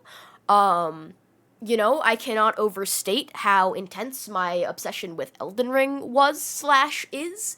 My first ever Souls-like that we played, we didn't play it on release or anything, but we played it, it's gotta be almost a year now? No, like 6 months? More than 6 months. I don't remember. If you scroll back enough on my TikTok, you can see Elden Ring TikToks. But that was a really fun game, because I know it was after we got our PC, obviously, because the laptop streamer days were rough, I'll tell you. But yeah.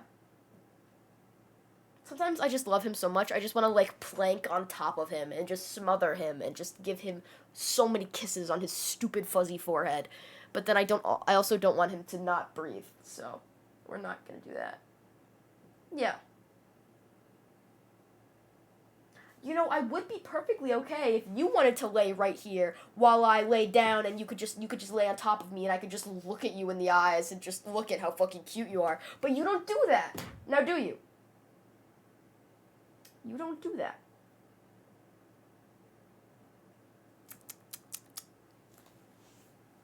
Disappointing. Disappointing. Chat, should I upload this VOD on the VODs channel? I don't know if I should. Should I?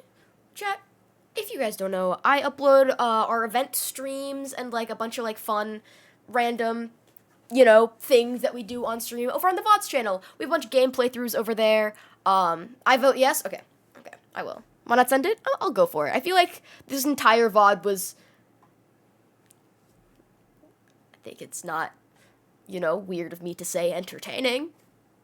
You know, I feel like I've been entertaining for the last, 3 hours and 56 minutes and 22 seconds, Like, it's been a pretty solid stream. And Austin's been here, we've got some good stinky content. I haven't streamed in like a week or so. Remember, children, drink half a gallon of water a day and you'll always look beautiful/handsome. I'm trying to, like, visualize half a gallon. Is that the equivalent of however many glasses they like to tell you to drink? Because that does sound like a reasonable amount of water. But bro, the only thing about drinking that much water is you gotta fucking piss a bunch. You drink a lot of water, you piss a lot of pee. You drink a lot of water, you piss a lot of pee. It's so much. When does it stop? When does it stop? Oh God, bro. Oh, okay. So I keep thinking like, okay, it's time to end. Like, okay, like I feel like I need to like, go do other stuff. But I keep thinking of more things to talk about because like there's a lot of things to talk about because there's like a lot of things to like write down that I wanted to talk to you guys about. So we're gonna speed run 3 of them real fast. Okay, we're gonna speed run 3 of them. 1, I can't show you, but I got samples in for the merch that I'm designing for my client right now, and the print quality is good, the shirt quality is good, but the color that I decided to get for one of the designs was too dark, and I can't see the black ink on top, so I need to message her and be like, ooh, we kind of probably should take this color off, even though I thought it was going to look good. It's just a little too dark to with the contrast. So, yeah. But the other things, it all looks great. I'm very excited about it. And I wanted to wear the hoodie, but I can't leak it. Number two thing that happened, the MTA raised the subway fare from $2.75 to $2.90. We're just gonna sit in that one for a second.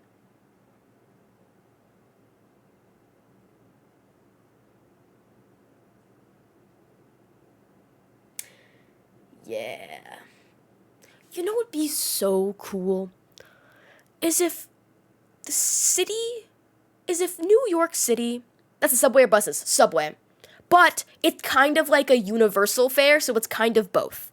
There are other buses and other trains that cost more because they're like cross-state and like longer and stuff, but the main like MTA subway bus system is now $2.90.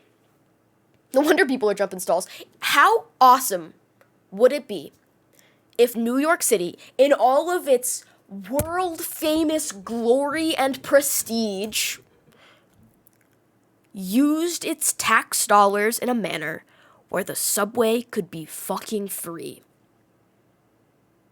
I don't just mean fucking increased taxes. Like, I'm sure that we could be better allocating our, what's the fucking word? Governmental funds in a way that we could fully, publicly fund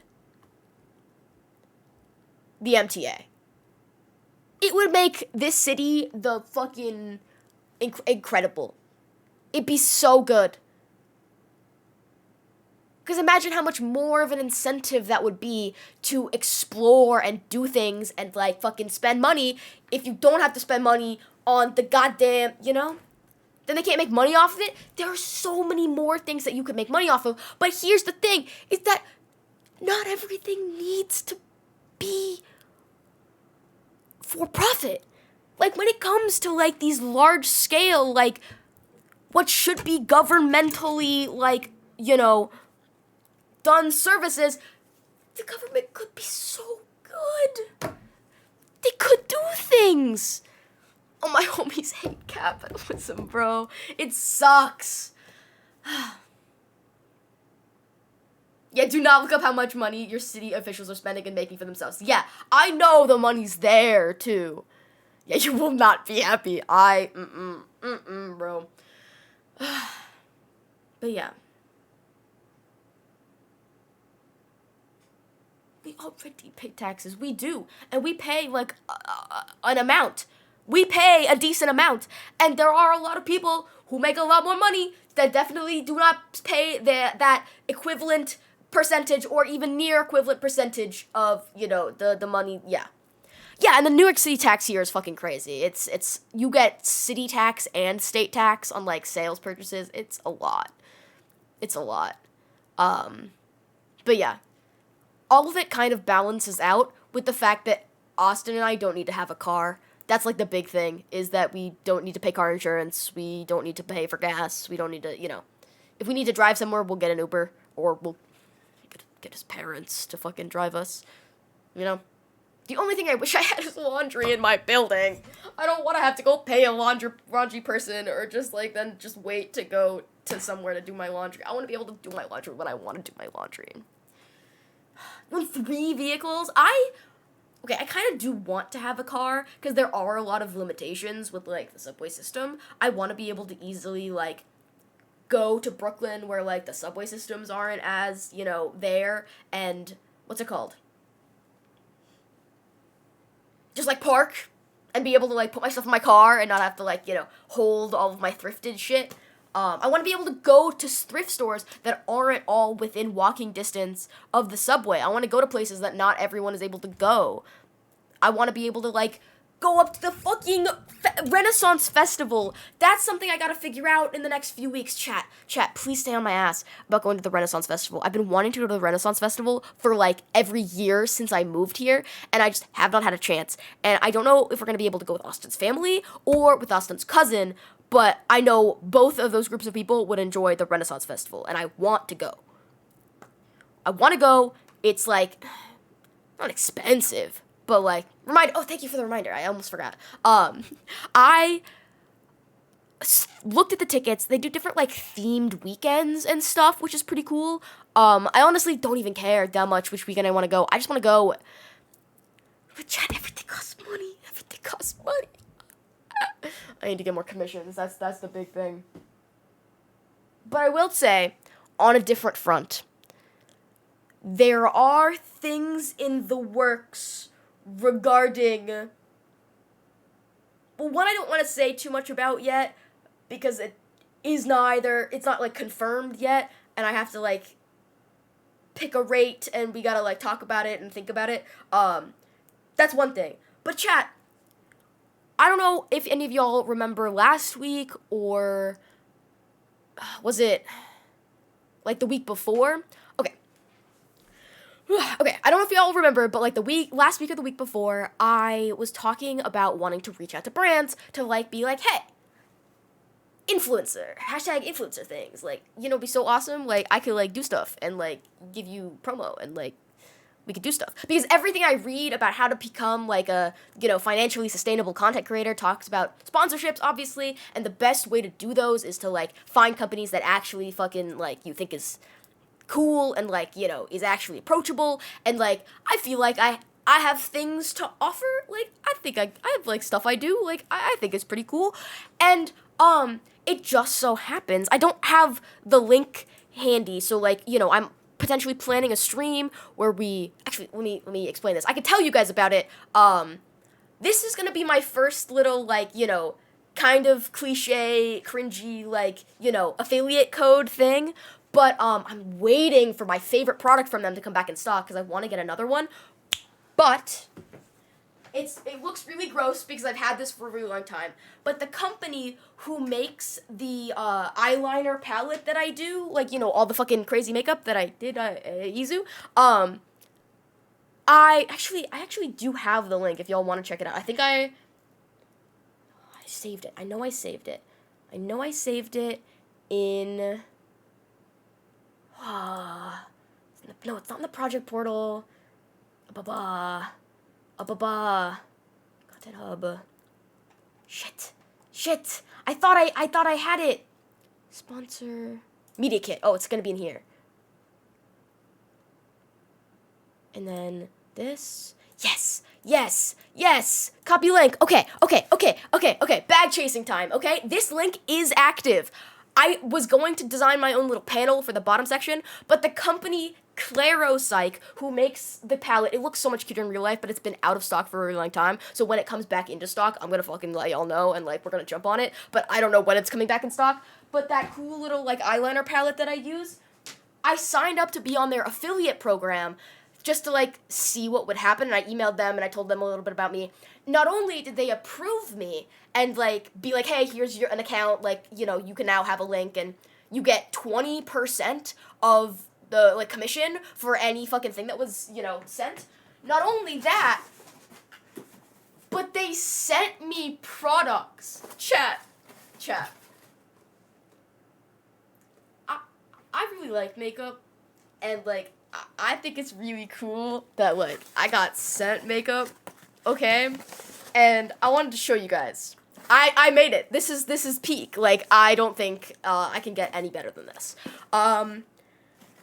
So from Claropsych, I kind of like semi-unwrapped them already, but I haven't swatched anything yet. I'm not gonna do it today because I gotta go do other stuff, but we're gonna do a stream where we use a bunch of these products and you know, just like fucking go crazy. But I was sent not one, not two, but 3 eyeshadow palettes and a brush set from Claropsych, okay? We're gonna look at them, but we're not gonna swatch them, okay? Because I don't want to tarnish them before I, like, film a silly little TikTok to be like, oh my god, TikTok shop. Like, I might actually make a TikTok shop video, and I'm so fucking sorry. But we're gonna see. If anything, I'll maybe just put it in my Twitch bio, or Twitch about section as a little, like, affiliate link thing. You're a millionaire! But I got a little brush set. Pretty cute. I haven't unwrapped any of those yet.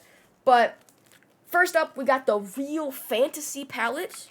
I've never tried any of their eyeshadow before, but the colors, they do look beautiful. Okay, here's the Real Fantasy palette. I don't want the plastic to fall out. We got this one.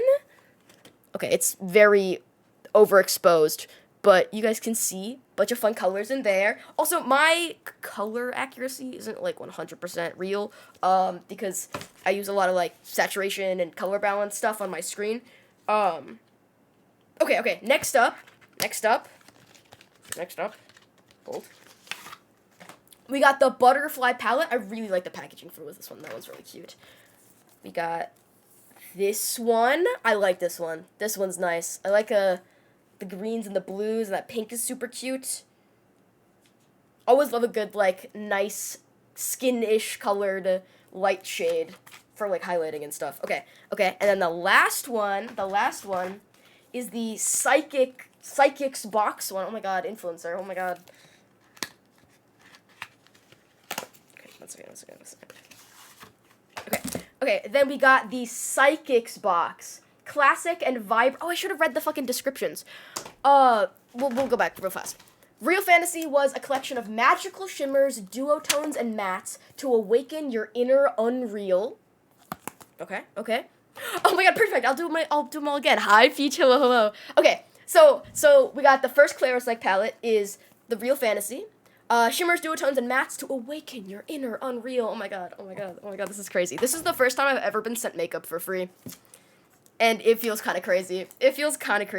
Chat, I just want to say that Peachushi in chat also makes like makeup content on TikTok and Instagram Reels, and it's fucking awesome. If I have any mods in chat, can I get a shout out? I don't know when the last time you streamed was, but she makes really, really good hooded eyeliner tutorials, and I will just say I am often very inspired by their stuff, and I'm fucking good at eyeliner, and I bought the little eyeliner brushes on your Amazon shop, and that's what I use for the EZOO looks, and they were really good. I really like them. But yeah. Okay, now that I'm done people shying. We got the second one. That's this one. I don't really stream too much right now. I'm just doing YouTube right now. Oh yeah. Oh my god, wait. I'm gonna grab a link real fast. Chat, your YouTube is most likely linked on your Twitch. So let me do.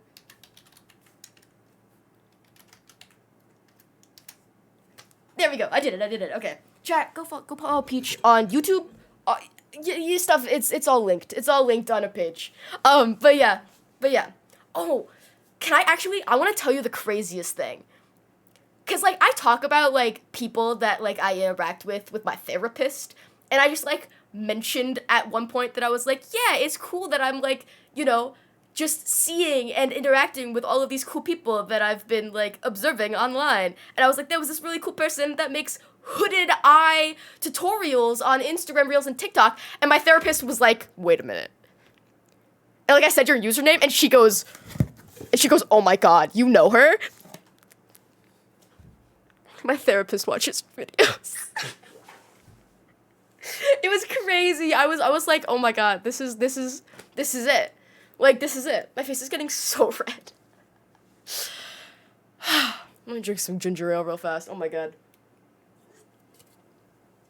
But yeah, that was a cool moment. That was a really cool moment. I love informing my therapist about the, like, extended MikaMiba cinematic universe. There's just, like, so much stuff. Oh, chat, that reminds me. I was not feeling good when I came back from the music festival for a couple days, and I completely forgot about my therapy appointment on Tuesday. I completely forgot. But we pushed it to Friday, and it's gonna be tomorrow, and we're gonna talk, and we're gonna hang out, and it's gonna be awesome for an hour. Yeah. Think about the amount of lore that therapist noise. Yeah, it's gonna be good. Mika! Hi, Sarah. What's up? Hi. Yeah, the therapists always have all the lore. Wait, Sarah, you want to see something cool? Okay, we gotta keep showing the makeup before I put it away because it's taking up my entire desk right now. I got sent makeup for free. Chat, I'm gonna make like a panel for it and everything, but this company, the company that makes, okay, ignore how dirty and how the cover isn't on it because I broke it, like, because I've had this for like a couple of years now. I want to get another one, but this product has just been eternally out of stock, and I hope they're working on restocking it. But the little eyeliner palette I use I used for all of my EZOO looks. Why did I close out of all of my Firefox tabs? What the fuck? I'm just gonna show you guys real fast. I have a, oh my god, just do the thing. Just do that, okay? What brand is this? The palette looks so cool. It's Claropsych. Oh, hello. Something just got posted that you probably will want to look at on stream. The report card for EZOO. Oh, shit. They just posted that on Oh, okay. Instagram. I did not know where you were going with that. My heart just, dropped for a second. I was like, who the fuck? Oh, my god. They posted their full review of all the shit that went down. Oh, okay. We'll look at that in a second. But chat, this is the company that makes the palette that I used to do all the eyeliner things. That specific palette is currently out of stock, but I signed up for their affiliate program. Let me just go to the other. There it is. I have these little sequins on top. But yeah, I signed up for their affiliate program, and then they approved me, and also were like, hey, here, have makeup. So I got 3 little palettes. I got this one.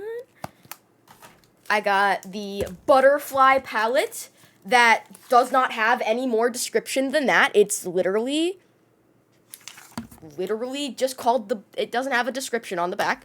But then what I believe is my favorite, this is definitely my favorite, is the Psychics box. You are influencing me right now. Oh my god, I'm made for this. This is crazy. This is the Jedi Faith, thank you for the follow.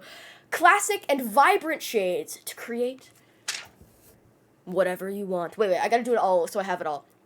Classic and vibrant shades to create whatever you want. Introducing the Psychics box. I just had to make sure it wasn't psychic. Look at it. That's a lot of colors. That red is really bright. What the fuck? And the thing is, the best part, they're all matte.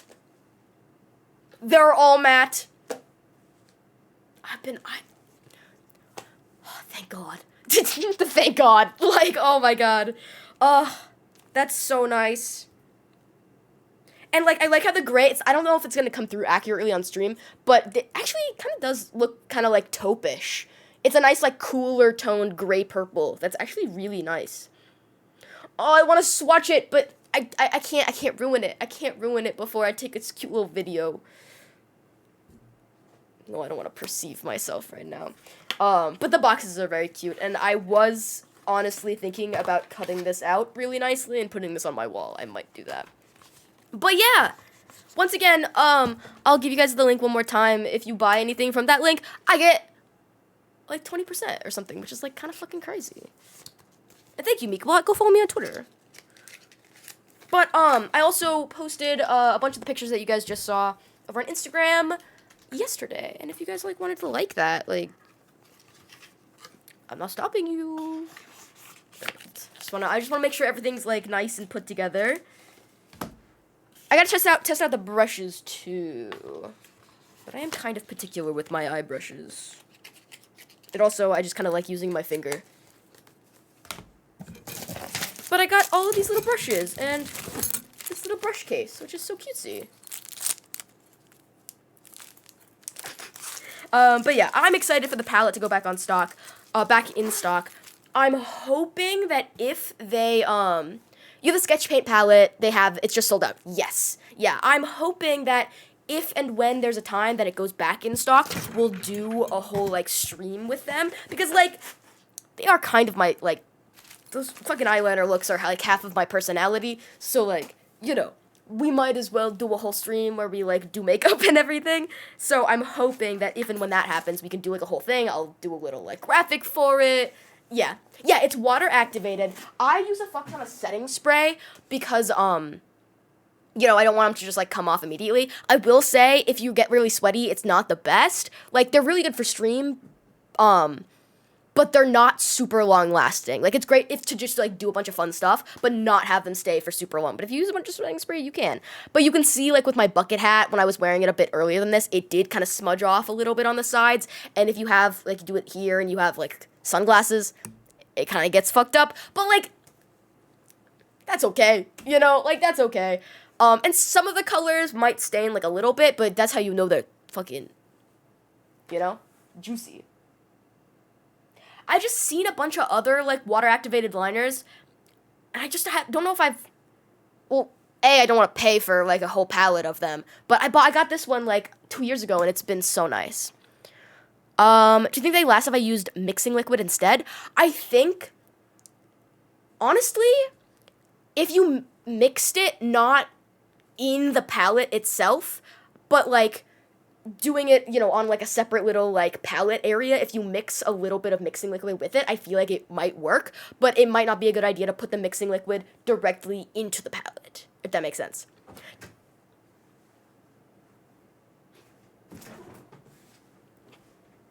He's having a moment.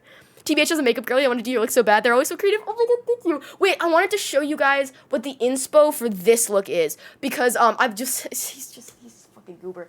I wonder if you guys can see him. Oh, you can! He's just right there.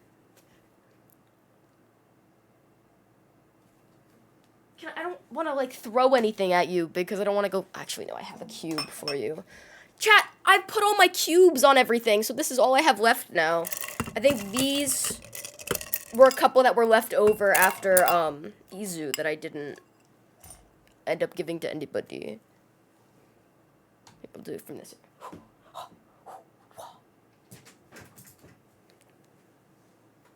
Oh. Oh, you're zooming, my guy. Oh, you can get that, right? I believe in you. It's right there. Ugh, Jesus, whatever. Okay. What was I saying? Oh, the inspiration. I wanted to make a TikTok out of this because I'm just trying to think of, like, other ways to make video content out of, like, things that I do, and I wanted to share the 2 specific images that I, like, feel like I combined to make Saturday's look. Okay, so I'm probably gonna make a TikTok that's like the inspo and then like the final look or something like that. But this, I'm gonna give you guys the final look first because you guys have kind of seen that already. But then the inspo, okay, is a combination of this picture with the sparklies and like that kind of inner thing right there, and this picture. Let me see if I can open these up separately.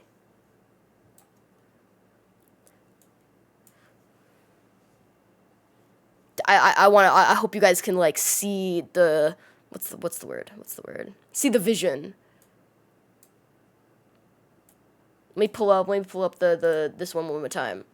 Obviously, the original artists have a lot more delicacy in their line work. Yeah, Microsoft, oh my god, they're such an inspiration. Like, everything they do fucking is so cool. It's just so cool.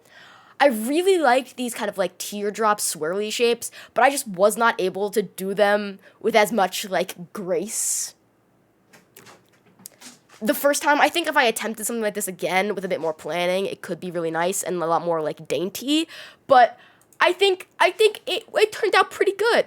And then I used a bunch of those little, like, glue-on sequin little nail art things and did a bunch of, yeah. I really like how this part turned out.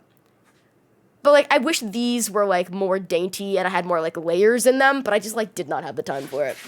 But, yeah, I always, like, hyper-critique the things that I do. I am very happy with how this turned out. I did really, really like it. I think it was good.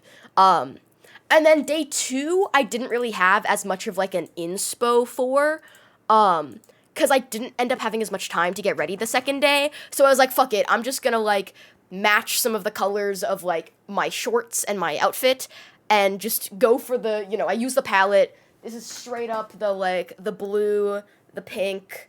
I have a green ColourPop eyeliner that I used in the middle that I'm glad I added. A little bit of the purple, and then a bunch more that's colored little circles, and I just said fuck it, and just looked at a couple shapes of inspiration, and then just went for it, and yeah, this one did not really take that long. I'm getting better and better at doing these kinds of shapes, but I'm still trying to figure out compositions that I feel like look best with my eyes. It's been green and blue. I thought all of the colors worked really well together, specifically because it matched, like, the necklace that I wore, and, hold on.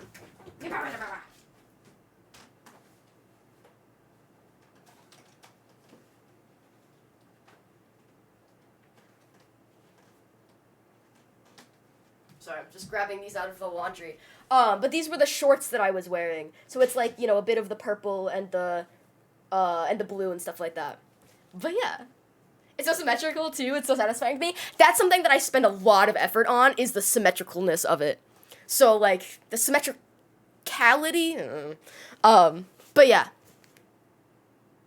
And of course, okay, you can't forget about the glitter. You can't not put glitter all over like your entire face, and arms and shoulder blades when you're at a festival. You just gotta put glitter everywhere, because that's just how it goes.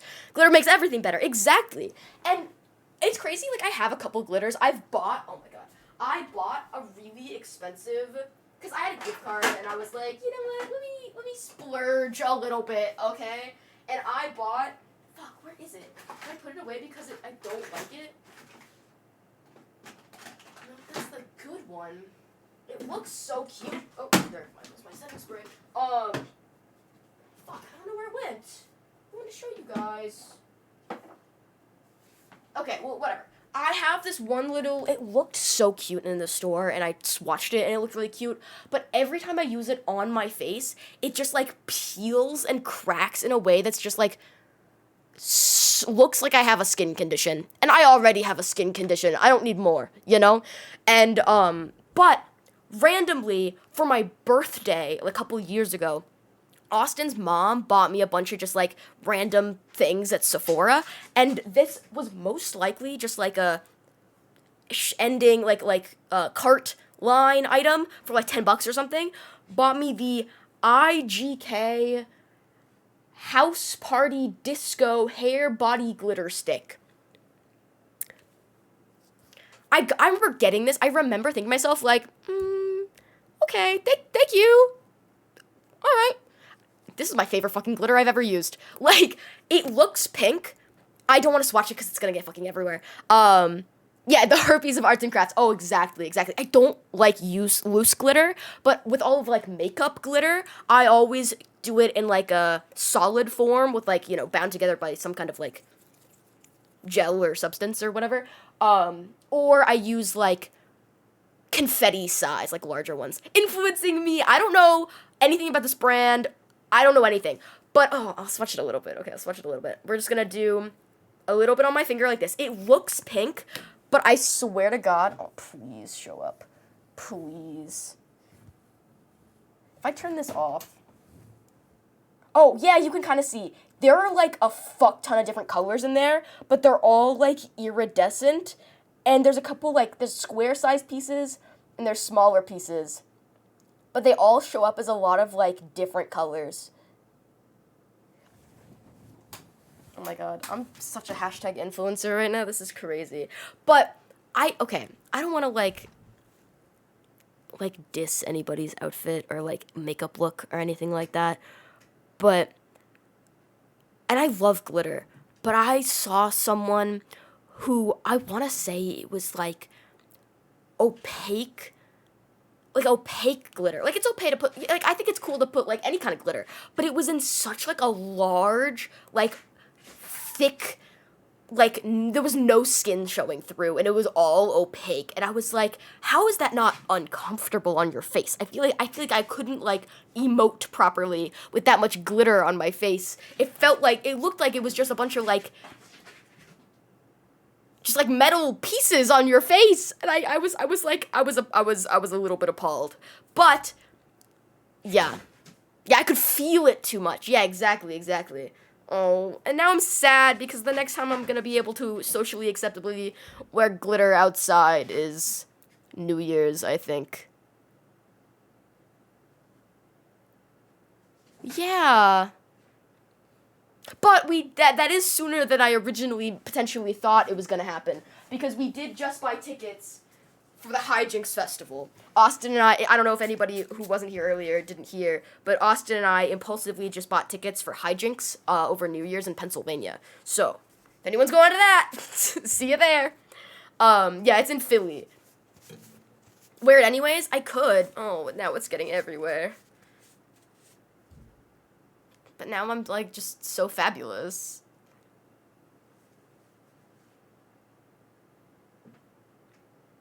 Anyways, how we doing? Move the glitter away from me now. We're having an intervention. Let's see.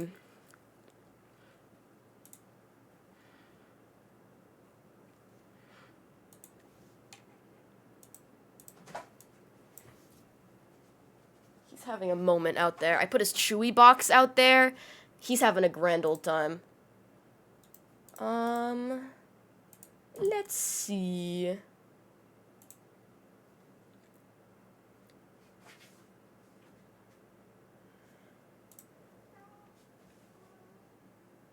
Sorry, just checking something. Just checking something.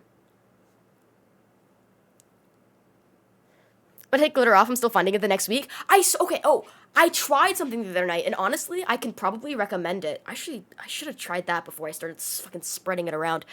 But I saw someone do this thing where they got just, like, Scotch tape, and before they washed their face, before they did anything, they just put pieces of tape on their face and just, like, gently peeled them off, and it got off all the glitter. Well, I mean, like, I tried it, and, like, it fucking worked. Like, I was kind of surprised. Here, let's do it real fast. I should have tape over here. Yeah. Okay. Experiment time. We got glitter right there.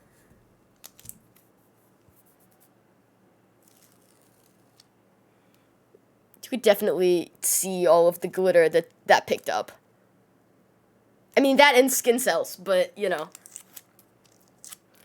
Yeah, it's just enough, like, you know, sticky to take it off. Life changed. I'm so glad. You learn something new every day, bro. It actually works so well. Cause yeah, I'd like ideally not want all of the microplastics going into the waterways, you know? But I still want to look fabulous. I'll just contribute more to, you know, plastic waste this way instead of putting it into the waterways. I had friends in school whose bedroom was literally covered in glitter. There's still glitter in the car I drove from that friend. Honestly, I believe it. If someone uses glitter like that in the day-to-day, it is everywhere in their life. It is inescapable. Like a surfer in sand. Imagine instead of the vast white sand beaches, the vast iridescent unicorn shimmer glitter beaches. Honestly, I know some bitches who would eat that up. I would eat that up, I'm not gonna lie. I think that'd be cool. Beaches, sand is cool though. I like looking at microscopically looking at sand. And like seeing all the little like shards. It's so cool. It's always like a new stream when I smoke weed. Isn't that so much fun?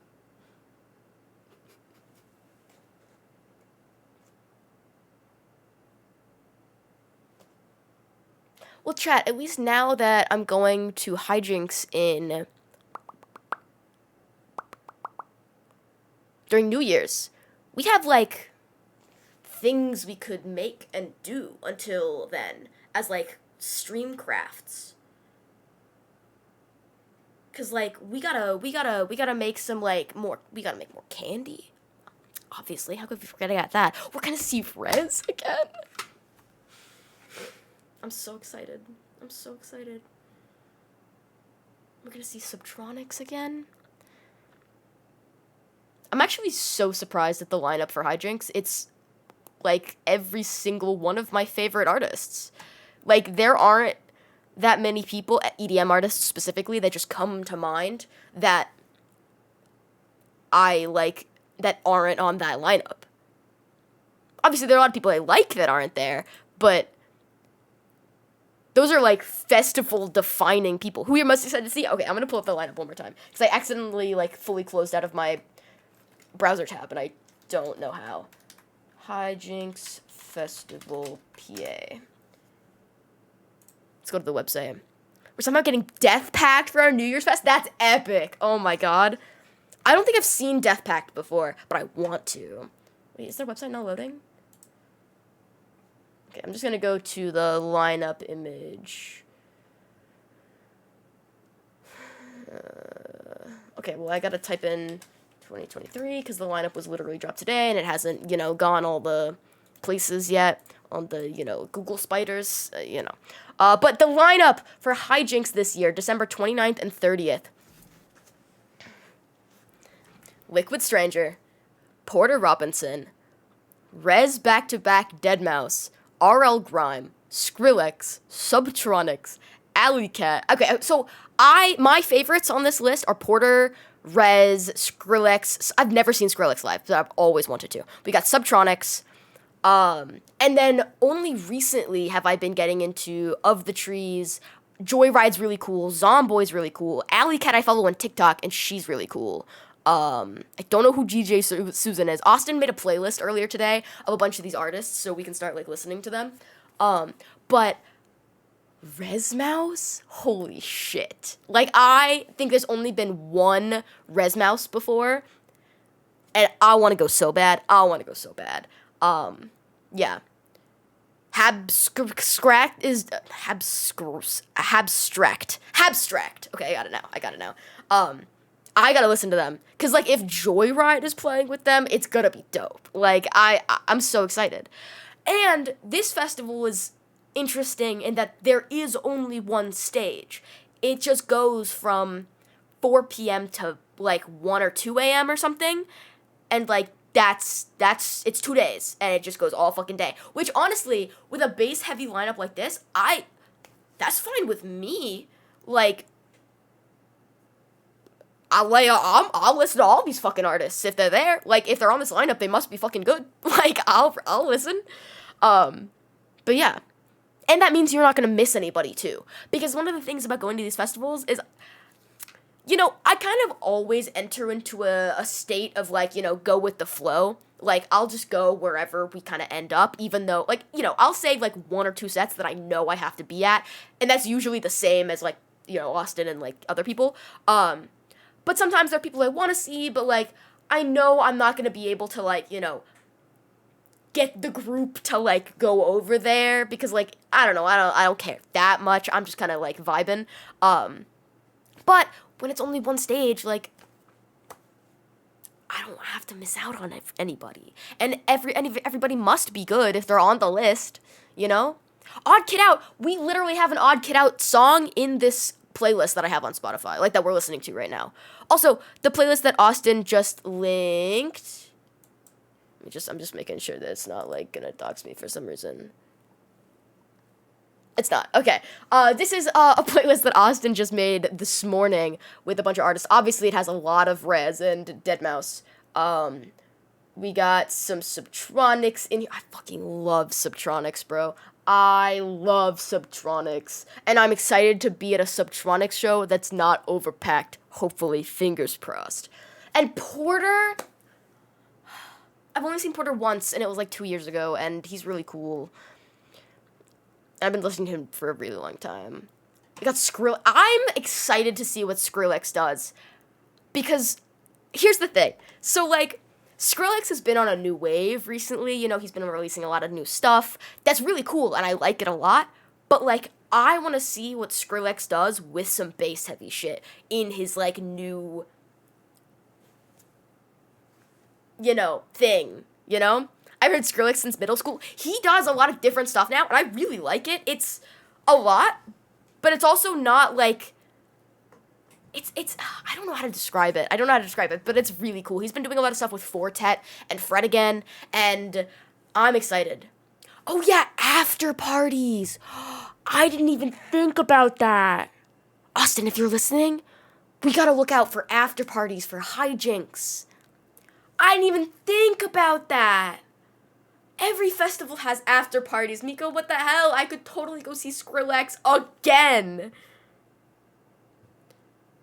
Yo. Come on, ping ring in every single quietly racist white middle school in my town to listen to it? Oh, no. I will say, I really liked Nice... Scary Monsters and Nice Spray. I'm bad at remembering song names. But all of that, that old shit, Equinox, right?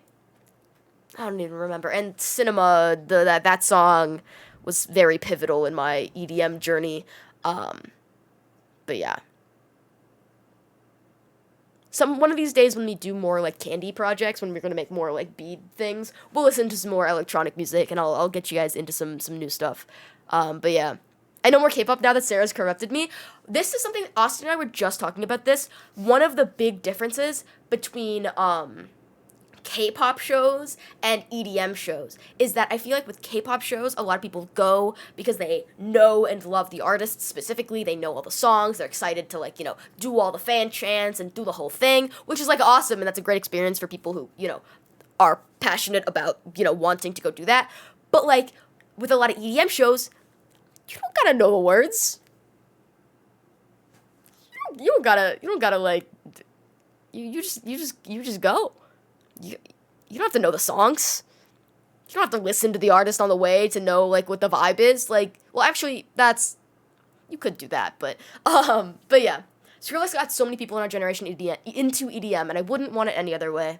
He honestly, I didn't think about it until, like, 5 minutes ago, that at a bass-heavy music festival like Hijinks, it is most likely implied that Skrillex will be doing bass-heavy stuff at this show, and that will make my entire year. Daft Punk back in early 2000s is what got me into EDM. Does that make me old? I mean, so, like, I won't go into anything too crazy, but that was the year I was born. Don't say your age. In chat, talking to chat generally. That's the year I was born. Skrillex just dropped 2 albums back to back. One is an experimental garage house bass project. That's the one that I like. And the other is electronic trap / emo rap project. That makes a lot more sense now that it's described that way. And both have a ton of collabs and features. Yeah. And Skrillex has been, like, doing stuff for a while, but he also had that other project, which is when I saw him technically for the first time, but he was in a group of a different name called Dog Blood.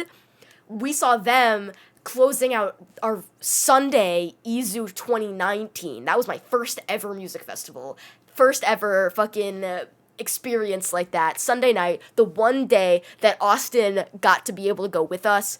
We had the best time ever, and the Dog Blood set was, like, mind-altering. Like, it blew all of my fucking, like, my synapses. That's what it's called. It was crazy.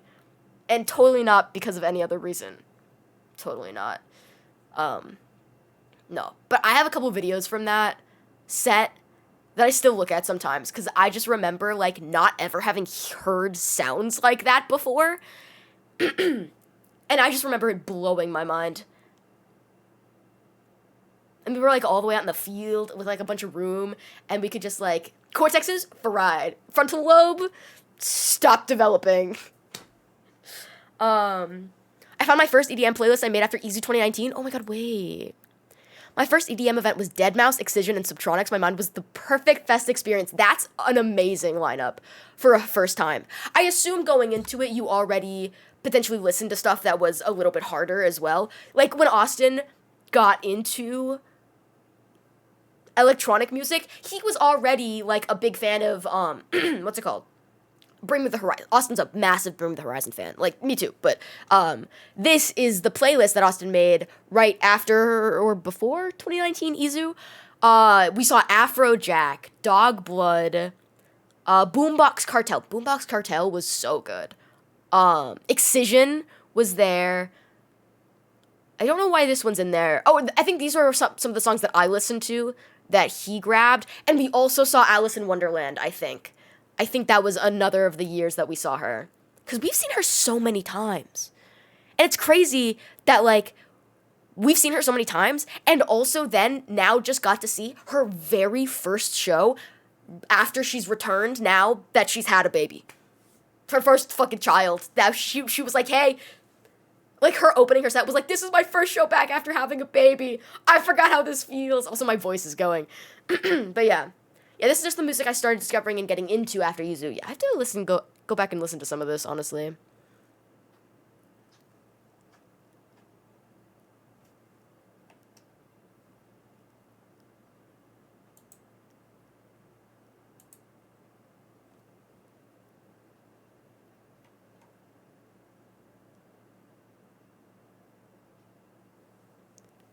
Alright.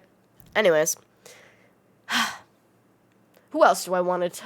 There's so many people. Oh, I missed it. That ain't your job, bro. That job's already taken. The job is already taken. What in the... Yeah. Honestly, I was getting scared that it was going to be more than 2 people. But, like, it's kind of funny. Let's see. Oh, Elden Ring. Oh my god.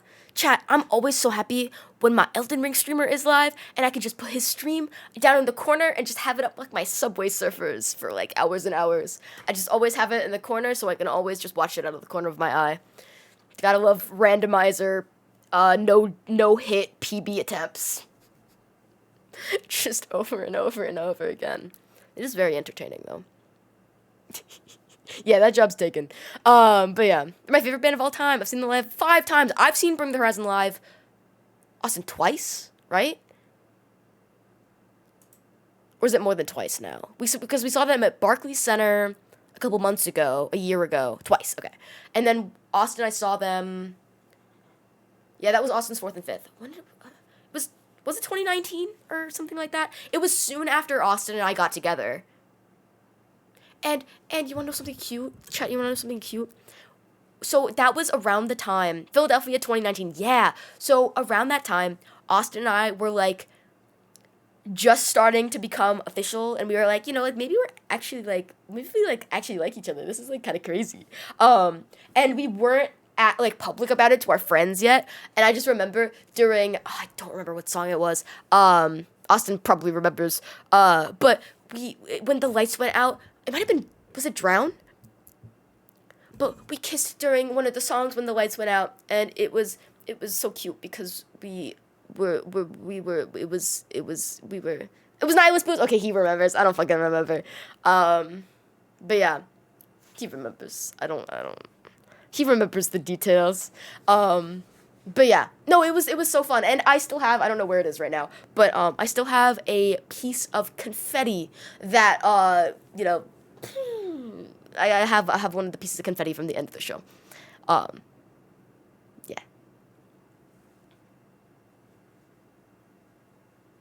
Oh, I just remembered we don't have any more ginger ale.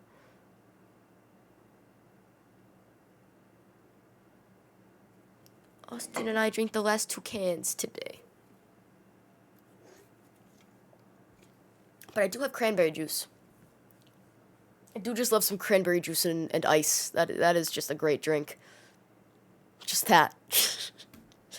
Okay.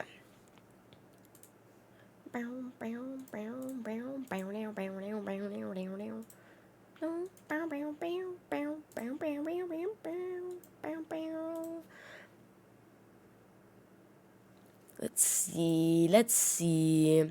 Chat, how we feeling? Want a root beer? I have a bunch of root beer. I'm not a big fan of root beer, I gotta say. Honestly, I don't really drink much soda, or much, like, caffeinated soda at all, either. But, I really only like ginger ale. I'll drink Sprite, but I don't love it. But lemonade. Lemonade is, like, my peak. Like, for just generic drink, that's my favorite. That is my favorite, is just lemonade. Sparkling lemonade is really good, too. Playing Last of Us right now, but I'm like, oh my god, have fun. I love that game. I love that game so much.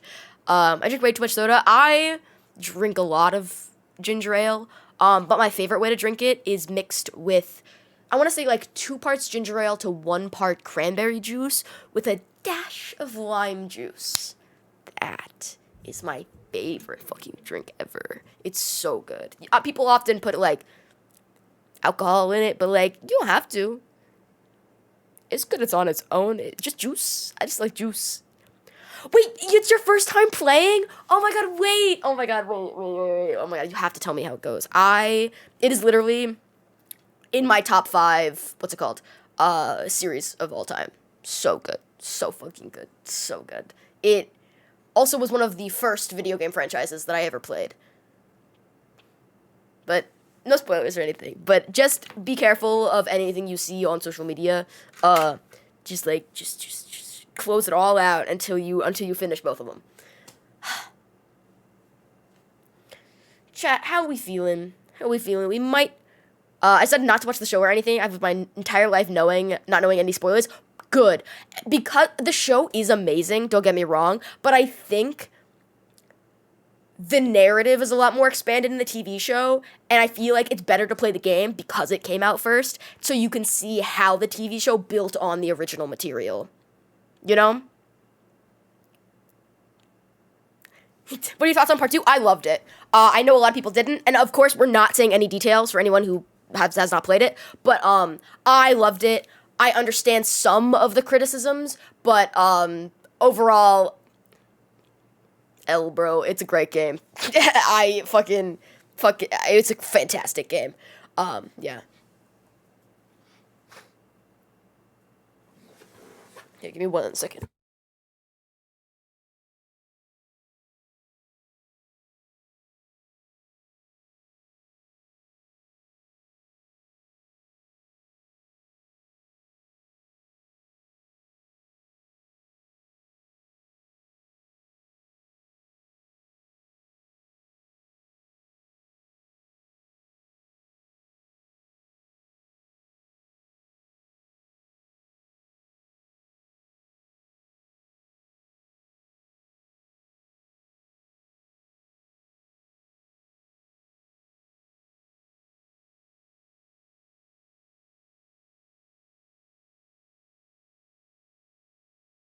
Sorry, I forgot to unmute. I forgot to unmute.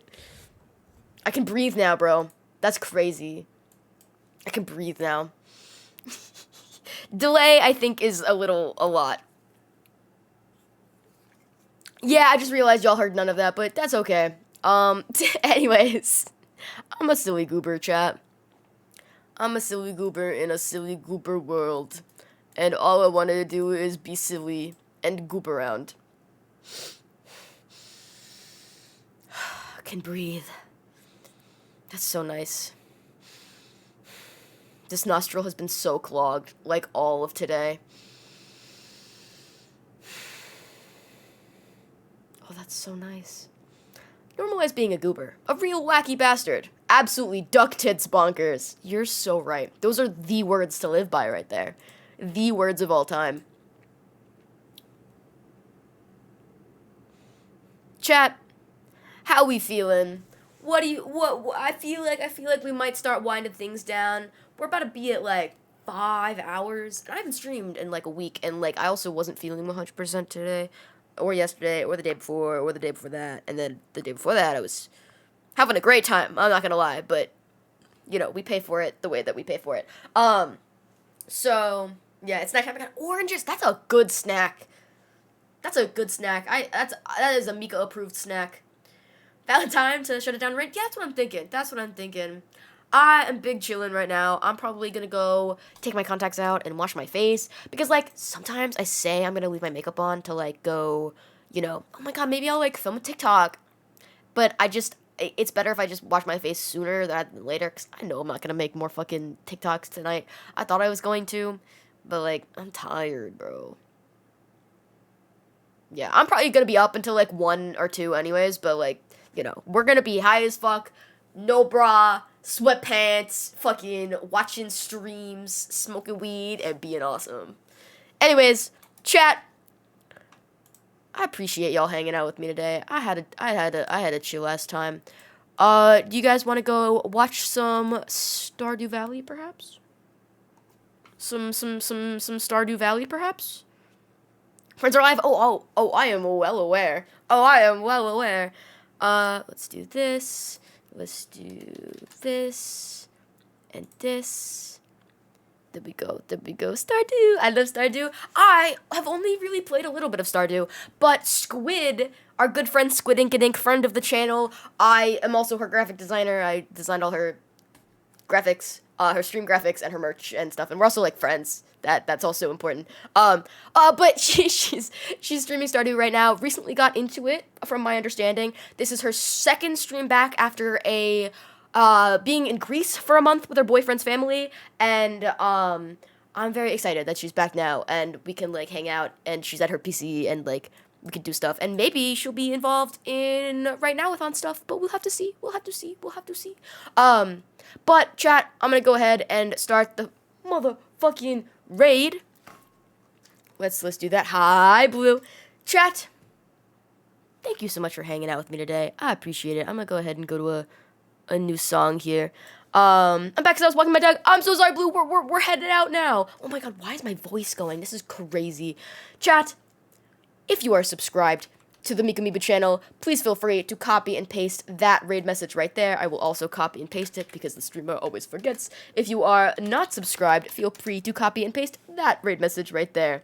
I am going to be uploading the stream over on the VODS channel. If you missed any of it, feel free to go to the VODS channel. But chat, I post once a day, every day, over on TikTok and Instagram Reels, and I posted a really cool video today, with a bunch of, recap things of EZOO, if you want, the highlights, some of the clips and stuff like that. It's pretty cool. But yeah, if you want to connect with other people in the community and, have a grand old time and potentially get personalized notifications for when I go live, and also give suggestions for the Right Now-a-thon, go join the Discord. Other than that, I post on Twitter sometimes. That's pretty much it. Go take care of yourselves. Go drink some water. Go pet your cat, pet your dog, pet your pet rock, and I'll see you on Sunday.